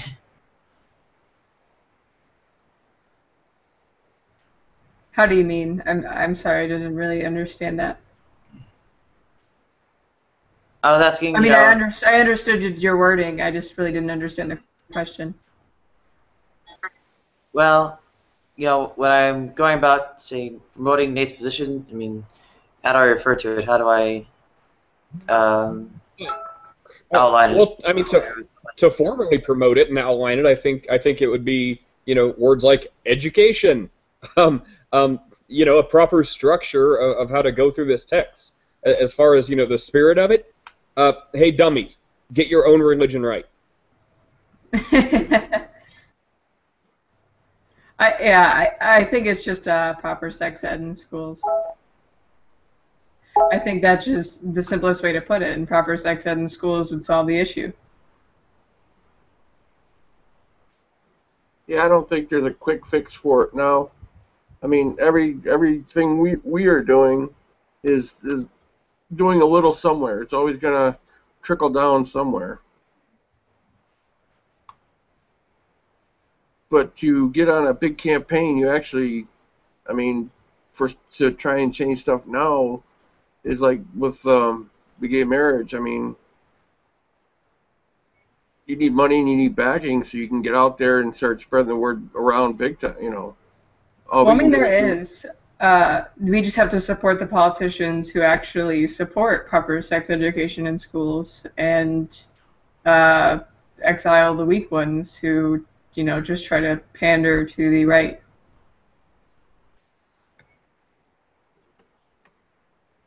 Well, for instance, the ENDA sponsors in Congress.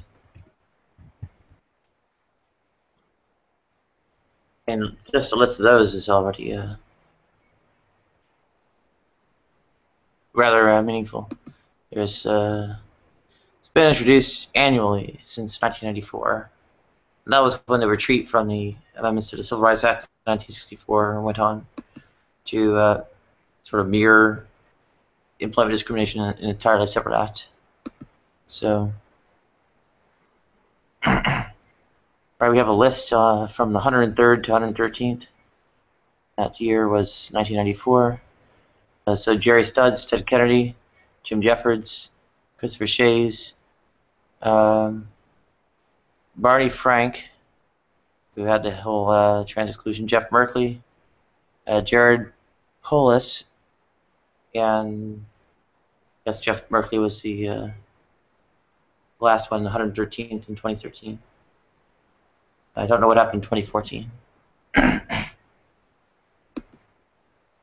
So, yeah, there's a list of these to support, and well, going further, we can always look up the ones who voted in favor instead of against, right? Right, that's what we have to find out, you know. And the weak left who panders to their right base in their district, we need to exile those and replace them with somebody who actually represents the views of their base. What if they already do represent the views of the base? By restricting other rights from people. I don't believe any. How are we restricting rights from people? Restricting homosexual marriage. Homosexual marriage is a non sequitur. It's an oxymoron. Marriage is between a man and a woman. Okay, when you make a claim like that, I don't agree or disagree with you, right? You can believe that. But when you're restricting marriage rights from people, when you're restricting their right to have tax exemptions, have the right to see each other in a hospital, etc. Well, tax exemptions are there to help promote the family and help to promote the children, help with the children. Tax exemptions are non sequitur as well.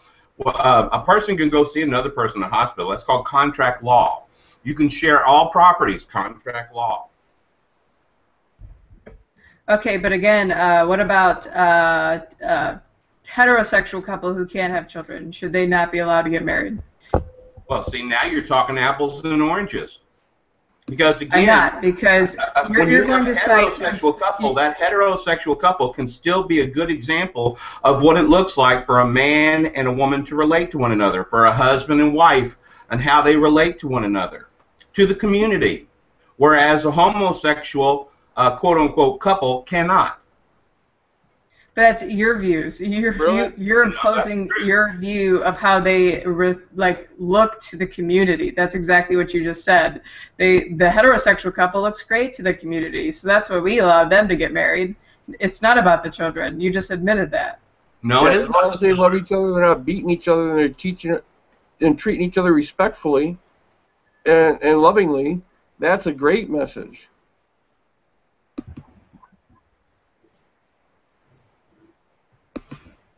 Well, there's also usual employment, housing, healthcare, public accommodation, and justice discrimination.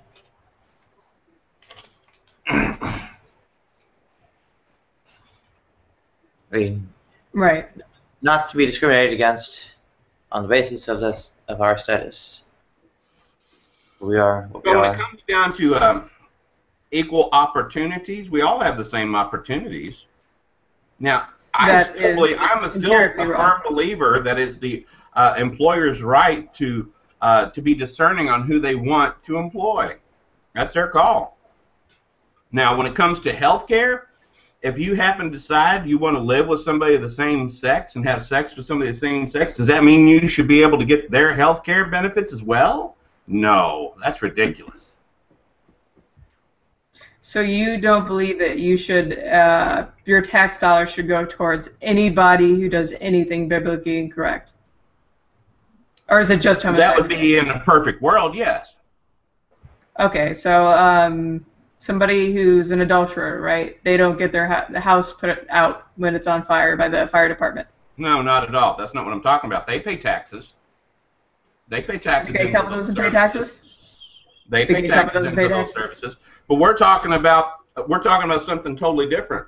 We're talking about allowing special rights for people based on who they choose to have sex with.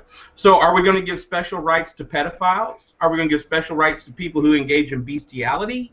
That's a slippery slope. That's a slippery slope fallacy. You can't say that because nobody agrees with giving. That's exactly what it is. Yeah, you know what then, Hillbilly? I guess it all started with the divorced Christians getting remarried and having more kids. That's where it all started, with those adulterers. You know, then the homosexuals came out, and then we're going to allow no-fault divorce. You ever heard of that, no-fault divorce? When they started that no-fault divorce crap, that's what started the demise, Yep, and you know what? And that leads family. And that adultery leads into pedophilia and bestiality. No, sure doesn't. But Yeah, it does. homosexuality a lot of times Perversion. does. It's a sin. It's a perversion. It's a sin. Get off it. Drive me nuts. You pick and choose what you want, but you can't accept other things. I don't know how you can do that. I don't know how your brain can function that way. I understand it perfectly I because choose I come what from is his faith. actually validatable. I choose what is out there in evidential. That's what I choose. Adultery is evidential. We can know if somebody is an adulterer, and we can legislate that. Some countries did legislate that. As of recently, South Korea just recently took that out of their books, that you cannot go to jail for being an adulterer, right? In America, we don't have that because we're not a theocracy. We should allow gay people to get married and have the same rights as straight people because we aren't a theocracy. Well, we are not a theocracy, but we still want to do what's in the best interest of children.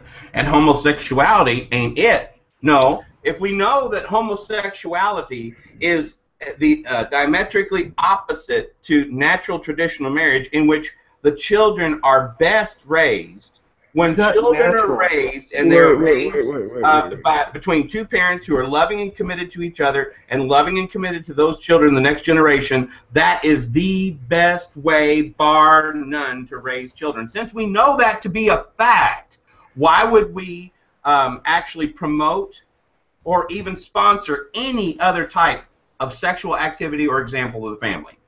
Can you provide evidence that homosexual loving couples can't raise kids to just the same standards as those loving couples you just described? It doesn't matter how quote unquote loving two men are.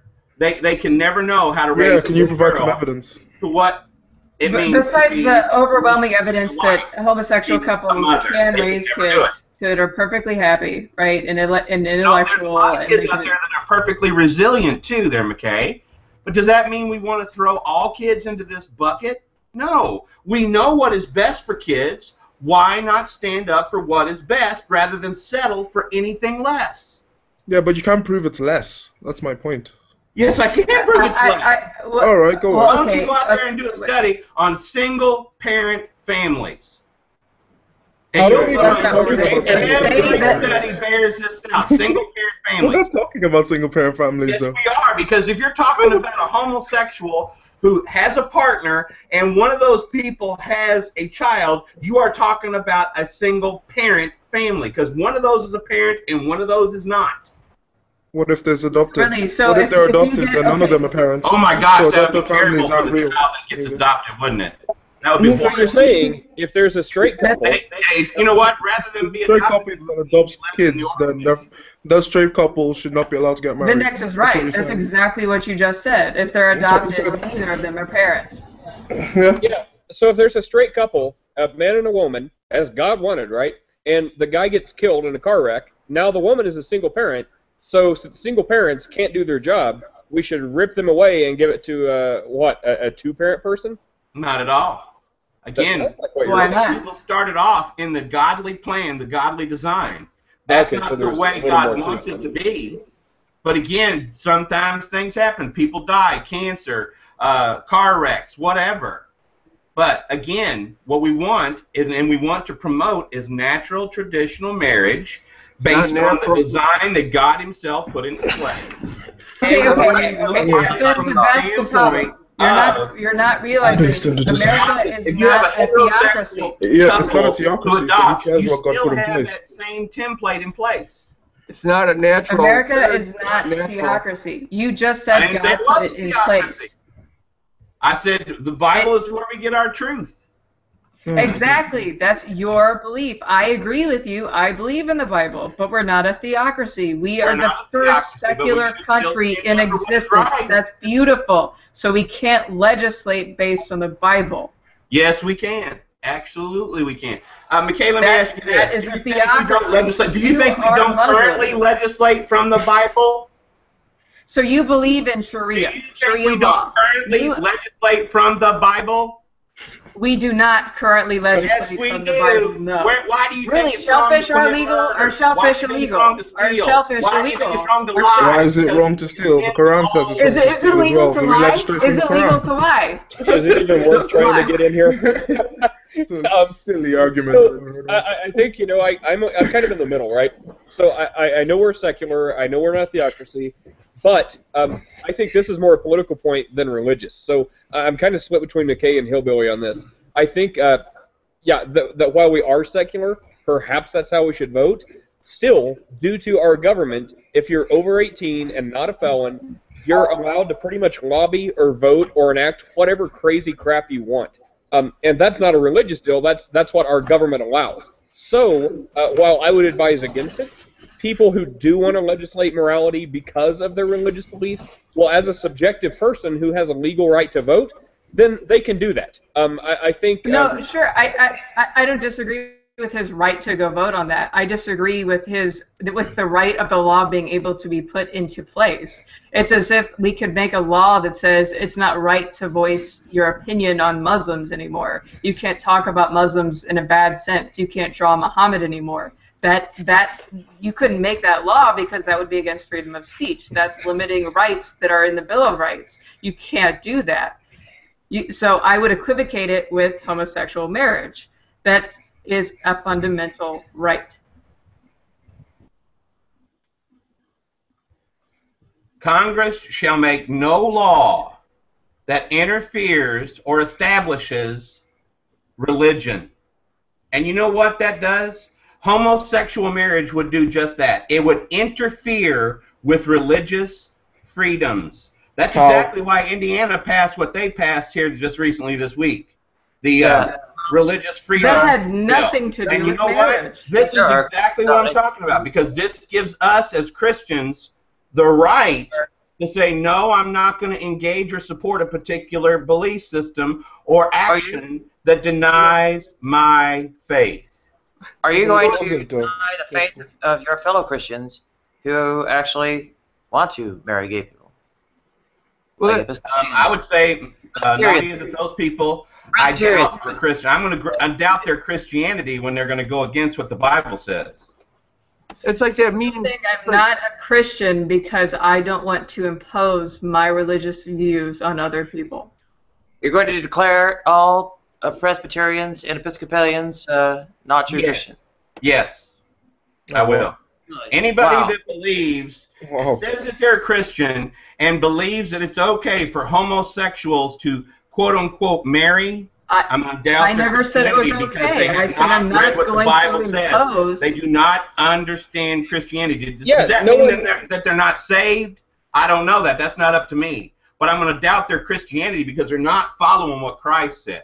Well, no one's necessarily saying that it's okay and the greatest thing since sliced bread. I think what they are saying, like my position, has nothing to do with I think gay is good or bad. It has nothing to do with that. It has everything to do with I'm not willing to force my beliefs on other people. I want to talk to them. I want them to come to see the light on their own. But even Jesus, right? He doesn't advocating forcing your beliefs on others. So that's my position. It doesn't mean I'm happy the world's going gay. It means I want them to make their own decisions, and I'm not willing to force my beliefs on them. That's all. Well, you know, that's really interesting position, but I'm going to tell you this. Why is it we should take that stance when we're not going to try and tell people the truth and quote-unquote force it on them? We're not forcing anything on anybody. We're speaking the truth. Yet they can force their belief system down our throats and say, oh, guess what? You don't believe the way I do? Well, you're a bigot. Well, you're a this, that, and the other because you don't believe the way I do. You know what? What happened to the word tolerance? The word tolerance allowing gone people out to the marry. window. The definition of tolerance has changed. It used to be that tolerant meant I let you live the way you want to live. I might disagree with you. We could have some good debate. Amen. You live the way you live, and I live the way I live. Now it means That's exactly what we're advocating for. wrong. Who is trying to make you get married to another man? I am. Trying to do it. I am. Come on. They're not trying to make you do anything. They just want you to treat them like you treat everybody else. Who's sending you the Why is that so bad? People that you will never meet want to get married. Why would you care? People are divorcing at high rates, and there's actual people who want to get married. What are you doing? Yeah. Before you start getting onto like opposing gay marriage, you should get on the in order to like save the sanctity of marriage, you should be going to like the Vegas places where you can get married in like an hour, no problem. And then people just get divorced like the next day. Like you should be trying to stop that instead of gay marriage if you have such a big problem with it. Well, there's a bit more than marriage. Well, I mean, for instance, the natural revelation by which Epi saw that, these things were, part of God's plan. The natural revelation, do you believe that God shows himself through nature? I think, like He's AFK really quick. Yeah, he stepped away from the keyboard.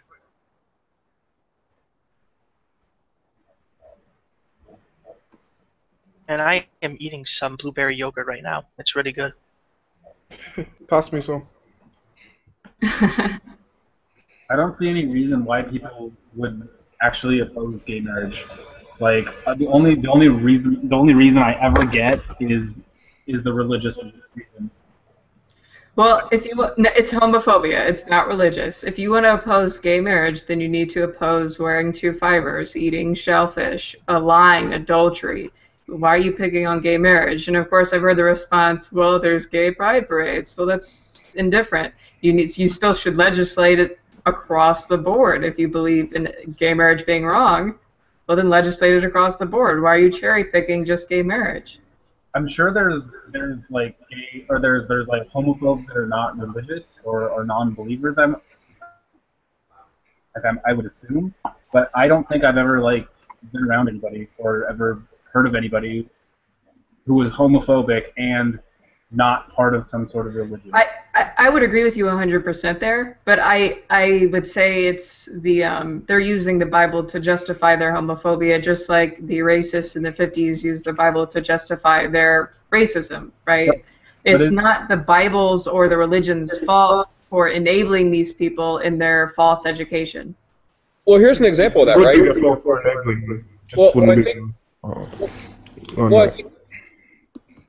I think, for a long time, the Bible was used to justify slavery, right? And when slavery was abolished, all kinds of people in the abolitionist movement, they used the Bible to justify ending slavery. So, they, used the Bible at one time for segregation, and then, through the Civil Rights Movement, they used the Bible to justify we're all one and bringing people together. So, yeah, it's definitely not the Bible's fault. I'd say it's how people use it, for their agenda or for what they actually believe it says. So, yeah, I think the Bible's just fine. The Bible's just a textbook. It's what people do with that, I think, that creates problems or harmony.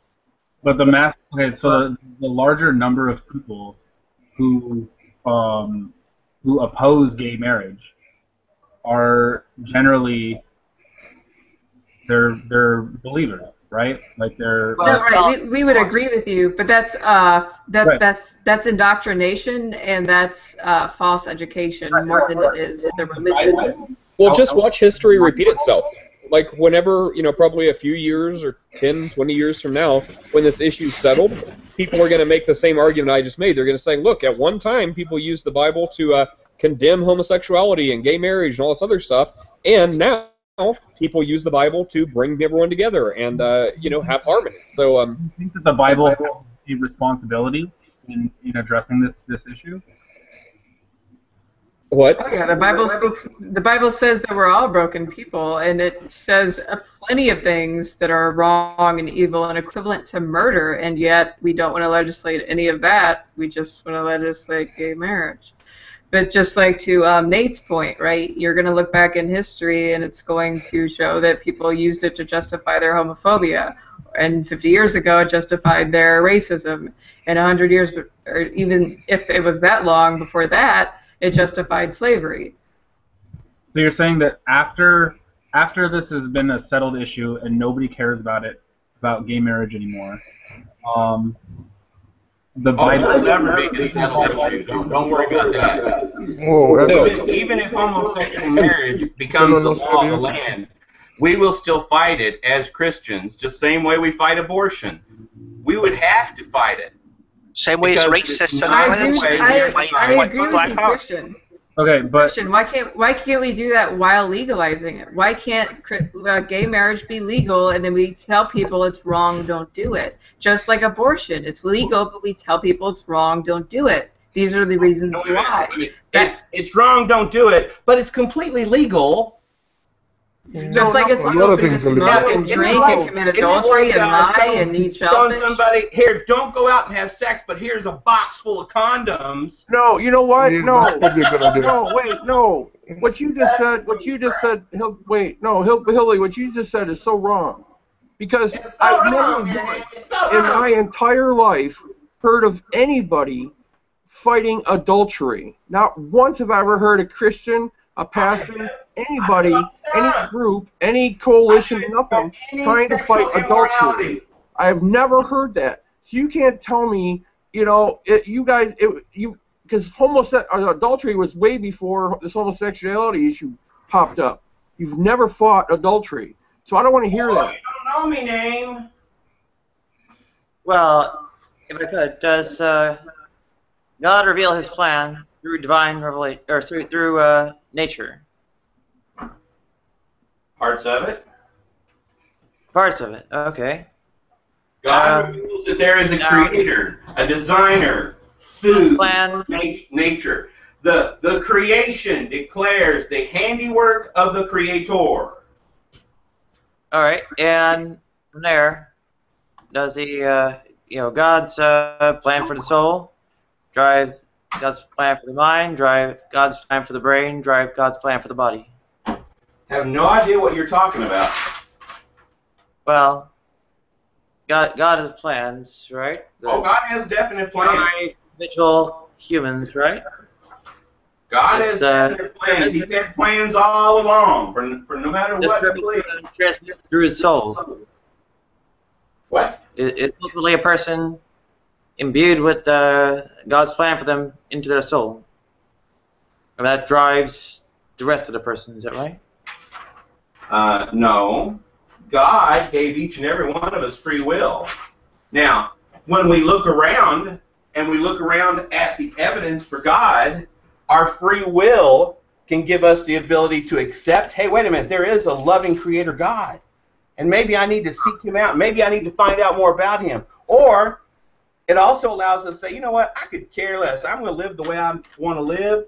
I'm going to live it to the best of my ability. I'm going to hurt everybody I can. I'm going to screw everybody I can. And that's the way it is. Free as the will might be, is not the nature of the will the person has part of God's plan for the person, right? Well, God has a plan for the person, absolutely. Right. But that does not negate God's free will. God giving us free will. God knows what you're going to decide. God gives you the free will, but He knows which way you're going to go. God made your will, right? It's like Jonah and God come and told Jonah, hey, Jonah, go to Nineveh, and preach the gospel. Jonah's like, I don't think so, God. I'm going the other direction. I'm going to go over here and get on a boat. God says, I don't think so. So He threw storms and everything else at Jonah and the boat. Well, you know what? Jonah got to exercise his free will, but God said, I don't think so. Here's what we're going to do. But even Jonah's will, which was, contradicted in that way, was an element of God's plan, right? Jonah's free will was an element of God's plan in that it shows us that no matter what, God is in control, the good, the bad, the ugly, and every place in between. And it allows us to be an example. See, Jonah now is an example that we use to this day. Why? Because he wanted to disobey God's plan, and God had other ideas. And so God's plan for the soul drives God's plan for the mind, God's plan for the brain, God's plan for the right? No. I have no idea what you're talking about, Nadia, and I truly believe you don't either. But the point is this. God's plan is not just for the soul. God's plan is for the person. God wants to have a relationship with each and every person, not just the soul, not just the body, not just the spirit, because we are triune beings. We've got body and spirit and soul.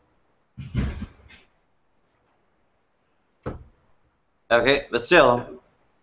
Now, when God has these plans for the person, are they shown through nature, through the person's nature, through observations we can make of, through, say, natural events, phenomena, structures, that God had a plan for the person? I have no idea what you're talking about. You're going to need to give an example. Well, when God plans to have, say, a conservative person, if God would have, a soul is conservative, into a mind is conservative, to a brain that's ultimately structured to have conservative thoughts, conservative mind. God gives us the free will.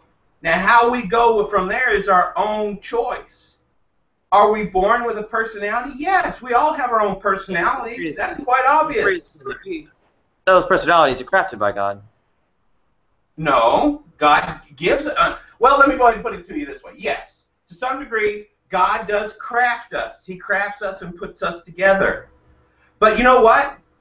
My personality, the person I am right now, is no different than the person I was back before I was an atheistic, hedonistic individual. I was outgoing, but I was doing it for the wrong reasons. I was trying to do everything I could to live that atheistic life, but my personality was the same. Does that mean that God designed my personality to be atheistic? No.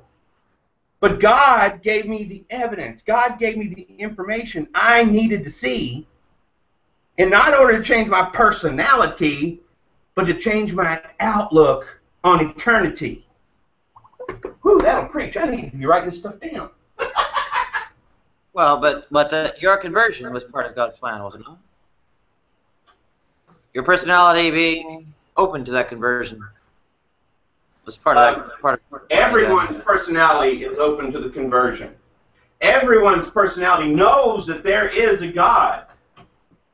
Everyone knows that there's a God.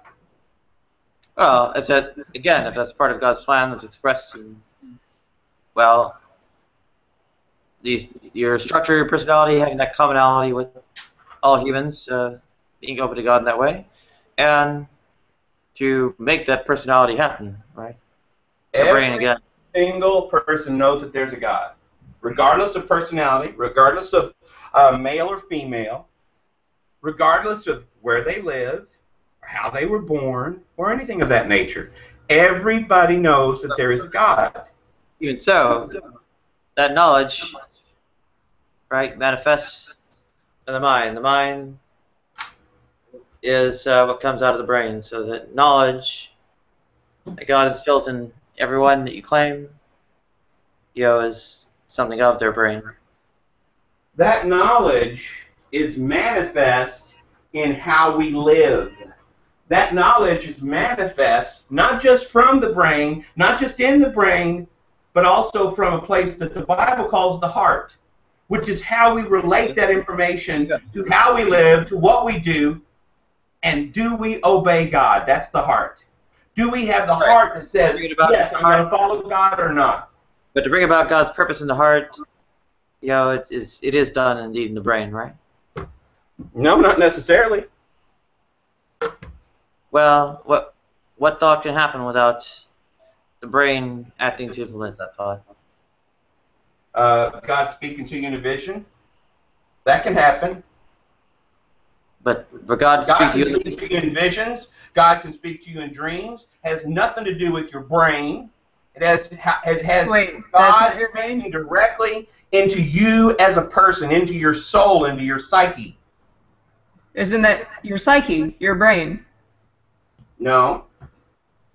Your psyche isn't a part of your brain. brain. Part of the brain, but it's not necessarily the brain. What? So, What's happening here? right, when that psyche is touched by God, right? That It can be, yes, that touching it of can the be. I know psyche, for a fact it can be. that touching of the psyche, right, has its expression in the brain, right? So that the mechanics of thought actually occur to align with God's purpose, right? Oh. Nadia, I don't know what you're getting at, and truthfully, I don't really care. But I'm telling you this right now. God doesn't have to go a certain path through the brain to get to your heart. Oh, God can put you through all kinds of trouble and tribulation. I've seen it happen. I've lived it. I'm seeing it happen with you. I truly believe that God is letting you go through this crap that you're going through right now, so eventually you'll see the bottom. And when you're at the bottom, you know there's only one place you can look? That's up. That's up to the creator of the universe. And it's either that or crawl into the grave. Those are your two choices. You don't know where I've already been. Meantime, Nope. I don't need to know either, Nadia. I don't need to know. The point is this. I do know for a fact, that God does allow people to be used in different ways in different circumstances. well, this natural revelation is that when God touches you into the brain or any thought, mental events, anything in the mind occurs, that it involves, that implementation as an event in the brain. Right? That is effectively a natural revelation. I have no idea, once again, what you're talking about, Nadia. Why don't you speak in human It's how, I can understand. it's how God expresses His purpose for each person. God has a purpose for each person. And that I can tell you without a doubt. Even the ones he knows will never accept him. God has a purpose for him. But again, it's not that God has to do these things, it's that God is seen to actually do them, right? God is what? As far as we can tell from looking at things happen the way God is doing them. Right? Well, and again, God allows certain things to happen, but God does not ordain everything to happen. Now, when it comes to people's having a purpose, every person having a purpose, see, this is why I don't know where you're going with this, because I'm trying to explain to you that God has a reason for everything that happens, even to those who do not believe him or in him or want to accept him or to deny him altogether. There's still a purpose. Pharaoh had a purpose, and he didn't believe in God. That's okay.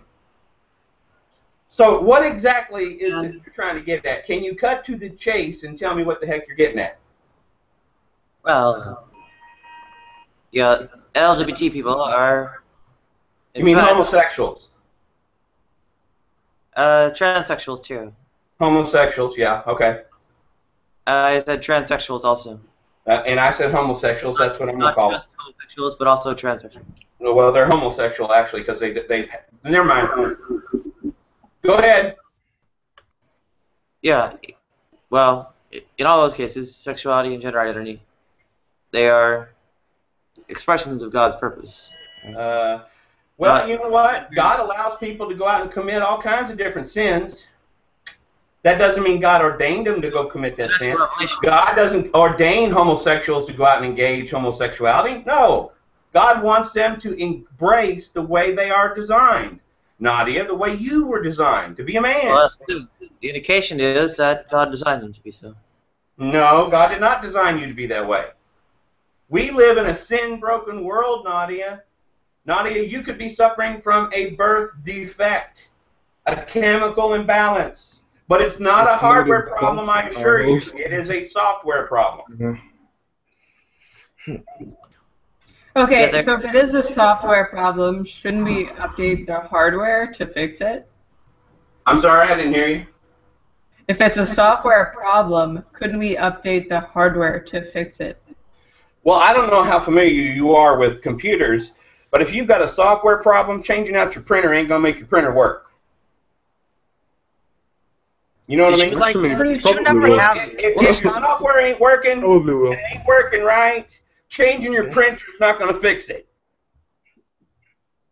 Well, I suppose the printer driver. I think that's where the analogy ends. Different printer would actually have working drivers. It would actually fix it, but okay. No, actually, it wouldn't fix it. I happen to know a little bit about it. Okay. Look at it from this. Look at it from the perspective that the software absolutely cannot be changed. You're stuck with this software, right? So now, if the software can't be changed, then you're absolutely stuck with the hardware you're using. Ooh! Why is that? Why are you stuck with the hardware That's what you've got, and it absolutely cannot be changed. Because then, if you change the hardware won't work because you're limited on your software capabilities. That's actually a good point. Actually, it is quite true. Yo, but did someone Hey, say something? Desert. Yeah. Yeah. Nadia's saying yes. Well, we have the natural revelation, right? That these LGBT people were made as they are. This is an expression of God's purpose. No, it's not an expression of God's purpose. It shows that we live in a world that God allows free will for people to engage in perversion, for people to engage in perverted behaviors, sinful behaviors, behaviors that God does not want us to engage in, but He will allow you to engage in. So He can then punish you for it. I mean, it seems like a bit of a loophole there. Not at all. Well, If He allows God you to do it and He's gives going to you punish the you for it. ability to choose to do something and then you do it, does that make you any less guilty of the act of doing it? No. You're still guilty. Well, you're playing a rigged game, though, aren't you? Like, a lot of people You're not can't. playing a rigged game. A lot of people You can can't say help but no. You can absolutely say no. Right, but for a lot of people, that's not as easy as saying no, is it? Oh, it doesn't matter. They still have the ability to say no. Just say no. Wasn't that a big thing a while back? And again, You already know what you're gonna do. Yeah, Jeremiah. know what you're gonna do. So he knows what decisions you're gonna make. Yes, he does. Yeah, right. So if he makes you, and he knows everything that you're gonna do. You're not really able to make a decision that he doesn't know about. Well, just because he knows in no way correlates to he forces you to do it. Well, he made you. He made you. And it does. It's not that you're forced into doing something. It's just that whatever it is that you do, he already knew that you were going to do it, and he knew that you were going to do it before you were born. So essentially, if you're an atheist and you just kind of keep going, and then you end up dying, and you're still an atheist, he made you knowing that you were going to die as an atheist so that you can go into hell. Does that mean he did not have a purpose for you? It would mean to me have a purpose for whole you? purpose, for the whole purpose that he gave me is so that I would just live my life doing whatever it was, and then when I died, I would go to hell. Like that's what. Well, that's also. Why would you go to hell? Why did you go to hell? Not because you didn't believe, because you were a sinner. No, because. No. You don't go to hell because you don't believe something. You go to hell because you are guilty of breaking the law. Which he you knew are guilty of sin and worthy of eternal death penalty. Which he knew I was going to be doing. Well, hold on. He created me. Like what you're saying, it has some validity, but keep in mind that's only one interpretation. Like there's another school of thought that says, God knows every possible outcome you could possibly do. He knows every possible choice, but until you actually make that choice, he doesn't necessarily know what you're going to do. So whenever you're attacking that, that's only one specific doctrine you're attacking. So, consider that there's plenty of other thoughts about God and what he knows and how he does things that don't even speak to what you're saying. Right, but I mean that's the thing about Christianity in general is that you can twist and warp so much, you can get so many different things out of it that nobody really knows what it actually is. The first part of that. Jordan, sorry. No, that was Jordan talking, wasn't it? Yeah, I was talking. Go ahead, Jordan. Oh, sorry. I might have lost my train of thought. Maybe that. So everything.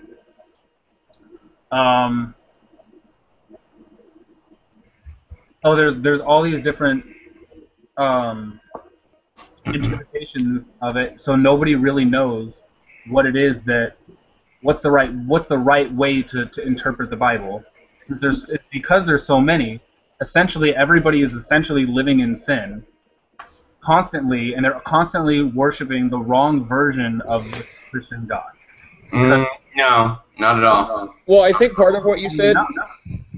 Well, part of what you said is true, but I think you're taking it way farther than it needs to go. I think it ends with, people interpret the Bible a lot of different ways and to say a lot of different stuff. But at least for people that actually believe this stuff, the things they're interpreting different ways don't matter. Like the one thing that everyone interprets the same way, otherwise by definition you're not a Christian, is the one thing that everyone agrees you need to get. So if you mess up, is homosexuality a sin? Is it not? Is it okay to vote in politics? What exactly is a sin? If you can pretty much mess up anything you want, as long as you get the one thing. As long as you believe, right? So as long as you believe, that's all that really matters. In a nutshell, yeah. I think that's oversimplified, but yeah. Who cares? So when you have all these people being like, you have to follow this, you have to follow this, no, you don't. Those things don't actually matter. The only thing that matters is that you actually believe. But where does that just get? That just gets you. Like you're just believing for what? For what reason? Hopefully because you believe it's true. You have no guidance. You have no actual guidance. That's not true at all. I feel like I have lots of guidance. I feel like it's all just everybody has something different about it. Everybody sees something different. Like you and the hillbilly are completely different. Completely different. Yet you guys are both believe you're going to go to the same place. And that he's like whatever. It doesn't really. He's like it's a big problem for him for gay marriage and homosexuality. But with you, it's not. So which one's right? You each have your own thing that you guys think is right, but all that really matters to you is that you just believe. And if you just believe, then all this like stuff about like making people like stopping people from or taking away people's rights and stuff, like you just shouldn't be doing it. Nobody should be doing any of that stuff because all you have to do is just believe. Right. Nate and I agree with you. Nadia, sorry, go ahead. Well, yeah. I think Nate and McKay are on our sides. And I guess what I'm hoping here is that, for instance, Jeremiah chapter 1, verse 5, right? Before I formed you in the womb, I knew you. The Lord says, right? Speaking Jeremiah. And likewise applies to the rest of us. That formation in the womb is natural revelation of God's purpose for us. And natural revelation that God knows you and knows what you're going to do, but that doesn't mean He is ordaining you to do something that is unnatural, such as homosexuality. That's not what it says at all. Right, but to Jordan's point, He has created you with this predestination. You don't have a choice. Sure you do. That's why it's called free will. No, you don't. Because if He makes... It's an illusion of choice. Choice is an illusion. If He makes you do it, or if he makes you with these, knowing everything that you're going to do, then you don't really, it seems like you might have a choice, but you don't see, really, because he you're not knows seeming what's to there to do. understand here that God is an omniscient, omnipotent God. Can I do something that God Anything does he not chooses know that to I'm do. going to do? So God, Some would say yes. to give us free will. That's part of his plan. He chooses that for us. So God doesn't know what I'm going to do. Sure he does. That does not negate his ability to allow you to be able to do it and still not mess up his plan. So I can do things that he doesn't know that I'm going to do. Nope. Can I do something that he thinks? Can he think that I'm going to do one thing and then I do something different? I don't know if you've heard me or not, but that would be a No. resounding no. So that it's extra clear, because that doesn't really lend to your argument. It doesn't really help you. Actually does, because when you have an all-powerful God, the God of creation, the God of salvation is omnipotent. He is all-powerful. Because he knows you're going to go one direction or another, does not negate his ability to allow you to make that choice. Welcome me, man. He wants me to make the choice of A or B, and he knows that I'm going to pick A, right? I'm not going to go into it just A, B, C, D, whatever. Just know this. God is omnipotent, he's omniscient, and he knows what you're going to do, and he allows you to make the choice anyway. Well, let's maybe focus less on foreknowledge as much as creative fiat, right? To the extent God creates our will, he also shapes and crafts it, right? Our wills have various directions to them. You know, like a vengeful person, a person who's a quote-unquote type A personality, a person who's maybe more loving and kind and calm and mellow. You know, those kinds of things God shapes, right? God gives us free will, Nadia. We've already had this conversation. God gives us free wills, and God gives us different personalities, yes. But does that personality make you who you are? No. Yes. No, it does not. Your personality is you, is it not?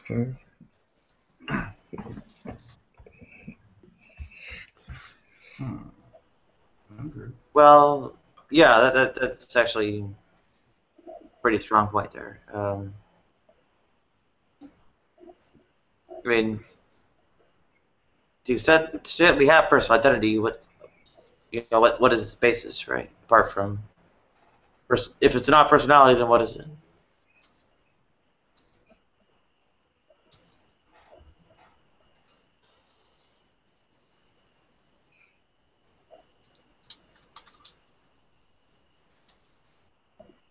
Who are we if not our personalities, then? If God didn't make us who we are, then, well, what did? Somebody's blending. Right. Who and what are we if not our personalities? If God didn't make us who we are, then We are a combination of all the above. We are our mind, our soul, our body. Because we are a triune type of creature. Our personality is not the only end-all, be-all of who we are. It's exactly who we are. It is exactly who we are. You are your personality. We are. Exactly, thank you. Thanks for repeating. Well, personality... enjoying your deep voice there. Thank you very much. It's exactly who we are. Personality. I couldn't disagree with you more, because we are who our heart tells us to be, not our mind, not our personality, but the whole conglomeration of everything that makes us us. How is the heart Alzheimer's? From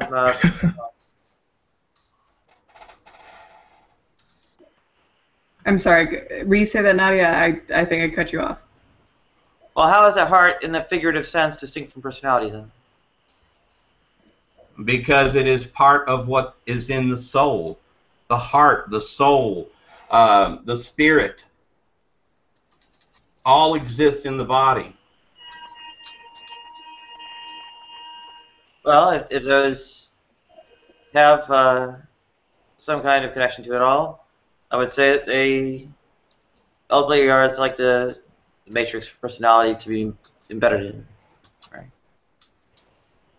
And personality is integral to you, that personal identity, right?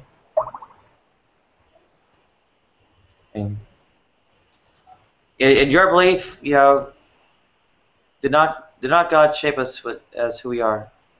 Did not God shape our will, our personality, our desires, our hopes, our dreams, our lovingness, our vengefulness, our In Jeremiah, what was that scripture you just read? Jeremiah chapter 1 While verse you were in the womb, before you were born, while you were still in the womb, what's it say? I knew you. Yes. So, does God force us to go down a particular path? Force us to be a particular person? No. But He knows who we are intrinsically, better than we know ourselves. But immediately after it says,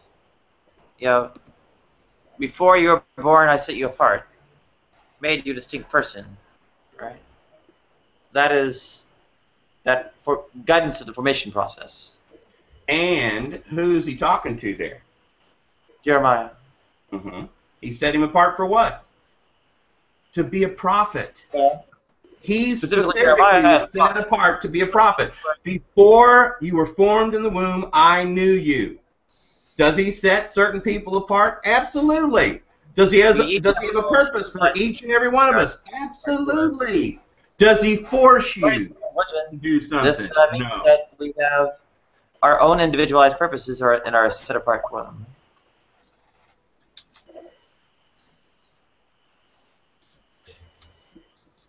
The statement does universalize.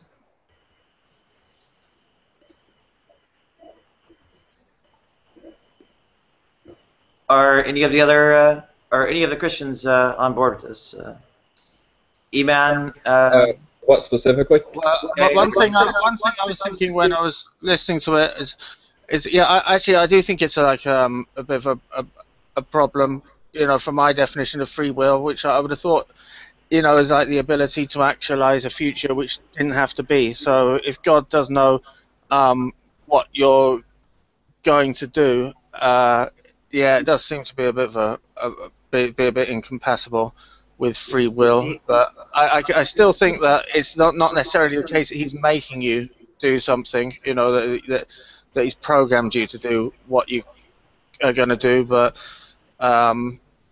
yeah, one thing I was thinking of, maybe the those Frankfurt examples were kind of relevant, like those those thought experiments, like the guy who freely choose to vote one way without knowing that there was a switch in his circuit in his brain which would force him to change his mind and vote the other way if if he hadn't freely chosen to vote first place. So, the typical resolution actually involves the foreknowledge not exerting causal force to determine it, right? Yeah. The creative fiat does shape things somewhat, but on the other hand, it's not fully determined, right? Wasn't the con having the tendencies and the and all that built in?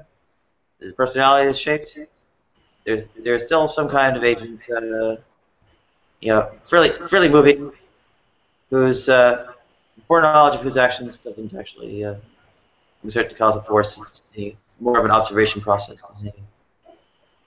of the eventual sort of ricochet of the creative fiat, right?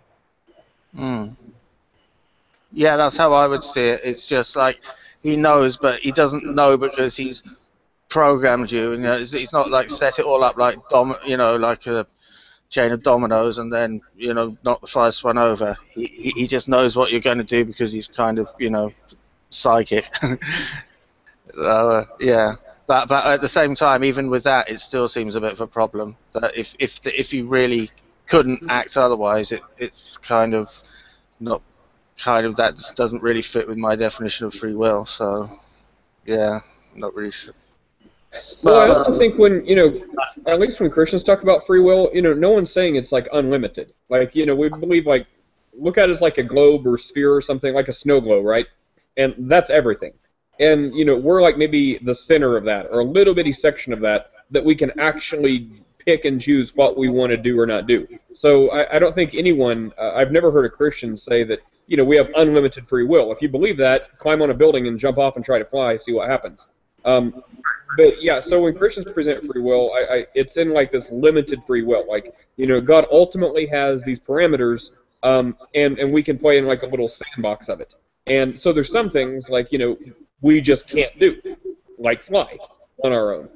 So I think that's how. So like, but I think that's a different issue, really, to be honest.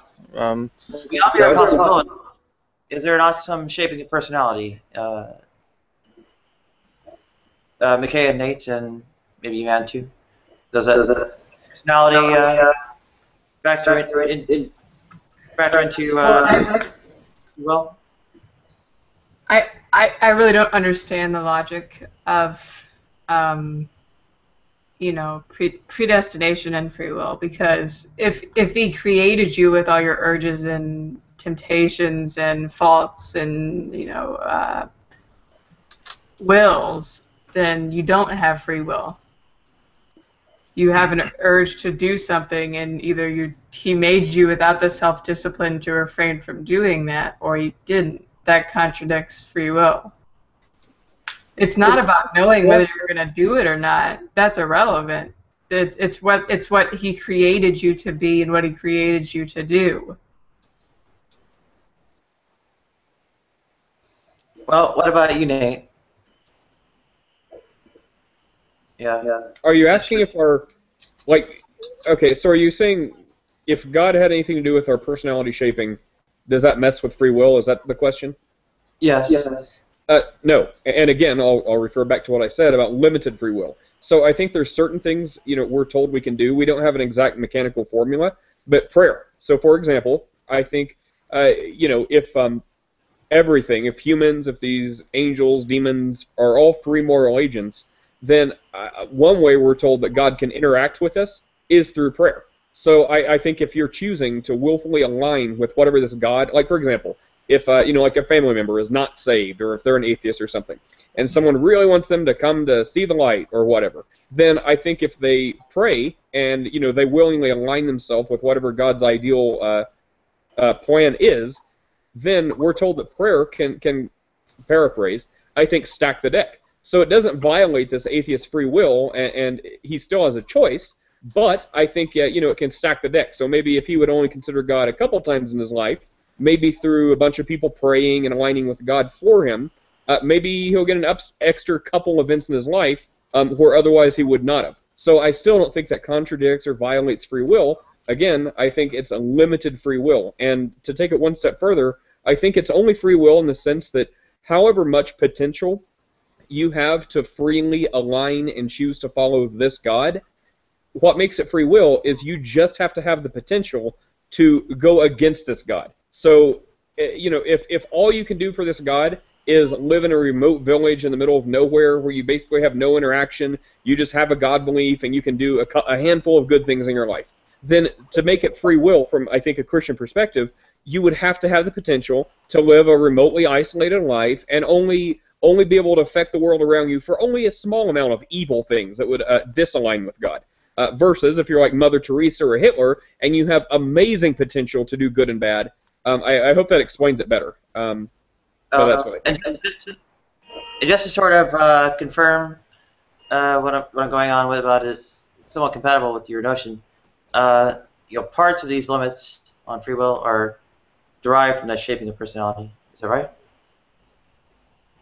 I mean, there's still freedom. Yeah, I can go with that. The shaping of personality factors into it, right? Is that right? Yeah, and I think all kinds of things can do that. Like I think, no, down, demon dog. See, my dog had the free will to see another dog on TV and go crazy. He had the same potential to shut up and be a good little dog. Anyway, but yeah, that's what I'd say. So I think your personality shapes. I think you can shape your personality. I think other people can shape it. Events can shape it. Climate control can shape your personality. So I think there's all kinds of stuff that can shape it, but ultimately, you have a choice. So even, I think your conscience comes into play too, right? So like I think in Romans 14, at the end of it, Paul talks about this. He's like, ultimately, this is relating to sin, but he's like, if you do anything that violates your conscience, that's sin, not necessarily because of what you're doing, but because you went against your own conscience. So even if your personality says, well, I shouldn't do this, and it's like, you know, normally if it was like at a scale of 2 out of 10 that you shouldn't do something, but now it may be a 9 out of 10 that you really don't think you should do something, ultimately it's still your decision to pull the trigger and make your final choice. No matter how much the deck is stacked against, unless God is like divinely forcing something on you, from my perspective, a Christian perspective, it doesn't violate free will. Okay, so Jim, the kind of thing I was proposing to Nate in terms of this personality shaping factoring into the will, is that understandable to you? Is that something you could agree with, given that you know, Nate finds it consistent with his Christianity? Well, I heard what Nate said, and I don't overtly disagree with everything that he said. I don't overtly agree with everything that he said. But I've made it clear what God's Word says, is that, again, we are designed with a certain personality structure, if you want to go that way. But that personality does not make us who we are. No, I will say this, and I'd forgotten all about that part. Nate did mention that you know, our experiences make us a portion of who we are. That's quite true. So it's not just any one thing.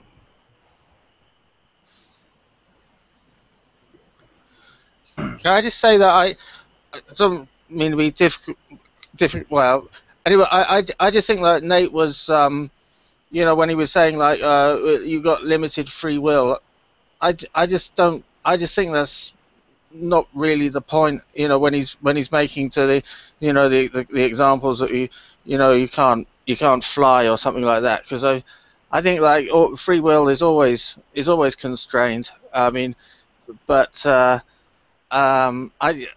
so I don't think that if you could do absolutely anything whatsoever, or be absolutely anything whatsoever, you know, there'd be anyone to have the free will. So I don't know. I just don't think that sort of just saying that it's you got limited free will sort of gets around the problem, really. Because I mean to me the problem is that yeah, you know, if you've got like, if you can do something, if you can't do other than what you do, because God knows what you're going to do, then you haven't got the power. It seems that you haven't got the power to, you know, actualize a future that didn't have to be. So, you know.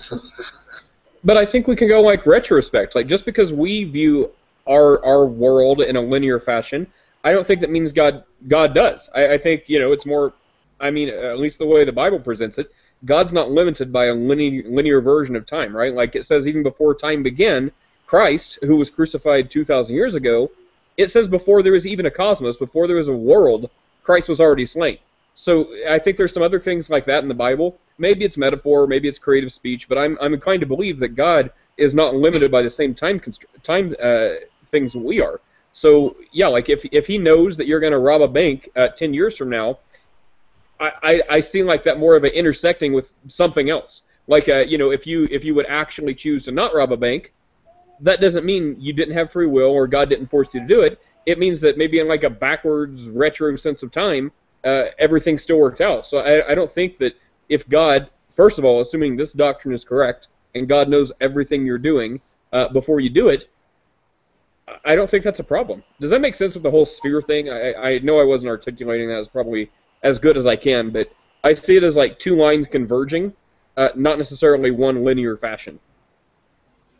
Yeah. Well, I'm not saying that there isn't a way around it. I was just saying like the fact that choice is always sort of like bound by constraints is, you know, not not the way around it, because I mean it is by definition, if that makes sense. But choice is by definition it's kind of constrained, I think. But yeah, I didn't quite understand what you said, but that what you're saying seems to be a different argument, and I think there may be another argument that works. Yeah.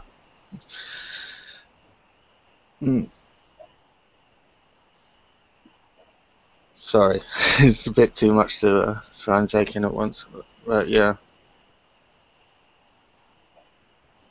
But yeah, did you see what I was saying? Just the fact that you can't fly, doesn't really, don't know, it just didn't really seem to be an answer to it. But yeah, you seem to be saying something different now. Well, yeah, and I get the not flying thing, but I think by the time we get there and real world choices like robbing banks and stuff, even I think that's already beyond where a Christian interpretation of free will. I really think to boil it down to the lowest common denominator, I think free will means basically however much potential you have to align yourself with God. I think in lay terms, believe in Christ, willing to follow Him, versus not. That's free will. So we can nuance it out farther into other aspects, but I really think it ends and begins and ends with your ability to follow this God or reject this God. But that just kind of brings into that kind of shows the problem of how God knows everything, right? Well, there's two things, right? So one, if God knows everything and He already knows whether or not you're gonna choose Him or reject Him, then that makes me think of the verse where it says, some vessels I create for honor, some for dishonor. So then, does that mean God went ahead and pushed the create button on atheists, knowing full well they're going to be lifelong atheists and ultimately reject Him? Then it becomes, well, are they going to burn in hell forever? Or if annihilationism is true, then no big deal. They serve their purpose, and now they go poof, and they're fine with that. Or if there's some purgatory where they learn their lesson, and now they get to go with all the other Christians. So there's really a lot to that, and I don't say that to be confusing. I say that to just say, don't connect the dots like that's the only way to connect them. So, and then the other one is, well, maybe God knows every conceivable outcome you could do, but He ultimately doesn't know what you're going to do until you do it. But because He knows every potential thing you can do, He's prepared for it. So as you make your choice, then God reacts accordingly. So I think there's a whole lot of stuff, and that's why, I try to point this stuff out. Because a lot of times it's like people will be too black and white when there's a whole lot of gray area. So, if you just take one example, you can make God look like, an amazing, awesome superhero. If you take another dogmatic approach, you can make God look like a moral monster. If you realize that there's a whole lot of different, ways to connect these things, then I think you get a middle of the line kind of straightforward approach. So then the question becomes, what's true? What's the most accurate? We can make God look evil. We can make God look amazing. We can make God look in the middle. So what is the most accurate representation of truth? And since no one in thousands of years has any better handle on which exactly is true, we can only go with what we believe, with what we're convinced is true. So everybody just has a different view of it. Everybody is just where you have one on the far right, on the far left, and kind of in the middle.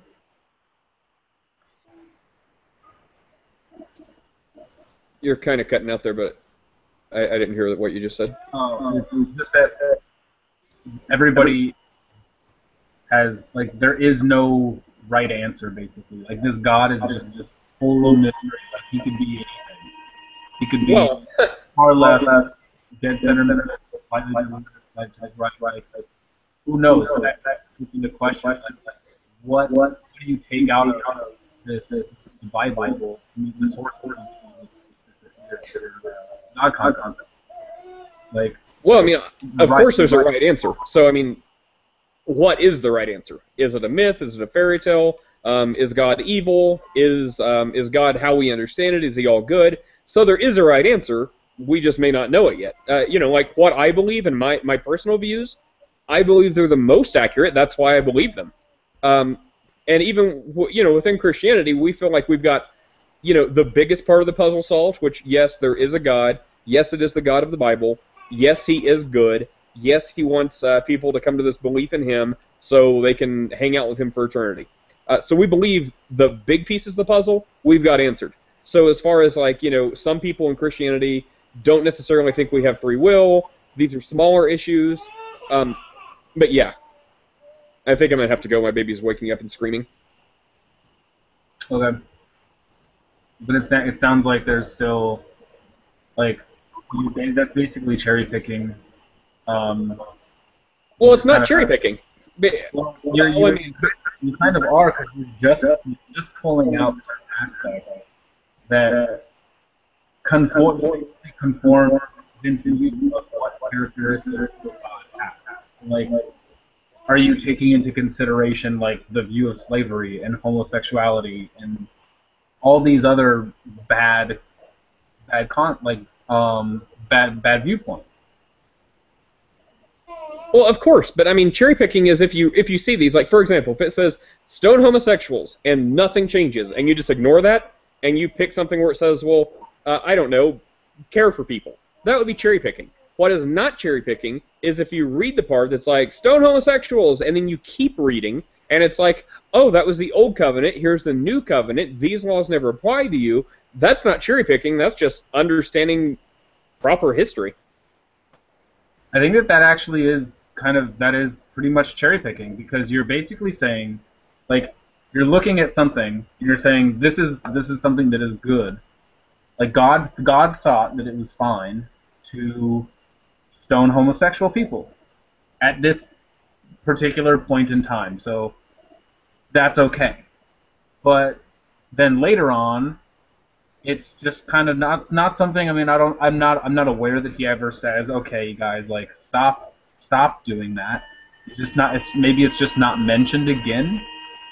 But it's not really particularly helping or clarifying the position. It's still something that's bad. It's still something that he condoned. So what's the? I don't see how. And then there's he's never changing. So does that mean that he always feels that way? Maybe it just doesn't. It doesn't apply to one group of people, but it does to another group of people. It's all so all over the place. Well, the only reason it's all over the place is if people just cherry pick and just open the book to random spots. Someone once said, why do we just open the Bible and start reading in random places? They're the only books you do that to is the dictionary and encyclopedia. They're the Bible's not either of these. It's written as a book. So if you read it as a book, you start at the beginning and you end at the end, then you'll get a cohesive understanding. If you just opened a Harry Potter book and started reading in the middle, you'd be thoroughly confused. And I am going to have to go after this. Baby's getting crazy. But anyway, so that's what I'd say. If you start at the beginning, I'll paraphrase this quick. So start at the beginning. There's Israelites, right? They're God's chosen people. He gives them 613 laws. Among them is homosexuality is abomination. And all we have in our Western translated Bible is the bullet points. Just the 613 laws, nothing else. The observant Jew would tell you, you absolutely never do anything, not even in Hebrew, in the Torah, based on these 613 bullet points. They have this Talmud, right? It's this Jewish book of law, and it was oral tradition before that, and it specifically tells how to interpret each one of these laws in amazing detail, crazy detail. So, anyways, if you ask a Jewish apologist, for example, they'll say, look, if someone is engaged in the act of homosexuality, the law is you stone them. What actually has to happen is this whole litigation and legal procedure. Basically, it requires, and this isn't, I'm just parroting what a Jewish apologist would say, because this is kind of their stuff. Anyway, but they would say that if you basically walk on and see two dudes doing it, then you have to leave them, go get a witness, come back with that witness. Both of you have to see them doing this at the same time. So if they've stopped, that doesn't matter. They have to still be doing this. You have to basically give them a cease and desist command that's hey, stop this. This is bad. This is wrong. And if they stop, then forget it. Nothing happened. if basically the only way this can be carried to like a council or tribune or whatever is for them to say, F you, we know the penalties, we're going to do it anyway, go do what you got to do. At that point, these witnesses and people would go to the council, tell them what happened, they'd bring these people before them. So anyways, it's like this legality stuff that would pretty much rival any system on Earth today. That's what a Jewish apologist would say. I'm inclined to believe them, not that they're 100% right in my eyes, but a lot more than, if there's a gay dude, kill him. So I think that right there is going so much farther than just cherry picking. Anyways, but it has been a good conversation, but I do have to go. This baby needs food or something. Babies need Okay. everything. Or an atheist to chew on. All right, see you guys later. That's too good, Nate. Take care, guys. Wow. See ya. Bye. MK, hey, can I join you? That's still like just taking. That's basically like taking one look at it, and then like taking a bad thing that's really really bad, and then kind of stretching it a little bit so that it's like it's still pretty bad, but it's not as bad, but it's still pretty bad. Like that doesn't really solve the issue. Conquest Lives got it. It's apologetics, I guess. Granada Disforgna.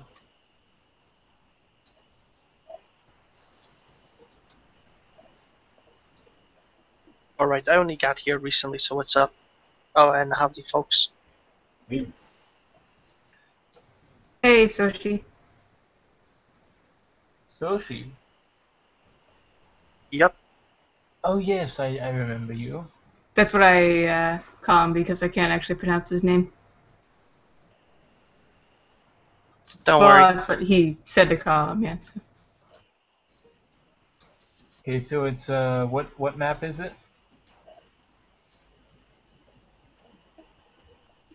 Let me see. Oh, I know what that is. Okay. That is, what is it called? Golden, whatever, Railway.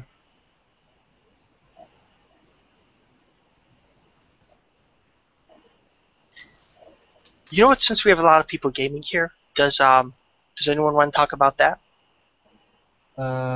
Sure. All right. There's something I've thought about, and I've wondered, what do you guys think the games would look like coming out of Bollywood if India ever entered the AAA gaming market? That would be interesting, like a Bollywood. I think they would look the same. Everybody would Like- just stop and start singing like halfway through it. Yeah, like Call of Shiva or some shit. Like, it'd be pretty cool. Oh my god. It'd be pretty interesting because then you wouldn't just have one gun; you could have like 6 guns on the screen because like all those gods have like fucking like 6 arms on this. So. Pretty interesting. Yeah, because they often have something where they transition between genres. So there will be if it's a horror movie, underlining there will always be a horror theme. But 1 second they might go noir, then they might go musical, then they might go drama, and that makes me think, how would that translate into games? Would then they go strategy? Now it's first person. How would they preserve that type of style? Every game would be like Spore. That's actually a pretty good reference. What is Spore? Is it like The Sims meets Command and Conquer or something? Like... Kind of. It was done pretty bad. So, I mean, it's not that fun of a game. But yeah, you like create your evolutionary little people, and then it starts as like a 2D game where you eat like little, dots and stuff, and then you grow bigger. So then you eat bigger fish, and then you grow into an actual like 3D person, or not person, but whatever creature you created. And then the game just grows from there, and eventually it's an RTS, and then eventually you go into space, and then, but it really wasn't fun to play. Yeah. Yeah, You basically, I remember the release for that. was it the same people that worked on Sims, or was it a different group of people? Yeah, it was. It was Maxis. Yeah, they eventually they made it a bit better. They had an adventure pack where you could actually leave the spaceship and you could shoot people with guns, and that made it a bit better. But it was kind of tedious. Once you reached space, there was no point in really playing anymore because it became too tedious.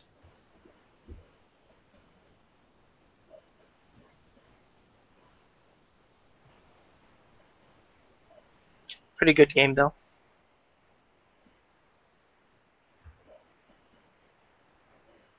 E-Man, by the way, that's the username.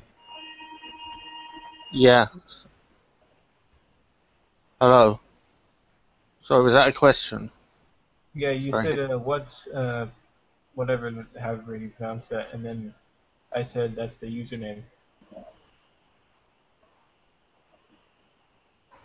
Sorry, I'm a bit half asleep. I said something and you said that's a username. Yeah, that's the username of MK. You wrote in the chat. You asked what's Penstucky or whatever. Oh, I see. Oh, sorry. Oh, yeah, yeah. Yeah, Okay, thanks. Pennsylvania. Yeah. So they keep you awake then?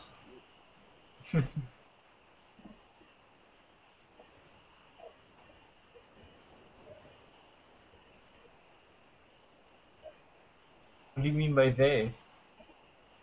Well, because I thought that McKay said that Pennsatucky is my Addy. Because like Nardi was talking about it, I thought that was like a slang for Adderall, but I probably got the wrong end of the stick. Maybe it is slang for Adderall, but I meant username like address. Oh, I see. Sorry. No, you're fine. That is pretty funny. Yeah, unintentionally, but I'll take that.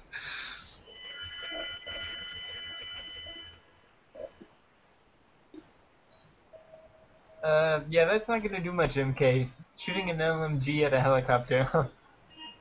Dog, it's not about the helicopter. It's about those a-holes shooting out of it. Hashtag sorry, not sorry.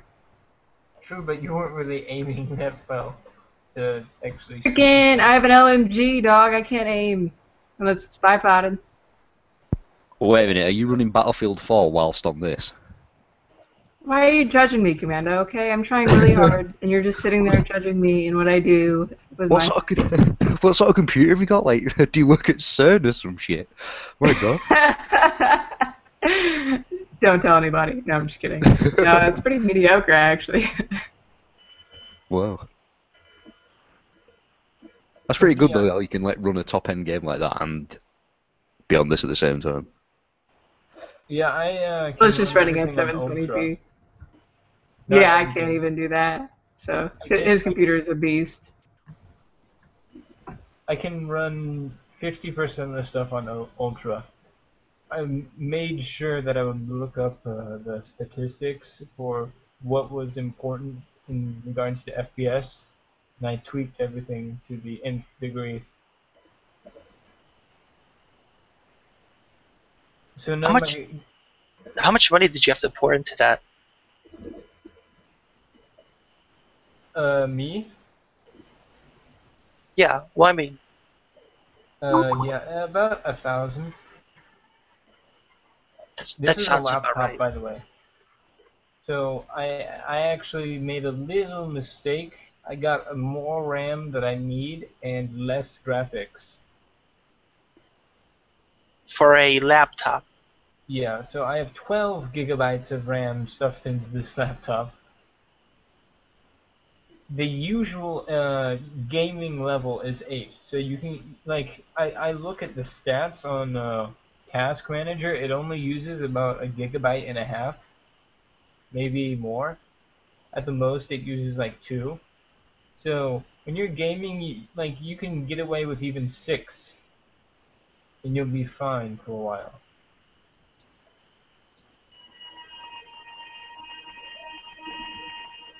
Like, a lot of people think you need all the RAM, and RAM makes all the difference.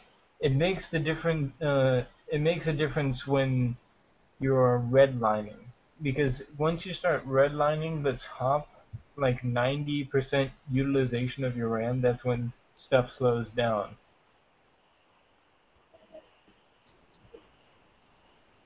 Can't believe you got it for a laptop, though. I'm in school, so I transport it and whatnot, and I do 3D rendering and modeling and whatnot. Ah, all right. So it's justifiable. You know, I was thinking about getting a maybe not a flash drive, but an external drive for so I could just plug it into any computer I go to in the library and just use them. You know what would be really worth it? Get an SSD that's external and do that. Because if you have an SSD that's external, you can make any computer all so much faster. Because it's able to read and write stuff just super insanely fast. You know what? They actually got quite a few in my price. Actually, they're all in my price range, but for a cheap person. If you're looking for space and like a large amount of storage, then go with a regular hard disk. If you're going for speed and performance, then it would be a good idea to go SSD. Most people who spend money on their systems, their computers, they get both. They get a very small SSD just to run the operating system and get a regular hard disk for everything else. Hey, Von. Hey, McKay, who you killing today? Nazis. No, I don't know. I think Russians or something. On this map, it's Chinese versus Russians. Ah, alrighty. I'm killing Chinese. Easy peasy, right? They Fight that would never happen. A fight? What? Whoa! You think the Russians and the Chinese would never fight each other? Ha ha ha! They hate their guts. They hate each other's guts, dude. The only reason they ally is because they hate the United States more. That's the only reason. And America's not going anywhere, so that's why they never fight. We'll outlive them all. I wouldn't be too sure of that, actually. America's pretty much toast as it is. It wouldn't take very much to pretty much end the United States. We are but a shell of our former selves, guys, and that's the truth, sadly. I'd have to disagree with that. I think that this is just a slump on the road to greatness. Yes, okay. I'm, you know, hey, don't get me wrong. I mean, I like your optimism. The problem is that it's totally and completely unfounded. But I do appreciate your optimism. But there's absolutely no foundation for it whatsoever. We are what, close to 20 trillion in debt now. The Rothschilds and Rockefellers pretty much own us. And what they don't own, the Chinese do own. We're dead last in literally everything, especially trade. Yeah, we're pretty much done. We do excel at military spending. Well, the Russians and the Chinese could actually give us a run for our money on that one. No pun intended. But no, I mean we're a slave to the international banks and the international corporations, and you know, we are no longer a free people. We're no longer a free country. Now, if at some time in the future the people of Earth rise up and throw off the elite families, then we can be free again. Until then, no, we're pretty much. Screw international banks. Just look at the Federal Reserve. Yeah. Federal Reserve. Yeah, it's not federal, nor does it have a reserve. It's the number one oxymoron in the world. Run by Jews. All run by Jews. They're now careful. The Bible says they're not Jews, but they act like Jews. Okay, so be very careful of that. They're not really Jews. They're not. They have Jewish-sounding last names, but they did that for a reason. They did that so that when we got... Listen, they did that so that when you get pissed off at them, you'll get pissed off at the Jews and want to kill the Jews. That's why they did that. That's why they point the finger at the Jews every chance they get. That's why they're trying to destroy the nation-state of Israel as we speak. That's why they side with Muslims. I mean, yeah, of course they hate Israel. Of course, they made it. They made it. Rockefeller. I don't understand how you can say that the neocons are like not sympathetic to Israel because. Who do you think? Whoa! Hold it. Who do you think funded Hitler, guys? The Rothschilds and Rockefellers funded Hitler. No, it And was what the did Hitler Arabs. do? It was the Arabs that funded the Nazis. It wasn't the. Rothschild and Rockefeller funded Hitler. They also funded Muslim. I think there's evidence that Wall Street funded both the Bolsheviks and the. And who owns Wall Street? And who owns Wall Street? Rockefeller. Thank you very much. Okay. And Well, it's J.P. Morgan as well at the time. Well, yeah, J.P. Morgan's in there. There's 13 families, and they're all, they're all tight as anything, and that's. But yeah, they're all in there together. That's their thing, man. They like pushing buttons and starting wars and getting millions of people killed for absolutely no fucking reason whatsoever, other than their pure plain delight. Simple as that. They're sick SOBs. Plain and simple. Rewinding that a bit, back to the debt clock. As long as we can pay it off, the amount of debt we accumulate doesn't really matter. It could be $1 zillion, but if we can pay off $1 zillion, it doesn't really matter. Though I do agree with you that the Federal Reserve was a bad idea. Giving someone else the ability to print our money was obviously that doesn't make much sense. Lord Rothschild said, "I care not who makes the laws, as long as I can have the money," and something like that. And he's quite correct. As long as you got the money, you can pretty much set the laws, really. Yeah, I don't even like the arguments that people use for it. That they say that somehow we need a Federal Reserve. We need somebody to determine the printing of our money, because it would make inflation unstable, and it would, affect the economy negatively. We don't need inflation. We don't need interest. We don't need inflation. We don't need insurance. We don't need credit. We don't need any of that shit. Okay, we don't need credit, Von Helton. So credit's a good thing. Everyone's supposed to buy everything on cash or hard currency. Incorporated. Before the Federal Reserve came along, we had nice things. We did. We had nice things before 1913. So why do we need fucking credit for? You don't. You don't need credit. You work hard. Because credit allows you to get more. It allows you to have. Credit allows your money to go further. Credit allows you to get into debt. Okay, but Absolutely getting into correct. debt isn't a good thing. It's a bad thing. See, if the government adopted a Indentured servitude. Yes. Sorry, Matt. if the government adopted a different strategy, a strategy that actually works, we might be able to overcome this.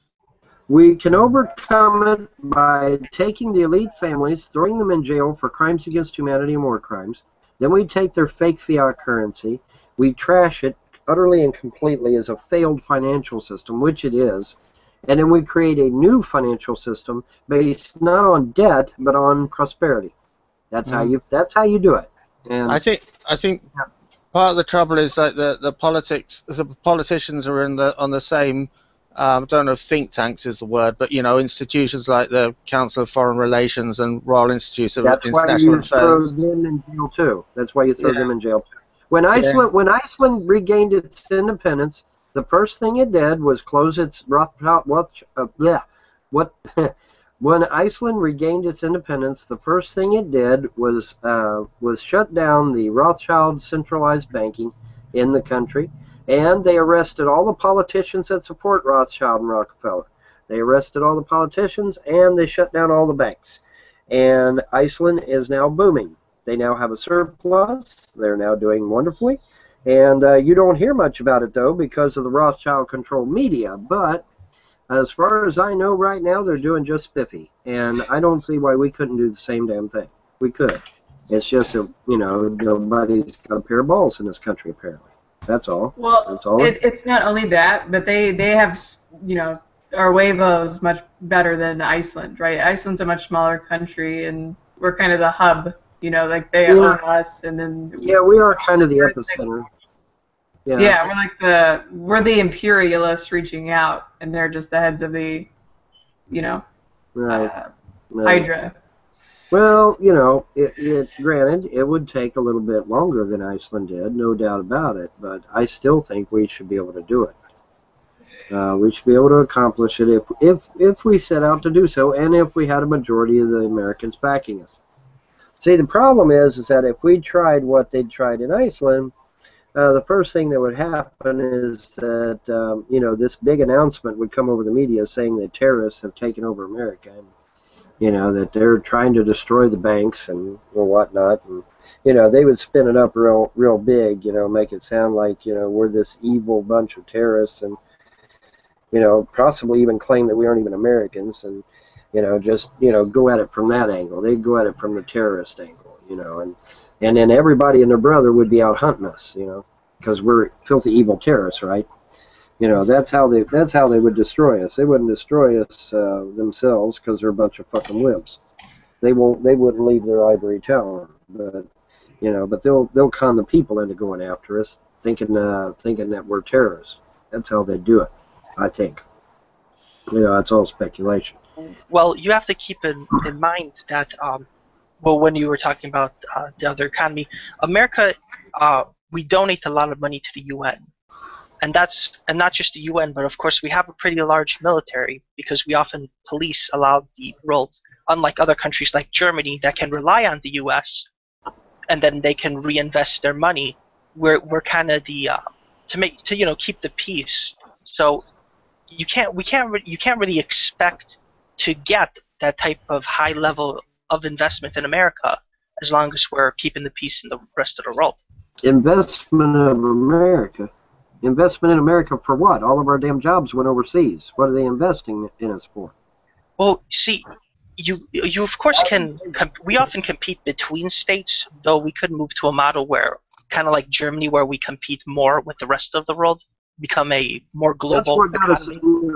With all due respect there, so that's what got us in the problem we're in right now, is trying this globalist bullshit, which has never worked in human history, and it sure as fuck ain't working now. Not only is America in debt, but now most of the world is in debt because of this stupid globalist ideology that says we all got to trade with each other, upside down trading, and other stupidity like that. No, that doesn't work. Yes, trade is important. I'm not disputing that, but upside down trade is ludicrous, and that's unfortunately the type of trade that we see ourselves in at the moment. We need to revisit all of the trade agreements because they're all skewed, every single one of them. And we need to revisit all the trade agreements. We need to revisit anything and everything that has been touched by the elites in any way, shape, or form. And we do them so that it benefits the actual nation involved instead of Rothschild's bank. I'm getting tired of the Rothschilds getting rich while we get poor. That's getting old real fast. People wouldn't be trading if they weren't getting some benefit. This idea that somehow trades among the world are skewed, or that people are getting the bad end of the stick, is just perspective. They wouldn't have been in those trades in the first place. Hey, feel free to enlighten me. I mean, you know, I watch Barron's every now and then, and I watch the trade runs and stuff. But hey, I might have missed something. What is it that Germany would benefit from us at this point? We have nothing. U.S. Steel. Of course, why we'd have to. That's why we'd have to reinvest. More importantly, things like genetics are still a place that we could enter in. What is it? Aerospace is a place we can also, if we keep finding. Yeah, but as soon as any industry gets, I don't know, developed enough, it'll just be sent overseas, wouldn't it? Basically. Right. Exactly. Hey, at least it'll be a fun ride till we get there. Well, that's the problem that we face, gentlemen, is that the only one that's really benefiting from us going back and forth is the banks. And the sooner people realize that, the better. And people are starting to wake up, thankfully. but I don't know if it's fast enough and soon enough. I hope it is. I heard that this was all like in the pipeline, since after the Second World War. It's like the GATT treaties, isn't it? The General Agreement on Trade and Tariffs, but Yes, they've had a lot of this shit in the works for a long, long time. They're very long thinkers. They think ahead by several years, and you wouldn't think it would be possible because you would think that their offspring would say something or their offspring would actually disagree with them on something. No, no. If their offspring disagrees, they get put to death. So they're not going to disagree with anything. So. How is it that Rothschild can do anything he wants and never get audited, never get put on trial? Nothing, never, nothing, ever. The Federal Reserve has never been audited, ever. Look it up; they've never been audited. So it's interesting that if you have enough money, you can literally get away with murder. Isn't that great? Well, that implies that they did something wrong. Or They could have did done do something something. They did do something wrong, sir. They usurped the wealth of Europe. They literally lied about the Napoleon War and took the money from the people of Europe. That is a And where crime. did that money go? It went right into the Rothschilds and Rockefellers' pocket. That's what it went. Well, I mean, where's that money circulating? If it's out, if it's from European hands, who's benefiting from that money being in circulation? Rothschild is benefiting and has been benefiting for centuries. They were able to get these war bonds or whatever it was for literally pennies on the buy them back for literally pennies on the dollar. Because they had been convinced that Napoleon had won the war. And so they gave up all their wealth to the Rothschilds. That's a fact. That's not my opinion. I didn't pull that out of my ass. That's real. You can Google that shit. The people of Europe gave up their wealth to Rothschild, thinking that Napoleon had won the war. And it turns out, oops, Napoleon didn't win the war. Oh, too late. You done sold all your shares of stock, all of your bonds, all of your precious metals to the Rothschild family. Too bad, so sad. And so, yes, it was a theft. I mean, I'm sure they'll try and claim it wasn't a theft, but it was a theft. They literally stole from the people of Europe. They didn't get their wealth by honest means. They didn't get their wealth by working hard like you and me. They got their wealth by deceiving the people of Europe and taking their money. And that's not right.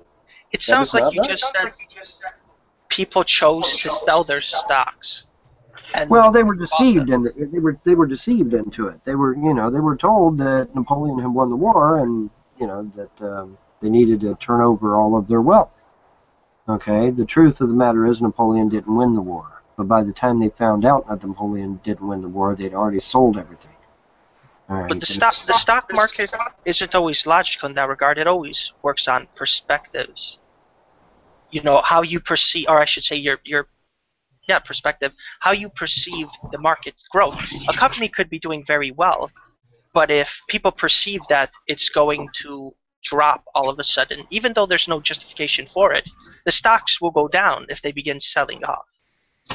So I think the story was that they sold off all their assets because he got somebody to send a messenger to send the false message back from the Battle of Waterloo, and so everybody sold their stocks at a cheap rate, and Rothschild bought them all up, and and just became owner of everything. So. Oh well, people's ignorance is that's their ignorance. I mean, what does that have to do with anything? That's on them. Well, I guess you could say that, but it's a bit tricky. I mean, I don't know if the story is actually true, but I know it's like, and I convince people. Wait, can you say that again, McKay? Sorry, I just said when you control the media, it's a lot easier to convince people of things. Well, I mean, from the sound of this thing, it sounded like some dude on horseback came with a message. It's not necessarily newspapers. It doesn't matter. The message was that Napoleon had won the war, and they convinced them to sell off all their shit to the Rothschild family, which they did for pennies on the dollar. The Rothschild family bought up all their shit, and then come to find out, here comes another writer saying that no, Napoleon did not win the war. It was the other guy. What was it, William something? Wellington. Wellington, thank you. Anyway, you know, and so here comes the second writer saying, oops, no, Napoleon didn't win the war. But see, by the time they found out, it was too late. They'd already sold everything off to Rothschild. I mean, by them, are you talking about the French? I mean, I'm assuming you're talking about the French when you say them.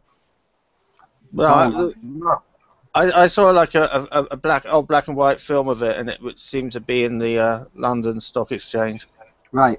All right, now Von Helton, wouldn't you agree with me that with the whole incident with Napoleon and Napoleonic Wars and Rothschild and stuff, wouldn't you agree with me that the blame lies with the idiot British bankers who put all of their eggs in one basket and who allowed themselves to be gullible enough without getting all the information about what actually happened, more so than Rothschild? Because Rothschild was just a guy who was just out there looking out for his own best interest. Okay, he wanted everyone's assets and stuff.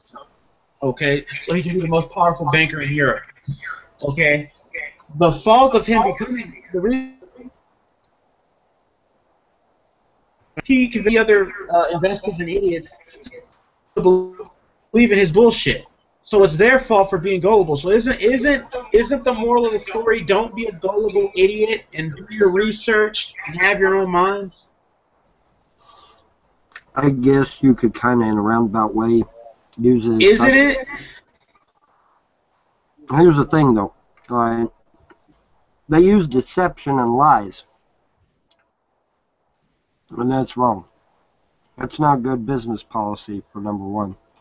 Exactly. Don't trust anybody. Don't be gullible.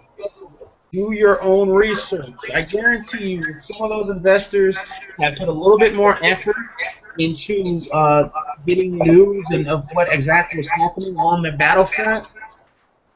All of those investments would not have been made, and Rothschild would not have been able to profit off of the situation the way he did. Well, you might could make that argument, I reckon. Doesn't make it right, though. Oh, did he walk away from his computer? No. Oh, because it sounded like he was fading in the distance. Yes, I want to go get me some more pizza. Ah. All right. Then I gotta get me something to drink. I don't know why people hate global. Where is it? MK, all your baits belong to us.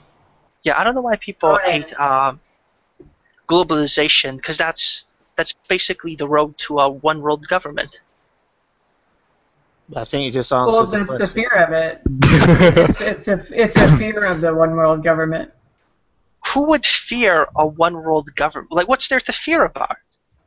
Are you serious Okay, right now? just wait until Vaughn comes back, and then you will learn. Yeah, I was gonna say, like, ask that question again when Vaughn comes back. Oh my And goodness, you're Vaughn going is to incite a Vaughn is back. huge storm here. Vaughn is back. Vaughn, What question? he asked the lovely question, why would you fear a one world government? Oh god. Oh my God! Here we go. Talk about somebody that's gullible. Holy shit, man. No, I mean, because a government is, if made by the people, for the people, can be a one world government. There's no necessarily road that it has to be evil. Well, why didn't we do that in the beginning then? Think about why there wasn't a one world government in the beginning. I mean, it's like it's a pretty logical thing to do, isn't it? So consider why we didn't sort of do that, at the beginning. I think the main thing about it is it's just inherently less. I don't know if democratic is the right word, because maybe some people don't think, but it is inherently less democratic, because you're like, you're concentrating power, basically. You know, like the ratio of the ruled to the rulers is, you know, like much greater than if you've got like scattered, you know, local governments. Say it with me, class. Absolute power corrupts. Absolutely nobody. Absolutely. There you go. That's why a one world government is never a good idea. Never. Because you're consolidating the entire prosperity of the planet into the hands of just a small few individuals. That is extremely dangerous. That is an extremely dangerous idea. And this pizza is awesome. Welcome back, All right. Soshi. Yeah, I accidentally clicked the wrong thing. Anyway, I'm back. Remind me what we were talking about, because I was about to just dismiss that heresy. What heresy? One world order. Oh yeah, that's right. One world order. Yeah, maybe if you consolidate the power in the top, but here in America we have a bottom-up. People give power to the states.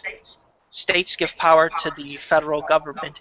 You can build a system. Well, theoretically, that's how it should be. But that's not how it is in the slightest. The top 1% have the power in the United States, and they make all of our laws based on that. We might get some pity laws, but I mean, all the laws relating to politics, the banks, the money circulation, etc. It's all where the money goes.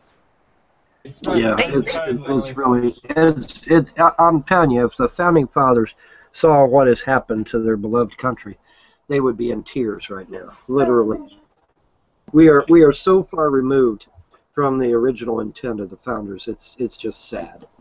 It really is sad. The founders built the country so it could change. It was meant to change. They'd probably be proud. No, they would not be proud, sir. No, they would not be proud. I agree with you, Soshi. Like they predicted change and they wanted it to update with technology, but I think we went the wrong direction. Well, they made it. No, wait a minute, guys. Wait a minute. If they wanted America to change, like you claim, why did they make it so damn difficult to change the Constitution? Why? Because they wanted. But that's why we can make amendments, so we can fix problems. Yeah, I thought like the point of it was that the Constitution was supposed to be, you know, God-given rights, you know, under natural law, and that's why it wasn't supposed to be changed, because it's like always true. Correct. Right. Our rights and privileges come from the gods, and that's where it comes from. And they did not want them to change at all. None. Yeah, well, that applies to rights, but not the government. Or I should say, the government. Well, the government is supposed to be about the size of a walnut, and it ain't supposed to ever grow. And unfortunately, that didn't happen, did it? Now we've got this huge megalithic federal government.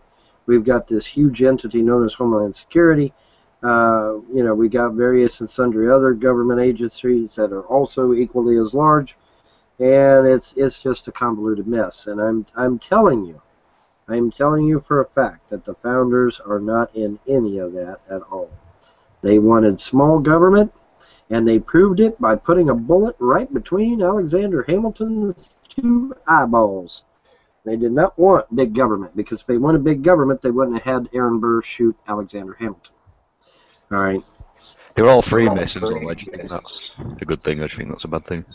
Well, the thing of it is, though, you got to caveat that, because they were Freemasons before Adam Weishaupt's Illuminati infiltrated American Freemasonry. That's true. That's true. So they were different from, you know, the other Freemasonry that was currently out there. So. What rights were they, though?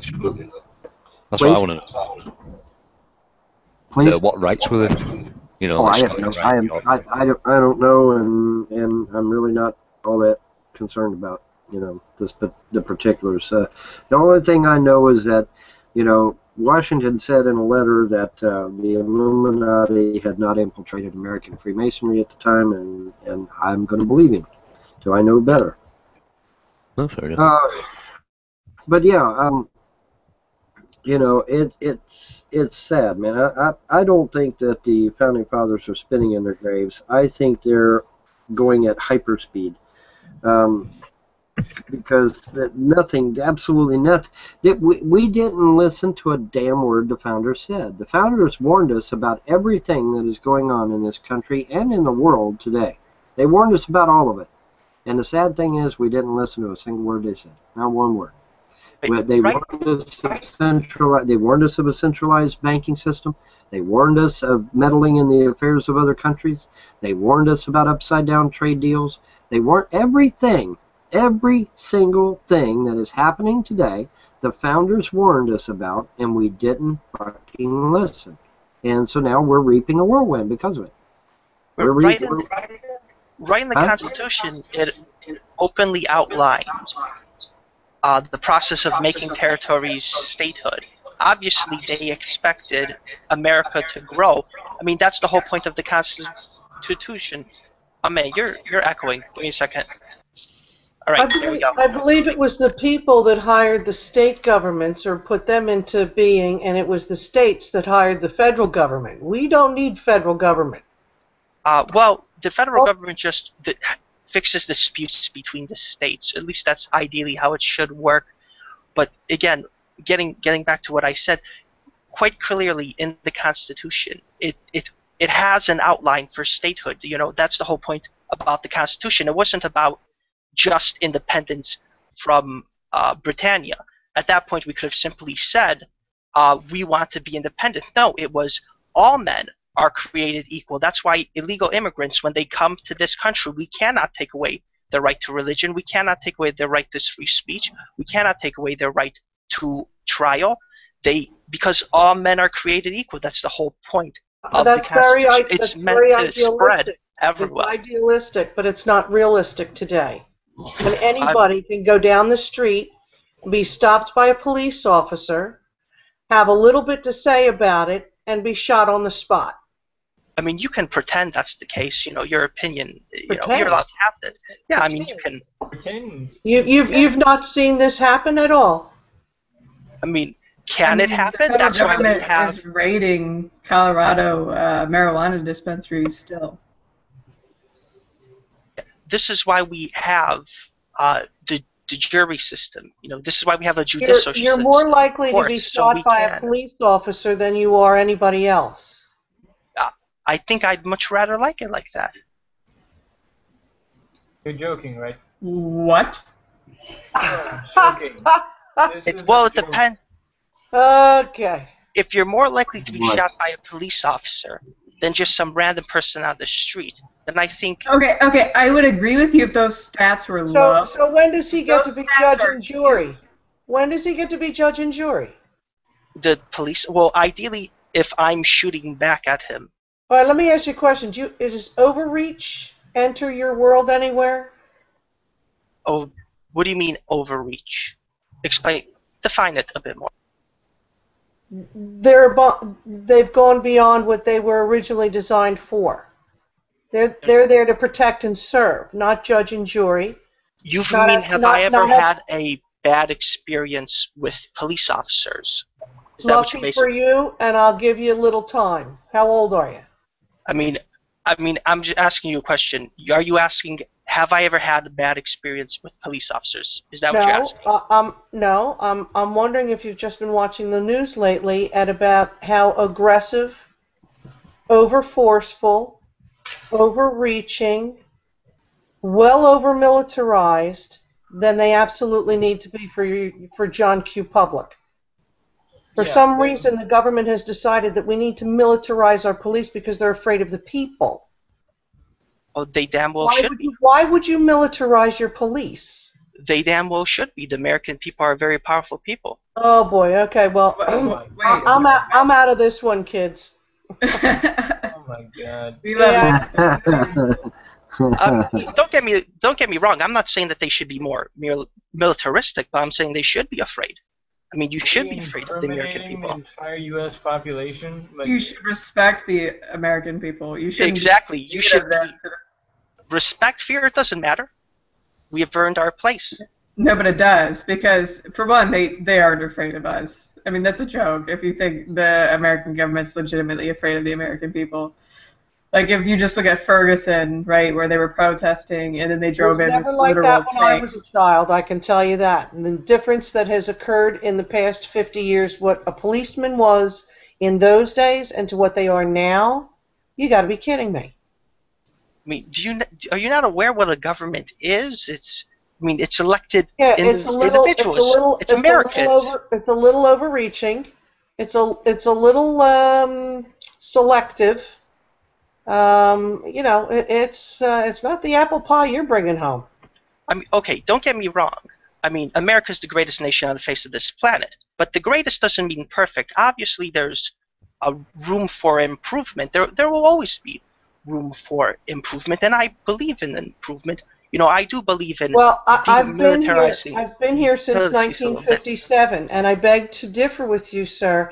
It is not an improvement in the state of police as I see it over the past 50 years. I don't know how many years you've been on this planet. You're accustomed to seeing an aggressive, over-militarized man walking around in a clown suit with authority above his badge. I, sir, am not accustomed to that.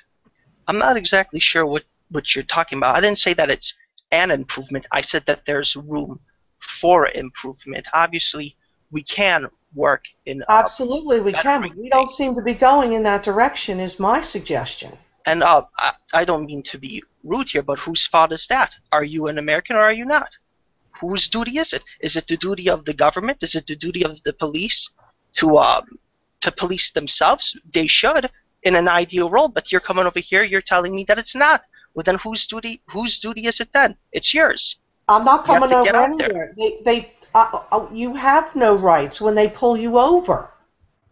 Right, the police need to be trained better. They are literally trained that everybody has a gun and is going to shoot you. So they come in it with that mentality. So that's why you gotta. This is what you gotta do. You gotta put down that Bible. You gotta put down all those other books, and you gotta only pick up one page. It's called the American Constitution. They gotta pick up the second page, the Bill of Rights. That's all you gotta know. You educate them. Okay, well, where have you been, my friend? They took them from us. Right. I mean, seriously, where have you been? What drugs are you on? I am a single man. I cannot. Okay, do you know what does NDAA mean to you? Say that again. What does NDAA mean to you? I'm not aware of that acronym. What does it spell out?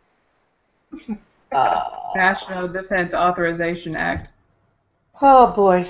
Oh my. Yeah, I don't. You mean that's the 2001 Act, right? Oh, no. It was another overarching patriot, quote unquote, Patriot Act. Oh, that's the War Powers Act of 2001. Is that what we're talking about? No, the NDAA is another Patriot Act. Yeah, I think Obama signed that one, didn't he, on New Year's Day when no one was looking? I could be wrong. I thought that was the one he signed. The point is that the government came in under the Bushes. It was only to run for 10 years, and Obama re-upped it. All right, thank you. The point is that the government has been taking power away from the people for years, possibly even centuries. And who warned us about that? None other than George Washington. George Washington said the government is a monster with an insatiable appetite, and that it will take and take and take until you have nothing left. All right. So Washington warned us about an overreaching government. Did we listen? No, we didn't. I posted it in the side link chat for you. I'm just looking at something, and it says the NDAA Authorization Act of 2013, but was that an update to it? Yes. You said? Right, yeah. Okay. Oh, yeah, like she said. It started on 9/11. Right.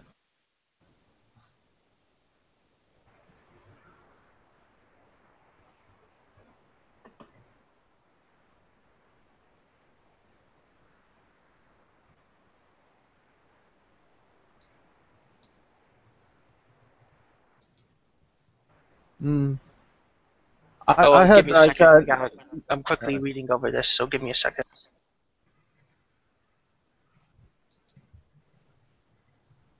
I mean, continue on with your conversation. Once I'm done, I'll get right back in here. Because I get the feeling that this might be something you're already talking about that I know. Give me a second. Yeah, take your time. I don't know what act it was in, but I heard like a lecture by what's her name, Naomi Wolf, and she said that it's now legal to propagandize American citizens. Absolutely. The media has full rights. They learned all this stuff from Goebbels. They brought it all over with them. You know, the Germans didn't win the war. They just brought it over here. They threw their top scientists into NASA, which is actually a defense program. It wasn't about space. Can't even get a goddamn good picture of the moon out of those people. It's absurd. Yeah, I've been looking into that recently. There's a channel called Learn of the Jesuit Order. I'm not sure if he's right about that. It's It's laughable, man. It really is laughable. I can take my iPod Touch and produce a better picture than a $50 million camera from NASA. Isn't that fucking laughable? That's sad. A $300. And we're looking at a program that's over 50 years old. We can't get a good picture. like by now, shouldn't we be able to zoom out from Google Earth and just look at the Earth in real time? You would think we could. I'm thinking of sending them my Samsung Note. I can take some really good pictures with that thing. What about Mars? Why ain't we got satellites around Mars that's allowing us to take pictures of Mars? It's all bollocks. It's all bollocks. It's all just distraction. They want you looking at the sky rather than looking at what's going on the planet and what's going on under the planet as well. There's a guy called Crow777, and he just posted I don't know what you call it. It's when a hologram is being produced and like a line runs up and through it. Here, I'm going to post it. And come on, Michael. You don't believe the moon's a hologram? I have no idea. I'm going to post something. And I'm going to. Nope. I'm just going to post something.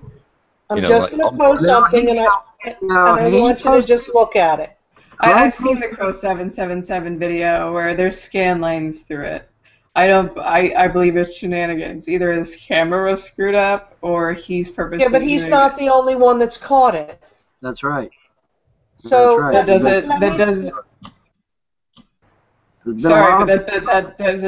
doesn't mean that it's because there's other evidence, quote unquote, too, that it's a hologram, and it contradicts that evidence. Did you catch his video? Scientific, the moon landing scientifically debunked or something like that. I forget the exact name of it. Yeah, I did. I didn't. Yeah. And it's impossible for the moon landing to be a hoax. It is. Are you serious, McKay? I am serious. Do you have any pride in your country? You're gonna come out here and say the moon landing was a hologram? America.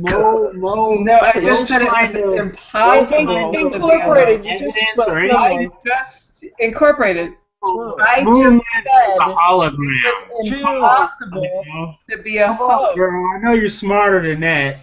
Chill. It's a misunderstanding. She Yes, said that it's impossible for it to be fake. That it's real implies that she said it's real. Thank you. That's what I said. We heard you, McKay. We had you back there. We were going to get them clarified. Anyway, I just got back here, and on the topic of Mars, NASA has announced plans to send people to Mars. So I don't know what you guys are talking about. Well, there's photos from Mars which seem to show little furry animals and vertebrae and femurs. And yeah, I believe it was all filmed in the Arctic. I mean, it's not my theory; it's like Rich Hall's theory, but it's pretty convincing to me. Well, they did test those Mars Curiosity rover on I think it's called Devon Island in the Arctic, and all those artifacts are the kind of things you'd expect to see there. Commando, you put a whole bunch of stuff in there. I'm going to need a little help to kind of digest all of that. What are your thoughts? And why are planets barren? I never thought about that. I just thought they were dead rocks. No, not at all. It's like I said in the side chat. It's to do with visible light spectrums. You know, we only sort of pick up, you know, what we refer to as visible light, which is, you know, the spectrum of, you know, what we see. But there's another few spectrums that are outside of that, and so Ultraviolet. yeah, basically things like that. So when we die, you know, we switch into one of these spectrums, and thus we'll be able to see different things. Right. Actually, sorry to interrupt, but that's exactly what that video I linked you to was about. So it's a guy from the ISKCON, which I know they just look like nuts wearing yellow, orange robes and, you know, shaking tambourines. But this guy is actually Where did you post that email? like a bit higher up. But this guy is like really, you know, really brainy. The Richard L. Thompson. He was a scientific spokesman for him. Can you repost that for me, please, when you get a second? Yeah, there it is. Thank you. I mean, I really like his debunking of Darwinism as well, but he talks about loads of things. Like he's like kind of like a mathematician, a physicist, and, you know, knows about biology as well. He was even praised by one of the, you know, the big, you know, I think it was Hamilton, you know, one of the big neo-Darwinists. But yeah, he was like I think he was basically a mathematical biologist, but he knows a lot. He knew a lot about physics as well. But in that video, he's talking about what, you know, what Commander was talking about. He was saying that there's actually like other lands up in space, but, you know, we can't see them. And he says like the Vedic descriptions of them actually sort of correlate completely with the relative distances between the planets. And he said if you do a statistical analysis of it, you know, like the chance of them being right, you know, just by luck is kind of like, you know, sort of you're just 5% or something like that. So it's 95% certain that they knew, you know, what they were talking about. I was gonna say, E-Man, that's a synchronicity for you there. In regards to the, you know, the video you sent and the topic we're on about. Really? Yeah. Oh yeah, I guess it is. Yeah. Was someone playing Total War Shogun 2? Because that's what it sounded like. No, my laptop got stuck on the page that I opened that Iman sent me. Sorry about that. It froze. So yeah, I think that's why they're faking the stuff doing in space, because, like, you know, I think getting like, people used to the idea of sort of colonizing another reality, because it comes into what you know, these sort of end times are about. It's the sort of shift between these dimensional realms. So they're getting people used to the idea of, oh look, we've sort of colonized these places, but when like the shift comes, you know, it'll be in time for when these sort of colonizations are taking place. Therefore, it'll look as though, you know, it was all sort of by design. I don't know. I'm probably wording that incorrectly, but yeah, it's got a lot to do with sort of what's going to happen in regards to the timeline.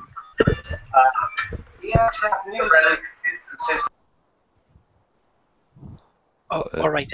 Anyway, who was the one who was talking about like furry animals on Mars? Or that was me. All right. Well, I mean, I wasn't actually saying there were furry animals on Mars. So I was saying that in photos that were allegedly taken by the Mars Curiosity rover, you can see what looks very much like furry animals, and you can also see like vertebrae in different in another photo, and a plank of wood, and a kind of femur bone. All right. Well, I guess something to that. There was a recent discovery of caverns all across Mars, and there's some people who speculate that perhaps life could have survived in these caverns if atmosphere there. For like, man, I'm butchering what I'm trying to say. I mean, do you get the basic idea that there's some people who believe that some sort of life could still exist on Mars, but it would have to be in these caverns? Well, yeah, I understand that, but I mean, maybe there is, maybe there isn't. But I agree with like Rich Hull, and he's like a guy who presents this program called A Rich Planet, and Would that be Richard D. Hall, you mean? Yeah, that's it, Richard D. Hall. Yeah, Rich Hall's or someone He's else. doing a isn't it? show near me in a couple of I think it's a couple of weeks, or I think he might have done it. I'm not sure, but he's all doing an Right. event near me, and yeah. Yeah, but basically he's saying that all these photos were actually taken in Devon Island in the Arctic, somewhere in, I think, probably northern Canada or something, and because that's where they test the Mars Curiosity rover, and that's where they tested it, and it would kind of fit because that's where you would get lemmings. That's where you might get like a large vertebrae of whatever it was. It definitely looks like a backbone, with some kind of probably with a pelvis attached to it, and you might get like a walrus femur or something like that. So yeah, he's convinced me. Well, I'm not sure exactly what images you're talking about, but of course we won't ever really know for sure until we finally get there and look around. I mean, I think that's kind of obvious. Do you want me to find them? I could post them as well. Yeah, sure. I don't want to derail the conversation off Mars, but getting back to was it the NDAA? What? Now that I have a chance to look over it, what exactly do you object to that act? Oh wow.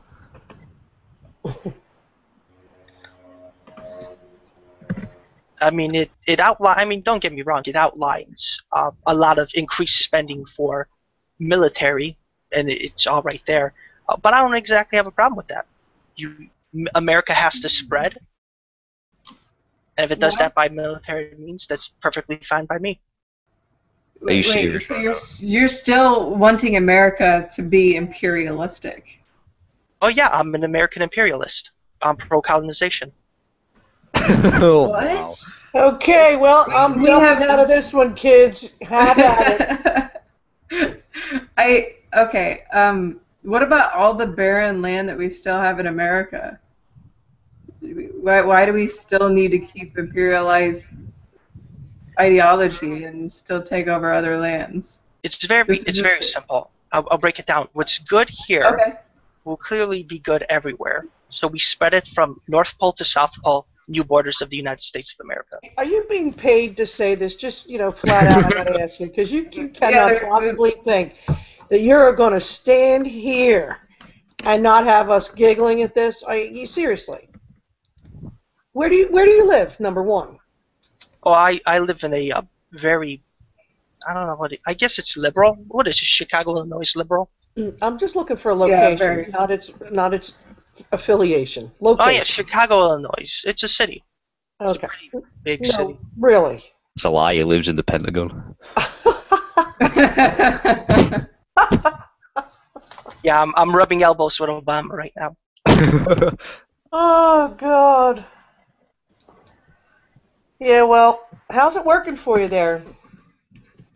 You know what? Can't pronounce your name, and I don't want to say it disrespectfully. Don't worry. I made my name difficult so people would mispronounce it on purpose. It makes it difficult. We just call him Soshi. I don't think he's offended by it. Yep, I'm not at all. It's fine. It's there's a lot of people who think my political stance is a bit unorthodox. I think that's a word I should use. I would use that. It's a little too restrictive from what I'm used to. I think saying America should control the entire world is a little scary. It's not that America's controlling the world, because America's a country where people control the states and the states control the federal government. So it's a government in which everyone controls. So it's a government where people control themselves, and spreading that government, whether by peace and if we have to by force, I think is a very good idea. So, what are you, the Borg reincarnate? I don't. This is futile. I mean, you give people rights, and ideally you shouldn't have to give them by the barrel of a gun. But You're if you have going to accept our rights, or I'm going to shoot you. All And your that's- bases are belong to us. I mean, basically, who's going to oppose futile that? to fight. What do you mean who's going to oppose that? People who don't want that. What if they Well, want let the me ask government you, how to many be a friends theocracy? You got any people that think this is a great idea?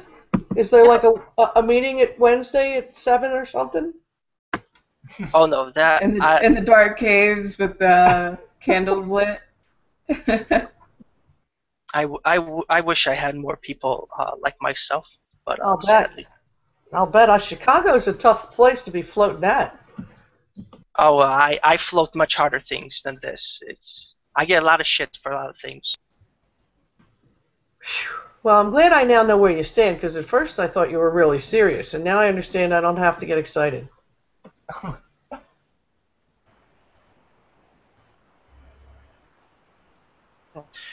It's where was I before? I'm a bit forgetful.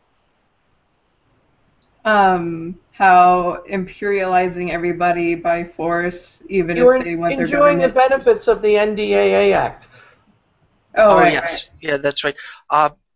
It's theocracy is gonna exist until we take proactive steps to get rid of it. I'm just suggesting we take more proactive. But what And of if course, they that want means, a theocracy? Oh well, that's You know what? We have a state kind of like that. It's called Utah, so we can work it out. We'll find a middle ground. Sorry to interrupt, but when you were talking about the,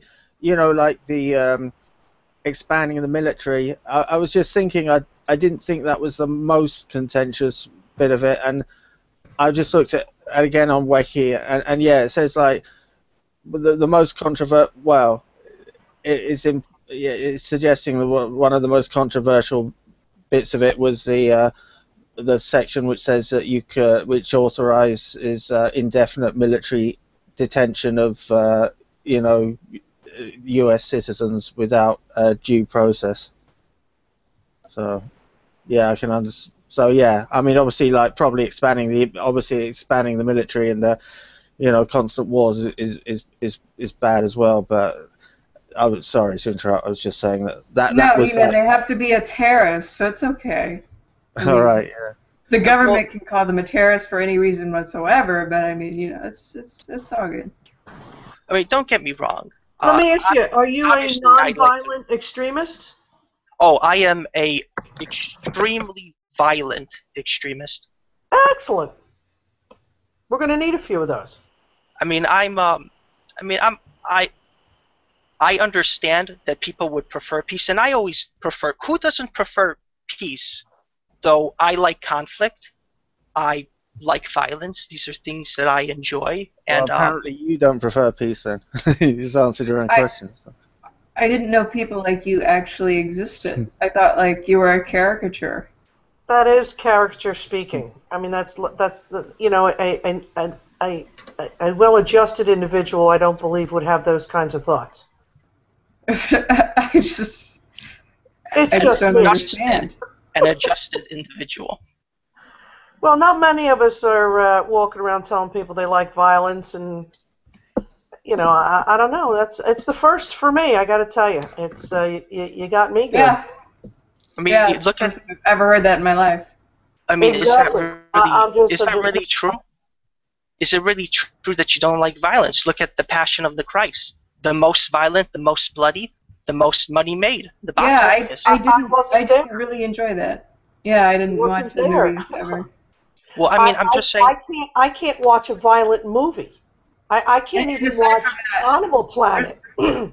I have a hard time watching a lion track down a gazelle. I don't do violence in any sort of manner, and conflict is for people that don't have anything else to do with their day. And there's a big difference between violent movies or violent video games or anything like that, even torture movies, right? Like Saw. That's extremely different from like, hey, let's go attack a country that doesn't wants its sovereignty. I don't understand the connection. Oh, well, obviously they're. My name's I'm America. just- I want to play a game. Don't. I mean, I see what you're saying. I'm just pointing out that there are people who like violence. Obviously, we have we like video games action and and movies. We have institutions for those people. You're giving the rest of us a like I love Battlefield 4, right? And that's a violent video game, right? Like you kill people in that video game, but I recognize I'm killing pixels on a screen, and that guy's gonna pop back up in 4 seconds, and then we're gonna do it again. Yeah, well, that's what makes it fun. Yeah, but in reality, what happens is other people shoot back, and you're on the receiving end of equal violence. Exactly. Now, see, me, I don't have a problem with that, but some other people do. Unless you've actually been in a situation like that in reality, I mean, you can't really know. Well, I mean, I haven't been in what you might call a gunfight, but yes, I think everyone has been in a fight before. I mean, how often? When was the last time you were in a brawl with somebody? A brawl? Brawl? Yeah, like 2 or... I can't say I was ever in a brawl in my life. Half of us are women. We don't brawl. Michael, throw him down. Yeah, there might be a meeting in the ladies' room, but we don't brawl, honey. I mean, seriously. How old are you? I almost feel like you're all weak. How I feel old like are you're you? weaker people. Oh, please. How old are you? I'm weak because I don't want to punch somebody in the face. What? How old are you, Mr. What do you do if you're attacked? Mr. Empty. Well, trust me. I went out and got myself trained. I would not want to. I have a 9mm Smith & Wesson. If somebody's gonna come at me and I feel like my life is threatened, I have a weapon. But I'm not gonna I'll punch change somebody the rest in of the your day face. right quick. Well, that's okay. Well, that's very good. Well, then at that point, you're But that's self-defense. None of us like violence. None of us are sitting there waiting, punch me, please just punch me so I can shoot you or hit you or whatever. None of us like that. None of us are waiting for that to happen. Okay, well then, I think that's a fundamental difference between the both of us. Obviously, Mr. Empty Hoodie. I think that's. I seriously think that's a mental illness. How old are you? Oh, I don't talk about personal things, but I am a very young man. I figured as much. I don't mean this in any. I'm just trying to get a feel for where you are in life. Are you in school? You're not in school? Oh no, I'm done with that. I'm done with that. Okay, so you finished school. You have a main education. Are you trained in something? The way he said that sounds like he quit. No, I mean, that's not part of my current life. Oh, okay. Well, I'm trying to work on something a little more than just a human being. Well, got anything? I don't give out Because personal information. I have to offset some of that violence and craziness that you said, and I'm hoping a little revelation I can balance you out, because I'm having a tough time taking you seriously, I might add. I mean, I've said it here before. When I was a little kid, I always wanted to be a mercenary. Well, while it might be That's called too much video games, that mate. I'm thinking so. Somebody needs a dose of reality. I mean, this is a very violent world. I mean, you can pretend it's perfect, but nobody's saying it's not. It's all right for you, though. I mean, you're saying both admitted that. Right, we both admitted we are prepared for self-defense, but we're not sitting there waiting for it. Yes, we're bouncing around looking for a brawl. It's all right for you, Sohi. I mean, you're sat in the Pentagon. I hate to go to the bar with you, my friend. I'm a little worried. You have a few, we're fucking brawling. And here's my statement on brawling. I'm in, but I'm the last one in, so get the job done. Oh, you attacking people from the back. That sounds dirty. Not from the back. I'm just the last one in. Taking advantage. That's dirty tactics, but it is commendable if you will. I'm a girl. What do you want from me? Strategy. That's dirty tactics. It's strategy. I'm a girl. Your brawling violence needs to be by the rules. Oh my lord! There are certain rules among men when we engage in the combat. There you go. What? Engaging in combat. Oh. This is the most sidetrack. And let me ask you a question. What are the rules of engagement? It's pretty simple. Don't kick the other man in the dick. And that's about it. That's the only real rule. Well, that.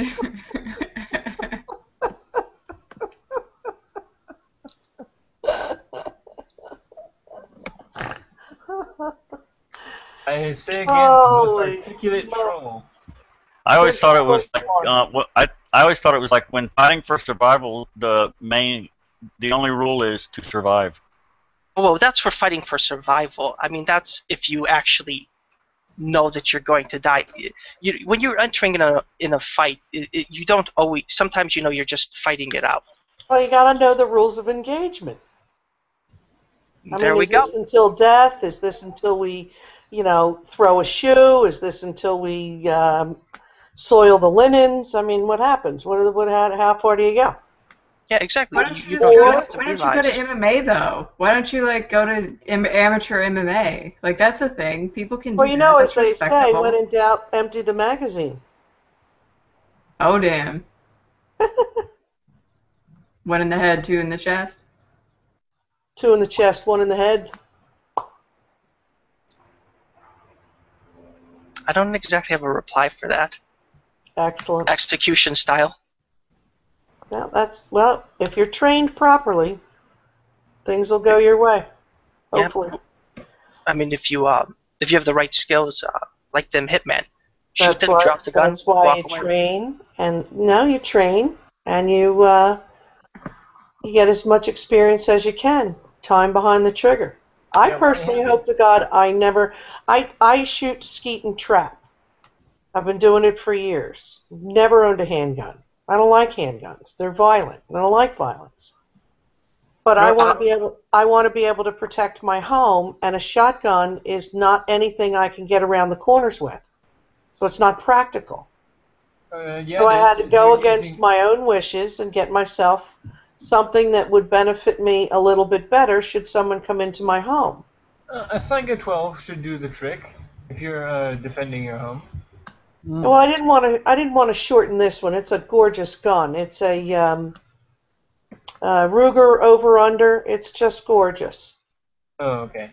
Yeah. On the subject of guns, I think it's generally agreed, isn't it, that the point of the Second Amendment is so that you can stand up against a corrupt government or an oppressive government. So I just wondered if you thought that it's actually true that an armed citizen,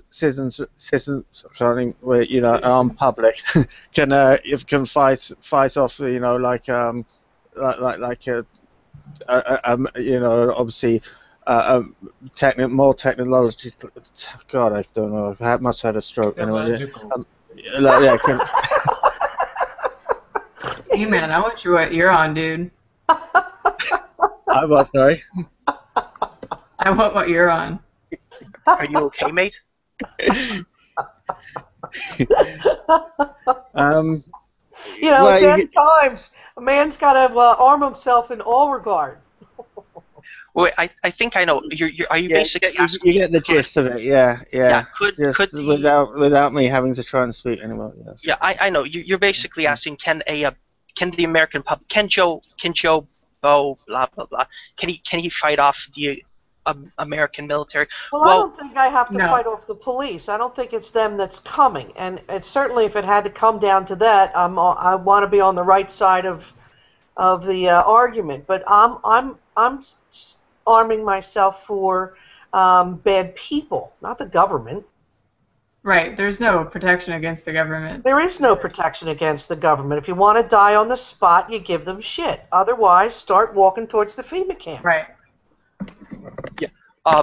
Well, getting back to what Incorporated said, they'll probably most likely come at you with police than actual military troops, because politically, you know, the They look propaganda like would be almost they look like impossible. military troops. What do you mean? They're not Well, John Q. policemen anymore. it's really just perspective. It's if you say Okay, police, let me it'll seem help you. better. Let me help you with my perspective. In 1950, they had a belt and maybe a stick. Okay, you want to describe to me your modern day police SWAT dude? You gotta be kidding me. He looks like the same guy we're running into Afghanistan. Yeah, Well, here's the thing. My mother was a cop back in 1970, and she carried a 38 revolver and a nightstick and mace, handcuffs. She didn't look like she was in the military. And also back then, they weren't called. That was right around the time they started calling them police. Before that, they were called peace officers. Well, you're speaking about the 70s. I'm speaking about the 50s, where if you were drunk, they took you home or went to the bar. Well, they did the same thing where I lived around the 70s. But the thing, a big difference between a police and a peace officer is there to keep the peace. A police officer is there to seek out, to look for problems. I mean, specifically, it's like if you work somewhere and they tell you go police the grounds, what do they mean? Go look for trash on the grounds. Go seek out a problem. Well, that's what cops are doing now. They're seeking out problems because it represents revenue, among other things. So that's the difference between police and a peace officer, which is why the term was changed anyway. But plus, I don't think all police are bad or like looking for that outright, but they're just under-trained. They're just trained to be like these militarized, you know, if the citizens all have guns and they're all going to kill you. No, they're all not bad, not at all. And some of this is compartmentalized. But they're trained in a way that like they're afraid of everybody and they're afraid that you're going to pull out a gun at any second and shoot them. So like that's their mentality. Well, I don't think they're bad. They start from the premise that you're guilty. And the only question that you should ever answer if an officer says to you, "Do you understand?" say no. Because when you say you understand, you have agreed to what he has decided is wrong. So say whatever you care to, but do they say, "Do you understand?" Say no. Is that the idea that understand means like you stand under them or something like that? Correct. You got to Right. know the language when you use it. And I tell people all the time, you would never go into a court of law without a lawyer, and you should probably not go into an oncologist office without somebody who doesn't understand the lay of the law and the language. And when you begin to dissect this language, it'll curl your hair. Well, I You mean, don't at have to that talk to them legally. at that point, oh, sorry. No, go on, sorry. Go on. Well, I mean, at that point, it seems like you're arguing that Americans should be simply more informed. Since if they're more informed, this would basically outweigh any issues with police or peacekeepers or whatever. I think everybody would agree with that. I think I think there's a lot of truth in that. I think that I don't know. I sort of think that that even though you know the authorities do use someone. Am I muted? No, No, we're just No, you're good. silenced and engaged with you. We want to listen to you.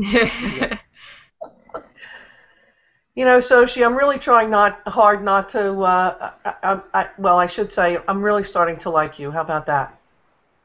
You know what? I'm a type of person. I have a love-hate relationship with many people. You know, they love me, they hate me. I'm that kind of person. I'm a lovable I don't hate you, bigot. Sophie. And I'm not trying to like make any of your perspectives look stupid. I think it's easier to love than it is to hate. Hate takes too much energy, so I'm going with the love. Amen. Yeah, well, I mean, I'm the kind of person who loves to hate. Well, I'm enjoying your individuality. Thank You're a unique individual, and that's really the only thing I require. Just be you. I can't wait when I win president because I know I am. Okay, well, Sushi, I'm coming to the White House, and you got to let me in. I'm going to work it out. There you Yeah, go. he's going to take over the world. Well, I'm gonna try to. That's the goal. But well, mostly I'm probably just gonna make sure we get a 51st state, enter one of the territories into statehood. Ideally get the ability to print money back from the Federal Reserve, give more state rights, give more to federal governments and restrictions. Just simple stuff, the basic things, what everybody wants. The little things. Yeah, the little things. Well, I mean, they're kind of big, but no one ever talks about them, so they might as well be the little things. I don't know. You think you can develop some legs for this? You know what? It might be difficult since politically I'm a monarchist, so. Hail. All hail the king. There it is. That would be very difficult to do. I might have to drop the monarchy. I might also have to drop the atheism. Oh man, I'd have to drop a lot of things. I might have to take a. Well, of course it's. I mean, it's worth it. It's hard to say because a lot of times people vote for presidents. It's a brutal job. Well, they vote for personalities. A lot of people forget that. If fewer people vote for you in the state, do you then just not represent the people who didn't vote for you? No, you're as president, your job's to represent everyone, and I think that's something that our presidents should remember. That, and not just presidents, but all elected officials, they should remember that it's their duty to represent the people. So ultimately, there's things I want. If I could, I would declare an all-out war with every other country until it was American soil. But obviously, there's a lot of people who would not want that, and it's not my duty to impose what I want. It's my duty to listen, as if I go for elected official, to listen to people. That's the job. I wouldn't be doing my job then. Why would you want a job if you ultimately couldn't do what you wanted to do? I'm working on that. Well, it's because it's not about it's about making America better. I mean, I want America to thrive, and ultimately, it doesn't matter if that's not what I think America thrives. If America thrives by another means, then that's a success. Well, if you take a look at present day, America is dying because she has gone into 7 wars in the last 7 years. We have no more money. We're out of everything. We export nothing but war. Where has that gotten us, and why would you want to perpetuate that? Well, okay, I think that there's I think you're forgetting something, and that's that I am indeed a bad person, and I embrace that. I like that about myself. Okay. This is what I like about G plus all the different. Holy smokes! This is not a confessional, so I cannot absolve you of your sins, my friend. Oh, I do this because I love to be bad. It's one day I decided, Jim, are you a bad person? Deep down inside you, is there an evil there? And I said, yeah. You know what? Maybe I should embrace it, and I did. Are you a troll or something? Or is this for real?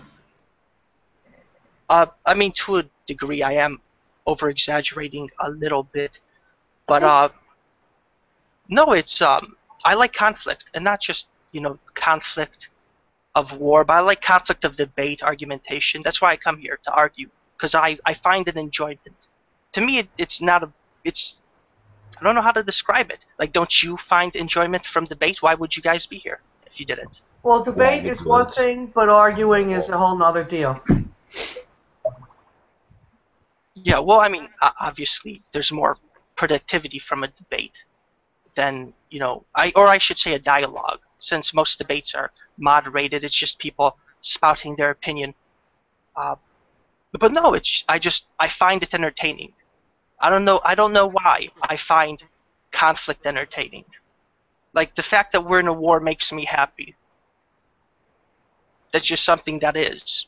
I haven't really questioned it. Yeah, this guy works at the Pentagon for sure. Joking. Something, because nobody likes war. Nobody. Not for anything. Well, I mean, I've already argued this before. You know, look at World War II. There was a lot of atrocities there, but we got a very important lesson. We learned the horrors of genocide. We got in there. We're looking at genocide since the dawn of man. But no one needs to experience war. Well, no one needs to experience war, yet we still do. So we might as well embrace it. We are brought into war by very few men who have no balls to go into a situation but send the sons of others. And here's my deal about war. If you like war, suit up, Skippy. Actually, I plan to. I plan on go when I get. You gotta use that aggression. I'm just afraid on who you're going to use it on. Oh no, there's no need for me to worry for me to snap, and I've moved past that. To snap the eye? Did I miss something? What? No. You don't have to worry about me snapping and going crazy. I've moved past that. I feel much safer now. Oh, I'm pleased to put you at ease. No, it's Africa's the new frontier for the everyman. I mean, if I was a scientist, then it'd be space or the sea, but I'm not. So that's where I plan on heading out, making a name for myself there. So if you were the president, would you be like at the head of the army? That when you start a war, would you be at the front leading everybody? Oh yeah, I would be the type of person who would lead from the front. I would be on the ground every day. General Akuda Kente. I mean, that's the only way you're gonna get the truth. You can't be lied to if you can see what everyone else sees.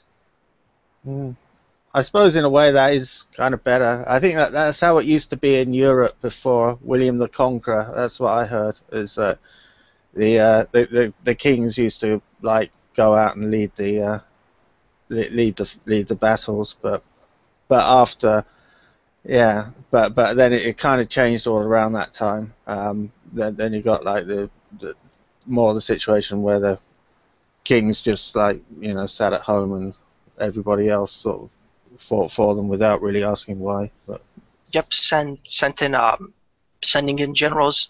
That's the problem, because they have a incentive to give you good news. They have an incentive to tell you things are going well when they're not going well. So the only way to combat that is to actually go to the front lines.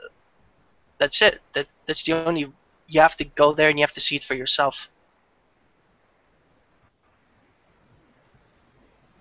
yeah, well, I can imagine that being more popular with people, because I don't know if it would be good, but yeah, you would actually you'd win some admiration, I suppose, for doing that. I mean, the obvious problem is that if you're too tied up with the war, or with any conflict, not just the war, just obviously it makes it difficult to deal with state matters. So you'd have to portion a lot of that off to your vice president. And here in America, people vote for the president more than the vice president, so that might make a few people angry. You could serve a dual role. I mean, a lot of it's just signing papers, and you could have people read them to you. So summarize it. So it could be made to work. The danger that he could take over while you're away. I think that's what happened, according to all the the films with Richard the Lionheart and Prince John. He was off fighting the Crusades, and then his brother basically took over. Well, that's of course the benefit of having a democracy. Obviously, the vice president can't just say all of a sudden, you know what, fuck the president. I'm in charge now. No, that's a good point. I was getting a bit confused because before you were talking about, I thought you were saying you liked you were in favor of the monarchy, but yeah. Well, I mean, I am indeed in favor of a monarchy, but it's more of an elected monarchy. So. You've been serious right now. Yeah, well, you elect a person, and then that person is head of state, and then once they die off, you elect somebody else. But actually, like I do think that's the other thing I was yeah, that I found out the other, yeah, they did. Oh, I suppose I sort of knew before, but they did used to like elect the kings. You know, when we had regional kings in England. Well, even when we didn't, when we had Harold, they used to elect them. It didn't just go through a line of succession. I mean, it's probably just elected by the barons and the nobles, not by the high polite, but at least it was a bit more democratic. But yeah, that's what changed when William the Conqueror came in. That's when it changed to the just going through the royal bloodline. Yeah, I mean, at the very least, I just want a stronger presidency. For instance, removing the term limits and giving just a little bit more power to the executive branch. Because right now it's the weakest of all branches. It's Congress, and then of Congress it's the Senate. That's really the most powerful. Then it's the judiciary, and then it's the executive branch. So I'd like to give him just a little bit more power. That's really all. I mean, I'd settle for that. Obviously, I'd like more, an elected monarchy, but I'd settle just for a little bit more power in the executive branch. Though technically we already have that because of the War Powers Act of 2001 basically allows the presidents to declare war with any group and any country associated with 9/11, but it's written so vaguely that if Russia's giving weapons Problem to is anyone in the Middle East. they never declare war. We just go into them. We've never declared war. We've been in 7 years, never declared war. How's that work with your Congress and your Senate? Oh, president wakes up and decides to do it. Well, that's because the And Congress then gave it once the he's power. done it, he goes back to the Senate and the Congress, and the knuckleheads give him the money to do it. Well, the thing is, they already gave him the money to do it. That's the problem with the War Powers Act, is they effectively said you can go to war with anyone responsible for 9/11, which was a mistake, and that's one thing that I would change. Well, maybe I wouldn't change. He's never officially declared war. So how's he get to use the money for war? They've never declared war. Have you heard him declare war? He doesn't have to. That's what the War Powers Act allows, and the congressman shouldn't have given them that power. But now that they did, there was a recent war one. powers pertain to a war. You either have the power to go or you don't. And we have laws about how you get to go to war. Yeah, exactly. War has to be declared, I do believe, or unless you're just these presidents who go into wars without it. I mean, but I don't think we've declared a war since World War II. Everything's been a police action. You really should look at the War Powers Act of 2001. It's written so vaguely, and it gives the president so much power. Once you read it, you'd understand why that is. I mean, you really should look at it. I'll get it for you.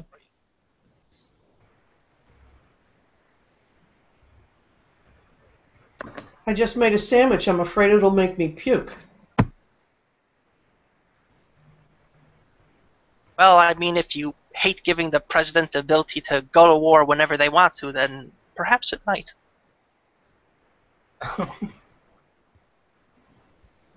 You better put that sandwich back. I don't believe the American people did. I believe the knuckleheads the American people elected did. But it's certainly not a we the people thing anymore. They don't ask us. They just do. What I mean, it's obvious in that regard. Well, because we have a representational government, so obviously anything that they vote on would have been done by representatives. Yeah, but it's pretty much like whichever party you get, they're going to. It's the same agenda rolls on. So is that really consent? If there's no choice, that that if there's no real alternative.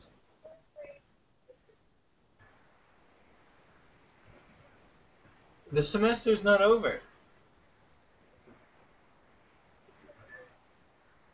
Okay.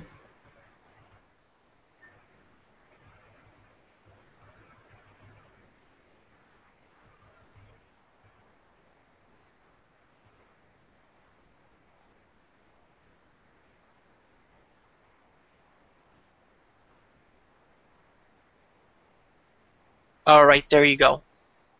Right, that act right there basically gives the president an ability to avoid the War Powers Act, but he has to somehow connect it to the terrorists with 2001. But now that, I mean, it's so easy because ISIS is an offshoot of Al Qaeda, and if they get their hands on any guns from another country, you could basically attack that country. It's too broad. Wow. Yeah. Thanks for that. It's all set up though. That's why. Yeah. You know, it was the fear from 9/11. They rushed it too broadly. They really should have looked at the fine print. I wouldn't say a fear. I'd say it was sort of. I mean, that was the reason it happened. It's all stage managed. Oh, are you saying that 9/11 was an inside job here? 100%. But by inside job, I don't necessarily mean what most people would sort of presume by inside job. And he left. Wow. That's too. That's just being silly, is it? Too silly for him after everything he said. Oh, he's back. Yeah, sorry about that. I just keep clicking my links up there like an idiot. But yeah, you were going, Commando? I would concur with Commando. It's not like it's too broad because it's out of fear. It's too broad by design, and all the fear was like manufactured in order to. I mean, the fear was like on the part felt by the government, by the people who drew up this act. It was generated in the people in order to justify this act, and it's meant to be broad. Yep. But yeah, I was gonna say, like, in reply to what Saw, he said, yeah, I do know for a fact that 9/11 was a conspiracy. I think Soshi's having a problem. He can't hear anything. He thinks he's lagging. Yeah. It'll be his employees at the Pentagon sort of scrambling what we're telling him. They're trying to get him to stick to the script.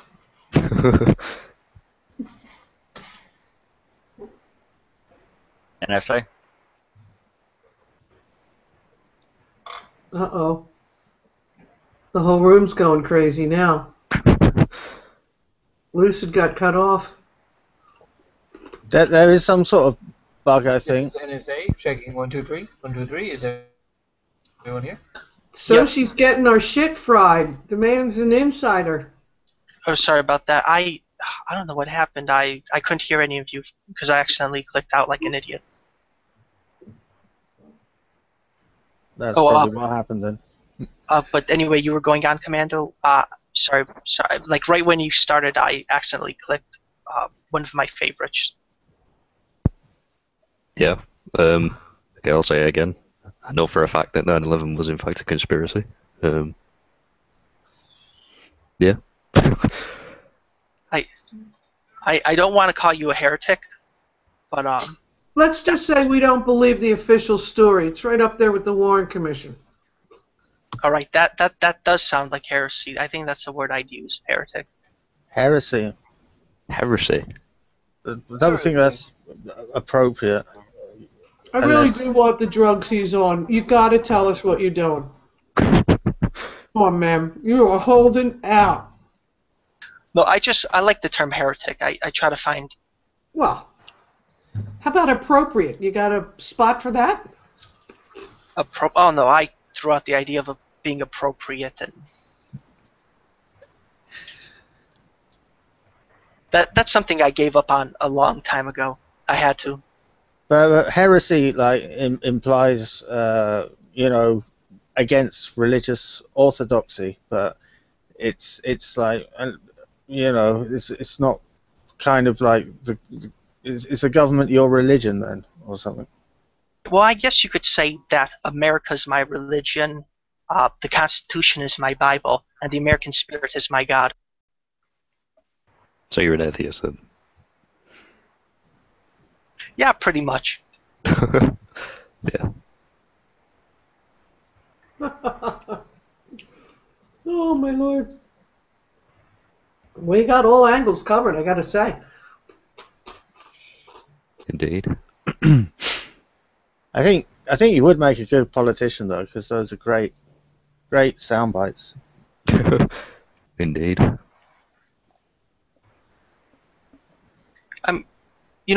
America's looking for a particular type of patriot, and I'm not saying that I fit, but I do.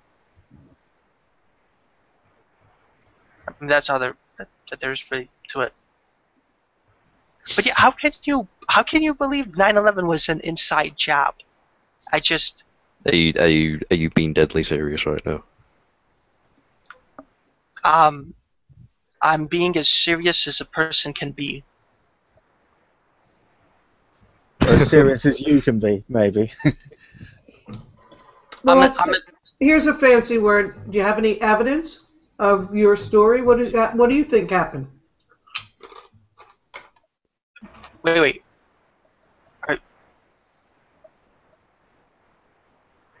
Are 9/11 truthers asking me for evidence? Oh, how the tables have turned. I almost don't know how to react.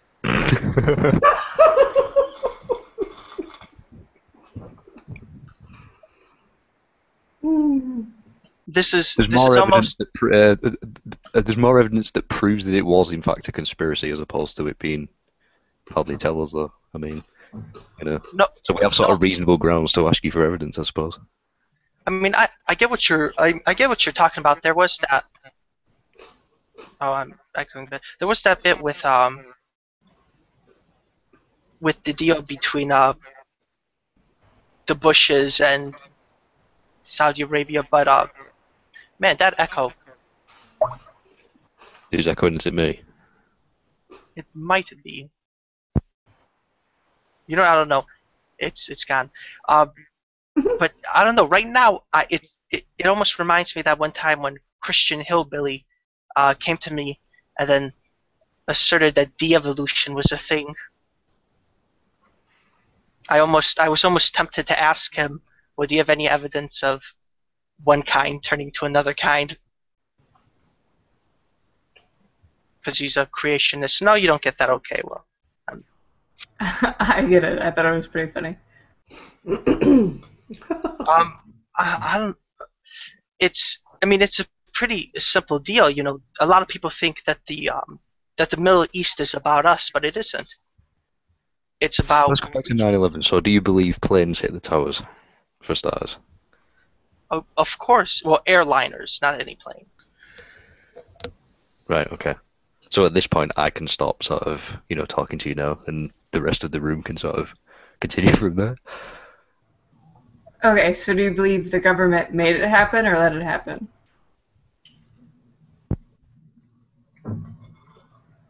Like, where's his? Okay, I'm sorry, go on. His jitterness is betraying him. I can sense that laughter. Wow. No, I mean it's. Wait, who's the conspiracy theorist here? I didn't know. I came in a little late. Several of us. Well, 3 of us. I'm not a conspiracy theorist. I just question people that continually lie to me about the shit they're up to. Yeah, that's a better way of putting it. Oh, right. I mean, like... But it's not snappy. Like, yeah, they wouldn't use 9/11 as an excuse to invade a country that was totally irrelevant to invade. I mean, most of the hijackers were Saudi. But aside from that, they would have invaded regardless. Well, we will one day invade Saudi Arabia. Well, that might happen, but at the same time... We had to hide all the money that Rumsfeld couldn't find in the Pentagon. We had to get rid of all the paperwork for the housing mortgage debacle and all of these J.P. Morgan and everything else and Enron and all of these things that had to just go away. Just conveniently went away. And then America, John Q. Public, now has to either be groped at the airport or X-rayed, radiated. You pick one. Well, why can't... In other countries, they've been doing that before 9/11. There's no reason for it.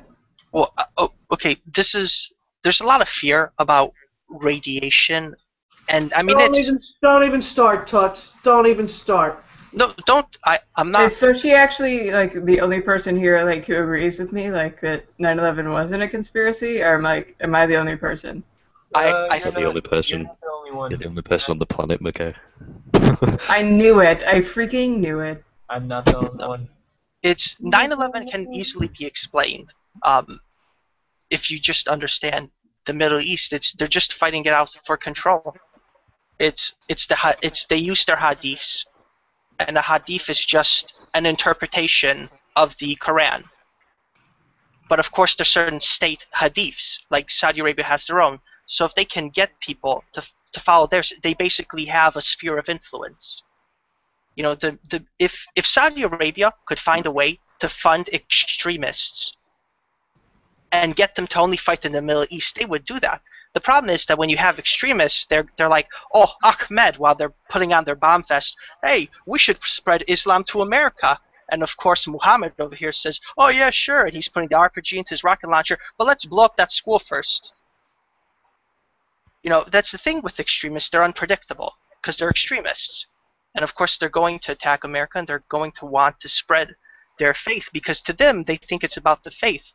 But it's really just state actors. It's Saudi Arabia, Pakistan, Iran, Yemen. It's all of them fighting it out for control.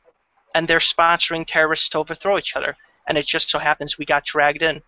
Now, of course, you know, we didn't have to attack the country we attacked. And eventually we will have to turn on the Middle East, and it will be a very bloody conflict. You know, a lot of people right now are talking about these were the hardest 13 years. You know, when I look at that, it's like 13 years. Yeah, this is the first 13 years of a 100-year war. Get used to it. Okay, so I don't really know what the point of. Yeah, but anyway, okay, Michael, what evidence do you think there is that 9/11 was an inside job? Come on, McKay. Come on, man. Come on, Commando. Come on, man. Come on. Was it the nanothermite? It just looked a little too controlled for chaos for me.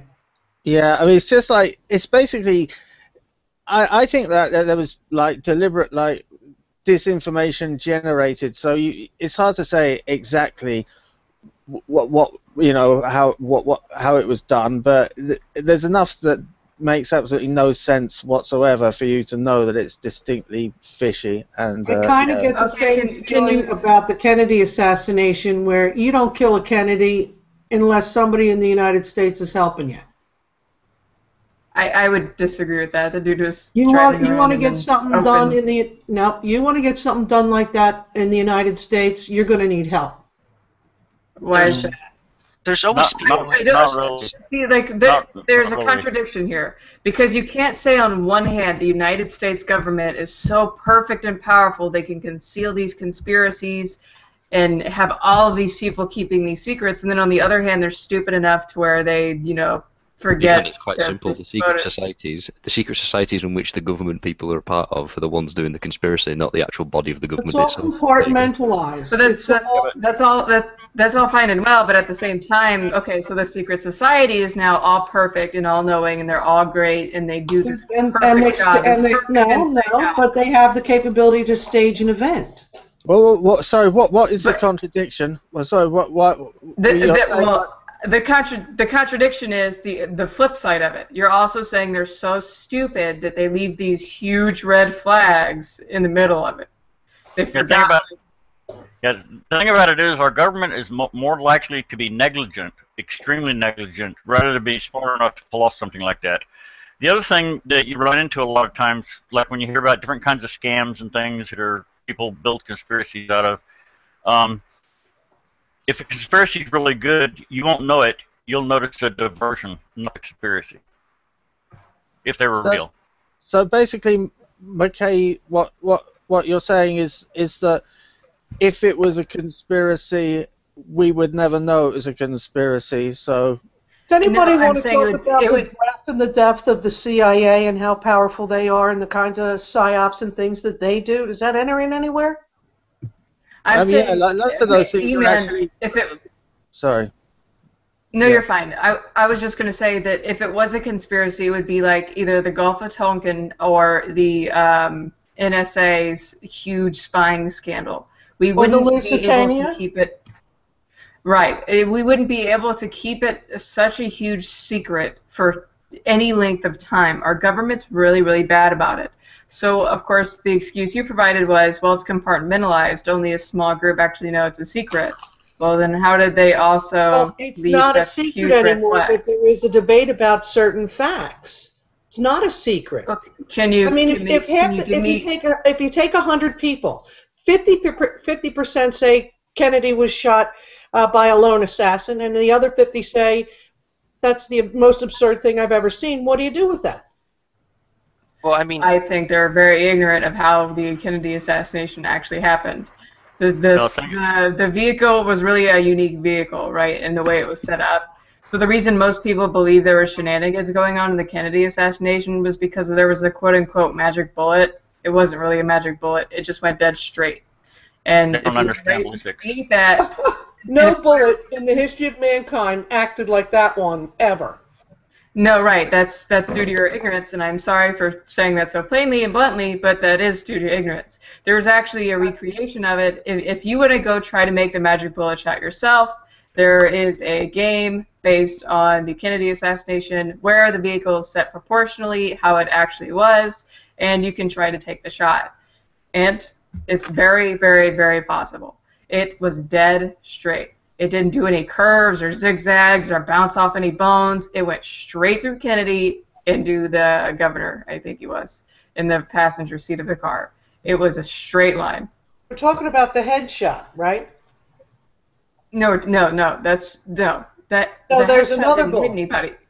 So there was another right, he bullet. shot multiple. That's not the magic bullet, though. The magic bullet was the one that entered his throat and then went into the I'm pretty sure it was the governor in the passenger seat, right? That was the magic bullet. Well, that magic bullet is what they used as a citation of there has to be another shooter because a bullet doesn't behave that way. But it wasn't a magic bullet. It went straight through, and then it was like a straight line, the trajectory of it. There's no shenanigans. But anyway, back to 9/11. Why did they ask the Secret Service to stand down and they weren't on his car? Okay, I can explain that very easily. And recently, there was that individual who climbed the fence at the White House, and he actually got inside the White House and he walked around for a while before anyone arrested him. That's the point. Sometimes incompetent. I mean, are we now suggesting that the United States government or somebody within the United States government was trying to get Obama killed, and it just so happened it got ruined by this one guy who jumped the fence? I mean, sometimes bad things happen. Incompetence does happen. That's right. The dude was driving around in a car without a top. He's the president, a very controversial president of the United States. I mean, if you're the president, at least 40% of the country is going to vehemently hate you and literally call you the Antichrist. Yeah, I can't remember all that much about what I heard about but I'm pretty sure one of the damning things was that he had an exit wound at the back of his head, and signifying that he was shot from the famous grassy knoll, and that there were people actually running towards that area. Which are being obviously inconsistent from him being shot from the book depository. So that's the main thing. A big thing with me is that I know that I can't prove either way, so I don't understand why people spend decades bickering over this, except for the purpose of. It's just Occam's razor. You have to accept the simplest proposition, and the simplest proposition is that there is one shooter and the government's irrelevant. Yeah, I mean, if they well, not if evidence contradicts it. That contradicts that. Also, it just seems like really bizarre. That Lee Harvey Oswald was shot by Jack Ruby, and then Jack Ruby was shot afterwards wasn't he as well? And it wasn't that live on television, and it just looks all I don't know. So staged. So Yeah, staged. exactly. So exactly. is. It's just But so you can't. it's really staged. Yeah. It's just, but They the would whole say thing the about same it is thing you about can't prove it. anything. I mean, you can't prove it, though. Right, That's the whole thing. right. Like you're just saying subjective, like it looks staged. What does that even mean? And thing about it is all the conspiracies that come out of this stuff, 9/11, the JFK stuff, all that, all this is people selling books. So they do have motives. Oh my god. No, it is. No, It is, no, absolutely. I know a guy who runs a website and makes money off this 9/11 conspiracy stuff. And he takes it a different direction than y'all do, but still, I mean, everybody's got their own little thing, and they make money off it. All right. Right, like I'm not saying you guys believe it just based on money, but you guys can't really believe it. Well, I mean that is like doesn't follow at all. I mean, you know, so you think that all the current scientific theories and are all sort of like nonsense because like you know like the people sell books like Carl Sagan and Neil deGrasse Tyson make money like talking about it. I mean Not at all, but they were giving speeches and stuff prior to that, and also the scientific community agrees with them. They just happen to stand out from the rest. But plus they have peer review publications where they expect their stuff to be reviewed ahead of time before it's published. So Have we got the CIA in this hangout tonight or some shit? Oh my god. I mean, Commando, I just want you to give me one, like your biggest piece of evidence that 9/11 was an inside job. I used. Oh my god. Really? Building 7. That's what I say. Building 7. Why does a building that wasn't even hit by an airplane just collapse when you know just through through fire? It didn't. If you look at the front of the building, the pictures of the front of it, not the pictures of the back of it, which it does look perfectly unharmed. If the pictures of the front of it, it's literally missing most of the building. But it doesn't just drop though, does it? I mean, are you serious, man? It doesn't just drop. I mean, I know exactly the video you're talking about, and why is it that every YouTube video removes the first 7 seconds where it clearly shows the top level collapsing in on itself right before it falls down? It's like, I mean, what are you going to say next? That Elvis and Hitler were flying the planes? Yeah, right. Well, I've seen all the 9/11 documentaries. I'm really, really into conspiracy theories. I really love them to death. But I mean, to like believe in them is lunacy. The most recent one I watched was September Clues, which suggests that no planes were used on 9/11. They were. So what about okay? You don't find it at all suspicious, like Muhammad Atta's passports, was found amongst the rubble, but the black box wasn't? I mean, I can't believe I'm arguing this, but if I'm the voice of reason here, then perhaps you guys should really rethink. Well, just a really quick point here. I would like to point out there is a distinction between you guys and Commando. Commando believes there weren't any planes that hit the buildings on 9/11. Everybody. Well, I don't necessarily. Sorry, yeah. But I don't necessarily believe that. But I don't think it's completely. I don't think it's completely silly because I've seen official videos where it looks like a very badly done, a very bad video game. There's glitches like. So everybody who's saying they saw the planes are lying. No. What I'm saying is I don't know, but what I'm saying is that I think that it's perfectly possible that those very suspicious-looking videos were just put out in order to generate you realize that was 2001 technology, right? Like 2001 live video technology sucked. Yeah, but no, but the way you're suggesting that they're holograms, and yet at the same time, we don't have the technology to have live video that's in HD, but now they're holograms, dude. So I don't know. Sorry, I don't know what you mean. Sorry, it's probably my fault. But I just think it's laughable that you're suggesting that on one hand we don't have the technology to have live video that's in HD, but on the other hand we have the technology to have holographic planes hit the towers. I didn't say there was holographic planes. No, I'm he didn't say straight up there were none. There was no holograms. Okay, so all of the videos were, every single video is CGI. Every single person who says they saw a plane are lying. I'm going to reach didn't and see say a yeah. plane. I mean, I know that's going to sound ridiculous, but I'm going to reach and say yeah.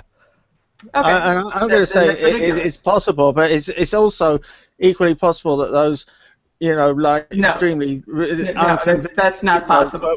Were kind of put out as disinformation in order to generate disinformation. But it doesn't really matter, because however you look at it, you know that it doesn't add up. So if they could be playing some kind of clever mind game to get people to argue with each other, but you can still watch the Dr. Judy Wood documentary, McKay. Watch the Dr. Judy Wood documentary. That'll tell you. I will. Is there a title of it? I might have already actually watched it. I watched Loose Change parts 1, 2, and 3. I watched the one that came out in 2002, immediately after it. I've watched Dr. Judy Wood, where did the flowers go? I'll link it you in the side chat now. No, that I haven't seen it. But I've seen a lot, you know. Do you get what I'm saying? Do you understand what I was saying? Sorry.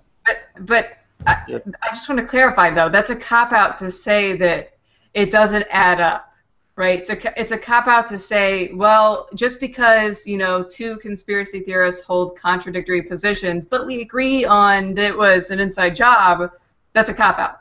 Like, no, it's not a cop-out, because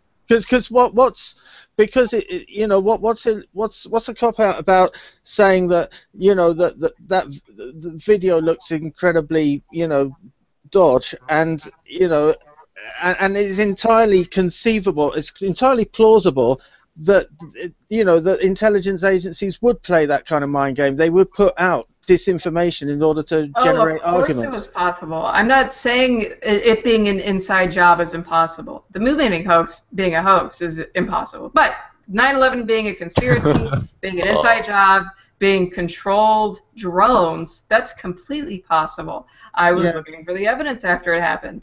I think you've just demonstrated the effectiveness of those, you know, of those tactics, and the effectiveness. They were flying into planes. You know, I mean, they were flying planes into buildings. No, I meant I meant the effectiveness of the tactics of, you know, generating contradictory stories in order to make people just think, oh well, we'll just go with the official story because, you know. That's not what I'm saying at all. I'm saying Occam's razor. The Warren report has a lot of things omitted from it. That's undeniable, but that doesn't mean that, okay, it's an inside job. We let it happen. But it does. Why omit? I just wanted to jump in. I posted another link, but that quote came with it. I didn't make that quote, so I didn't want anybody to think I obnoxiously put that up there. And also, I just want to clarify, it absolutely is a cop-out to have somebody say such contradictory evidence and then say it doesn't matter that evidence is so lunatic because we arrive at the same conclusion. Well, I disagree, and I explain my reasoning, because, you know, whether there were planes or not, there's video which obviously is a simulation. So they could have, like, under that scenario, it could be that there were no planes, it could be that there were planes, but they put out just like a simulation in order to generate different opinions, so that you could, you know, so that people could say, oh well, you know, the conspiracy theorists can't agree with themselves. So yeah, I mean, I don't see what's far-fetched about that at all. I think that's probably what any intelligence agency would do. That's what they do. They generate. Okay, so now you're proposing the Intelligence Committee is also throwing conspiracy videos into the ring to try to contradict other conspiracy videos? Of course, why wouldn't they? It's the perfect sort of. They got to deflect the stuff. They got to deflect that away from them. Oh yeah, it's the perfect kind of circle. What is this? But the most crazy video is what you believe. So I don't know what other there's no other contradiction to go to. You believe there were planes, and everybody who says they saw them are lying. And New York's not a small city. So okay, I mean, I would believe you. I was going to say I don't believe that. I think my belief's sort of consistent in saying that there was no planes, and those people are sort of lying. Yeah, So- you say everybody in the city's Well, lying you know- because you know- they saw it. And I say that it doesn't matter, and that's not a cop out. And think For the about it with reasons me, I gave. I simply admit the fact that I can't actually know, but I do know that what my government did as a result of it, like Patriot Act stuff, which is more productive to get involved with. I agree and disagree. I disagree it was as a result of 9/11. I think a lot of conspiracy theorists use that as fuel, as they say, like, oh, because of 9/11, the Patriot Act, and we invaded Iraq. What's a conspiracy theorist though? Like, why use that term? It's as if to suggest that people that sort of don't agree with what you're saying are a select group of people, thus they are the conspiracy theorists. Not at all.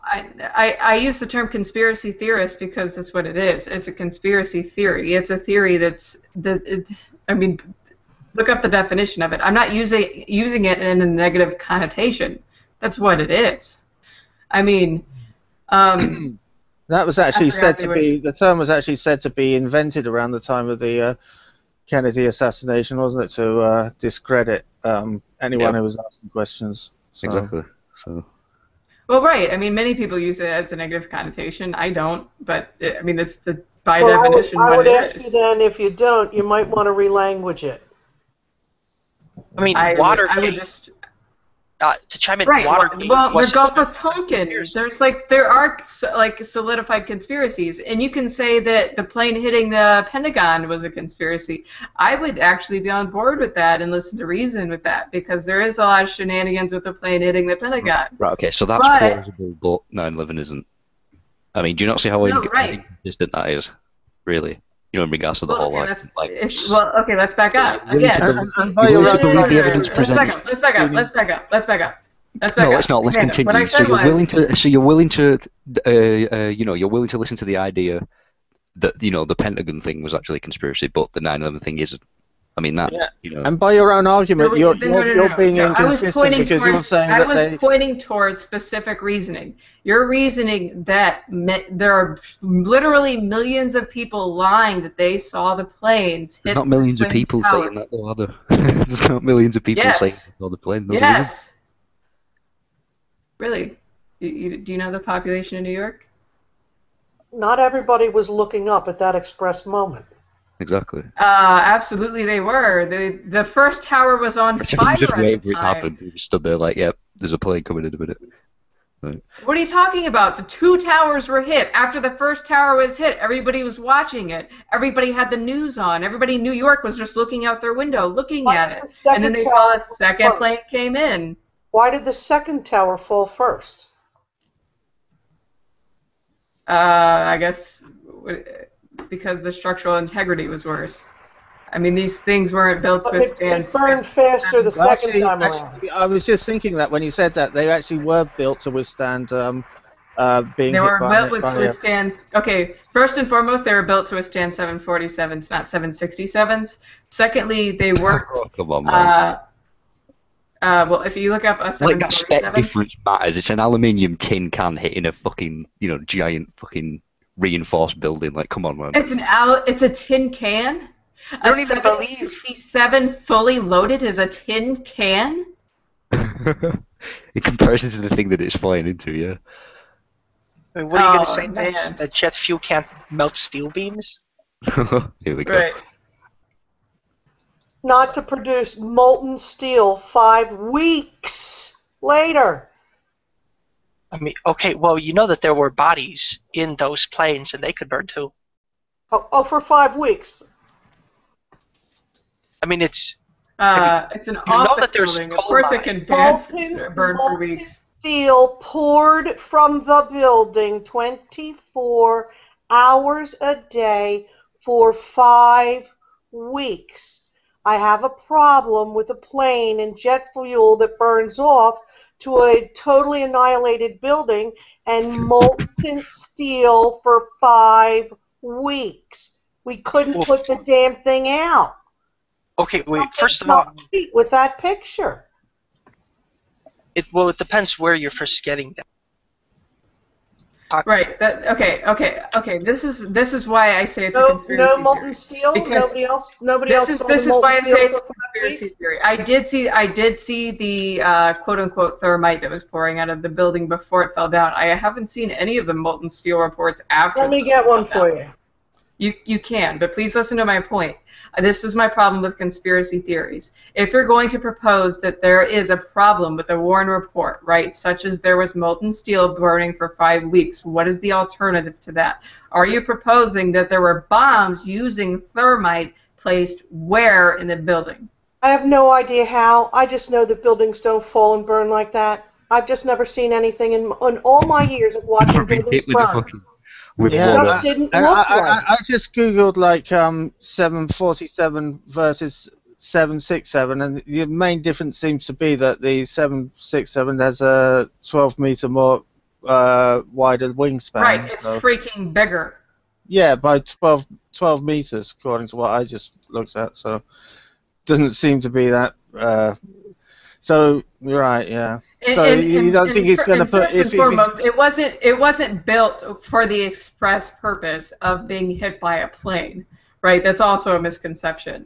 They said. Well, of course not. He's going to build a building so it can be hit by a plane. That's not what. Exactly. Nobody does that. They didn't build it to be hit by a plane. They built it to mainly withstand winds and earthquakes. Right? But that's a different thing. They built it to withstand being hit by a plane. But I mean, the way you phrased it as if like it was something totally ridiculous. Oh, let's build a building so a plane can crash into it. I mean, that's what you know. No. I'm saying building it with that in mind, so for safety reasons, right? So because planes. He said they did that. For one, it was a structural engineer who said that about another structural engineer. So he says quote it, right? If you can look it up and read the entire interview, he says that he's not even sure if that was actually what they did. He thinks it was built with that in mind to withstand a 747. That was certainly not like a main priority. It was just something in the back of their minds that it could happen. Their main priority was to build it cheaply and tall and where it could withstand the winds. And that's exactly what they did. It was very, very sturdy. And it stood for a long time after being hit by freaking a 767. Do you know what really also I found ironic? Those buildings didn't even sway. They didn't even look like they were hit. I mean, if you've ever been on the windows, if you've ever had going up to the windows of the world, you can see them swaying in the wind. Oh, of course, but at the same, okay, again, this is my problem. I'm sorry to interrupt you, but this is my problem with conspiracy theories. At the same time, if you're going to say that it's shenanigans, can we call them people who question instead of conspiracy theory? It's just so okay, fine. Yeah, this is my problem. This is my problem with people who question. Okay, I'm sorry. This is my problem with people who question. Okay, if you're going to propose that there are shenanigans with the buildings not swaying when they exploded, that must mean that there's an alternative. What is the alternative? I have no idea. I'm just saying to you, it does not look right to me. I would expect I do not respect that position. I've been in an automobile accident where you hit something with speed, the thing you hit moves. I didn't see it move. Well, I mean, were you looking for it? I mean, there were people who testified that the building shook. You can look at the tapes. They've got it from every freaking angle. No one ever questions that as well. Why was it sort of conveniently being filmed? You know. But anyway, that's another topic. What are you talking about? Okay, Commando. Let's actually understand what happened on 9/11. Okay, there was one building hit. One camera caught it because of a documentary crew. After that, why wouldn't you film it? This is news. America just got, or an American skyscraper, the tallest one we had at the time, was just hit by a freaking 767. I was talking about the first one. Like, obviously, you don't have to sort of justify the second reason. Like. Right. Well, that's what I thought you were questioning. I thought Commander might have been referring to the dancing Israelis. But yeah, they were filming it. They went on Israeli television and said that they were filming the event. They were there to film the event. Thank you. So obviously, McKay, like, I think we both Are you understand the talking second about sort of reason. the brothers? The brothers who were doing the fireman documentary in New York? No, there was some. Then I don't know. That was the only tape we have of the first plane hitting the tower, so I don't know what you're referring to. Well, I mean, I don't know if these like Israelis ever released a tape, but they were arrested. I can't remember all the details, but I think like they had some kind of like construction company as a front, and they were dressed in sort of Arabic gear and sort of and dancing around, and they were stopped like on some bridge in New Jersey, I think. Well, they were stopped by the New Jersey police, and they said, "Oh, we're not your problem. The Palestinians are the problem." And yeah, they were reported anyway at the time because somebody said, "Oh, there's some like Middle Eastern-looking people looking suspicious." And yeah, they later went on Israeli television and in an interview said, "Oh, we were there to film to record the event." So, I mean, do you have a link to this, or? Yeah, citation needed. Well, I could Not only find. that, but they could be complete loons. Like I would trust. I think it was with the Wazkowski brothers. Was their names? They were two French guys. If anybody wanted to look at it. I have to watch Commandos first, and it's a movie, so freaking. But anyway, that's not their The name. problem, see, people don't want to sit there and watch it too often. Mine's shorter. No, that's not true at about all. That's not true at all, Commando. What? I just said I can't right now because it's a movie. I mean, I'm not going to get my ass up and watch a 2-hour movie. I'm trying to chat with you guys. So Yeah, we're in a debate. Yeah, I have a link up right now. It's still up if you want me to screen cap it for you on my screen. But aside from that, like I said before, I've watched plenty of 9/11 documentaries. I love the thought of just a conspiracy. Did you watch the one I posted? Not yet. I have not. But I love like thinking about things in that Are you critical open way, to new right? info? Of course I am. I'm open to. I know about the stand down order that Cheney gave, right? I know about that. That's why I'm willing to listen to people who call shenanigans on the Pentagon, right? But because there's an alternative there, we wanted the Pentagon to be hit in that certain location, right? And that makes sense. That's a theory proposed, but the theory proposed of 9/11 is non-existent. What? None of you have said why. What? Well, I consider them one and the same. When he stood down the jets, he stood them down for everything, including the plane in Pennsylvania. No. He was talking about the Pentagon. That's strictly factual. He was talking about the plane heading towards the Pentagon. They said it was 10 miles out. It was 5 miles out. What are we going to do? And he said, stand down. Or, I'm sorry. He said, do the orders still stand? And he said, yes, the orders still stand. And then the plane hit the Pentagon. So. It was not a plane in Pennsylvania. What's the the ultimate goal here? Like, why would they do it? What's the ultimate goal here? I want to. She only got 1/3 of the pie, but she's on her way. I don't. Is that even English? What did you just say? I think they were talking about me, but yeah, when you propose a theory, it has to have a finish to it. You can't just say the Warren report's wrong, so therefore nothing. Yeah, we just faked 9/11 because I don't know, so we could fake something else down the line. We just faked 9/11 because LOL. For the lulz. I'm just laughing. Like.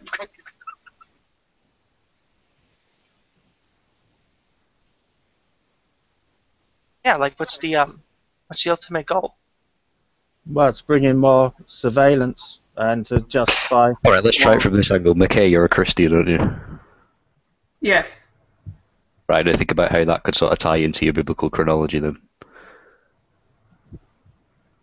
Are you proposing that no conspiracy people who question are Christian? In a sense, I suppose.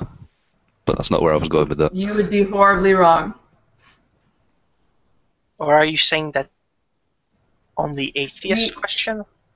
Right. I mean, we have a pagan in the room who thinks that it's a conspiracy and the moon landing's a hoax and all that. Like, what?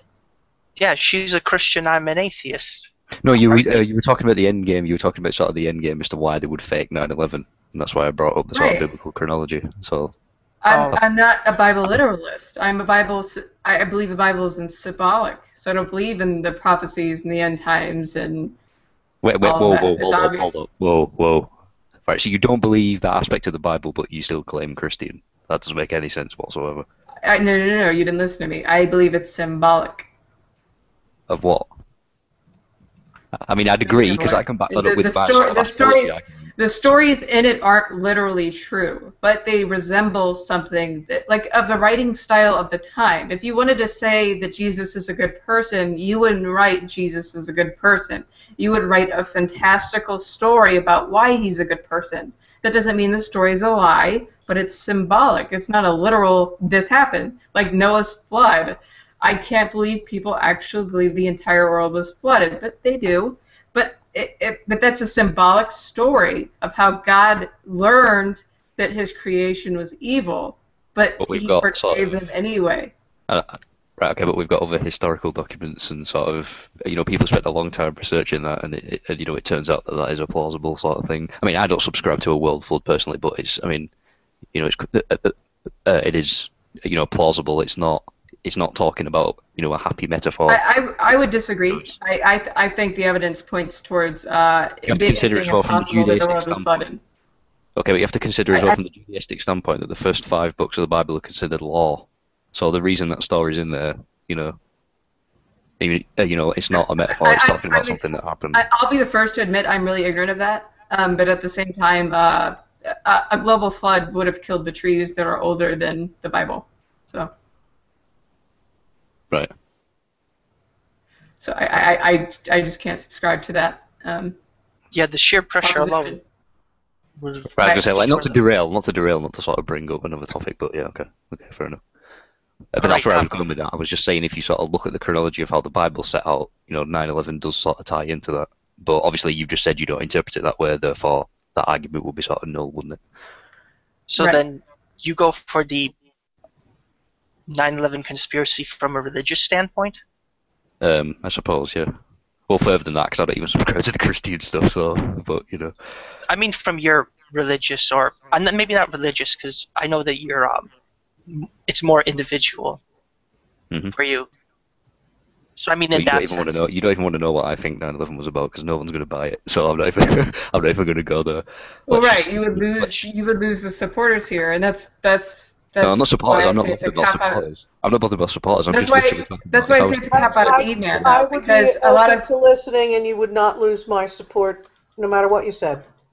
It's not about support, though. I'm just saying that if I was to sort of state what my outlook would be, it just wouldn't. I'm convinced it wouldn't make sense to a lot of people, and you just sort of think, yeah, this guy's. It's not. I'm not bothered about the ego aspect of it. It's more of a practical. Mando, I love you to death, and I think you're a really nice person.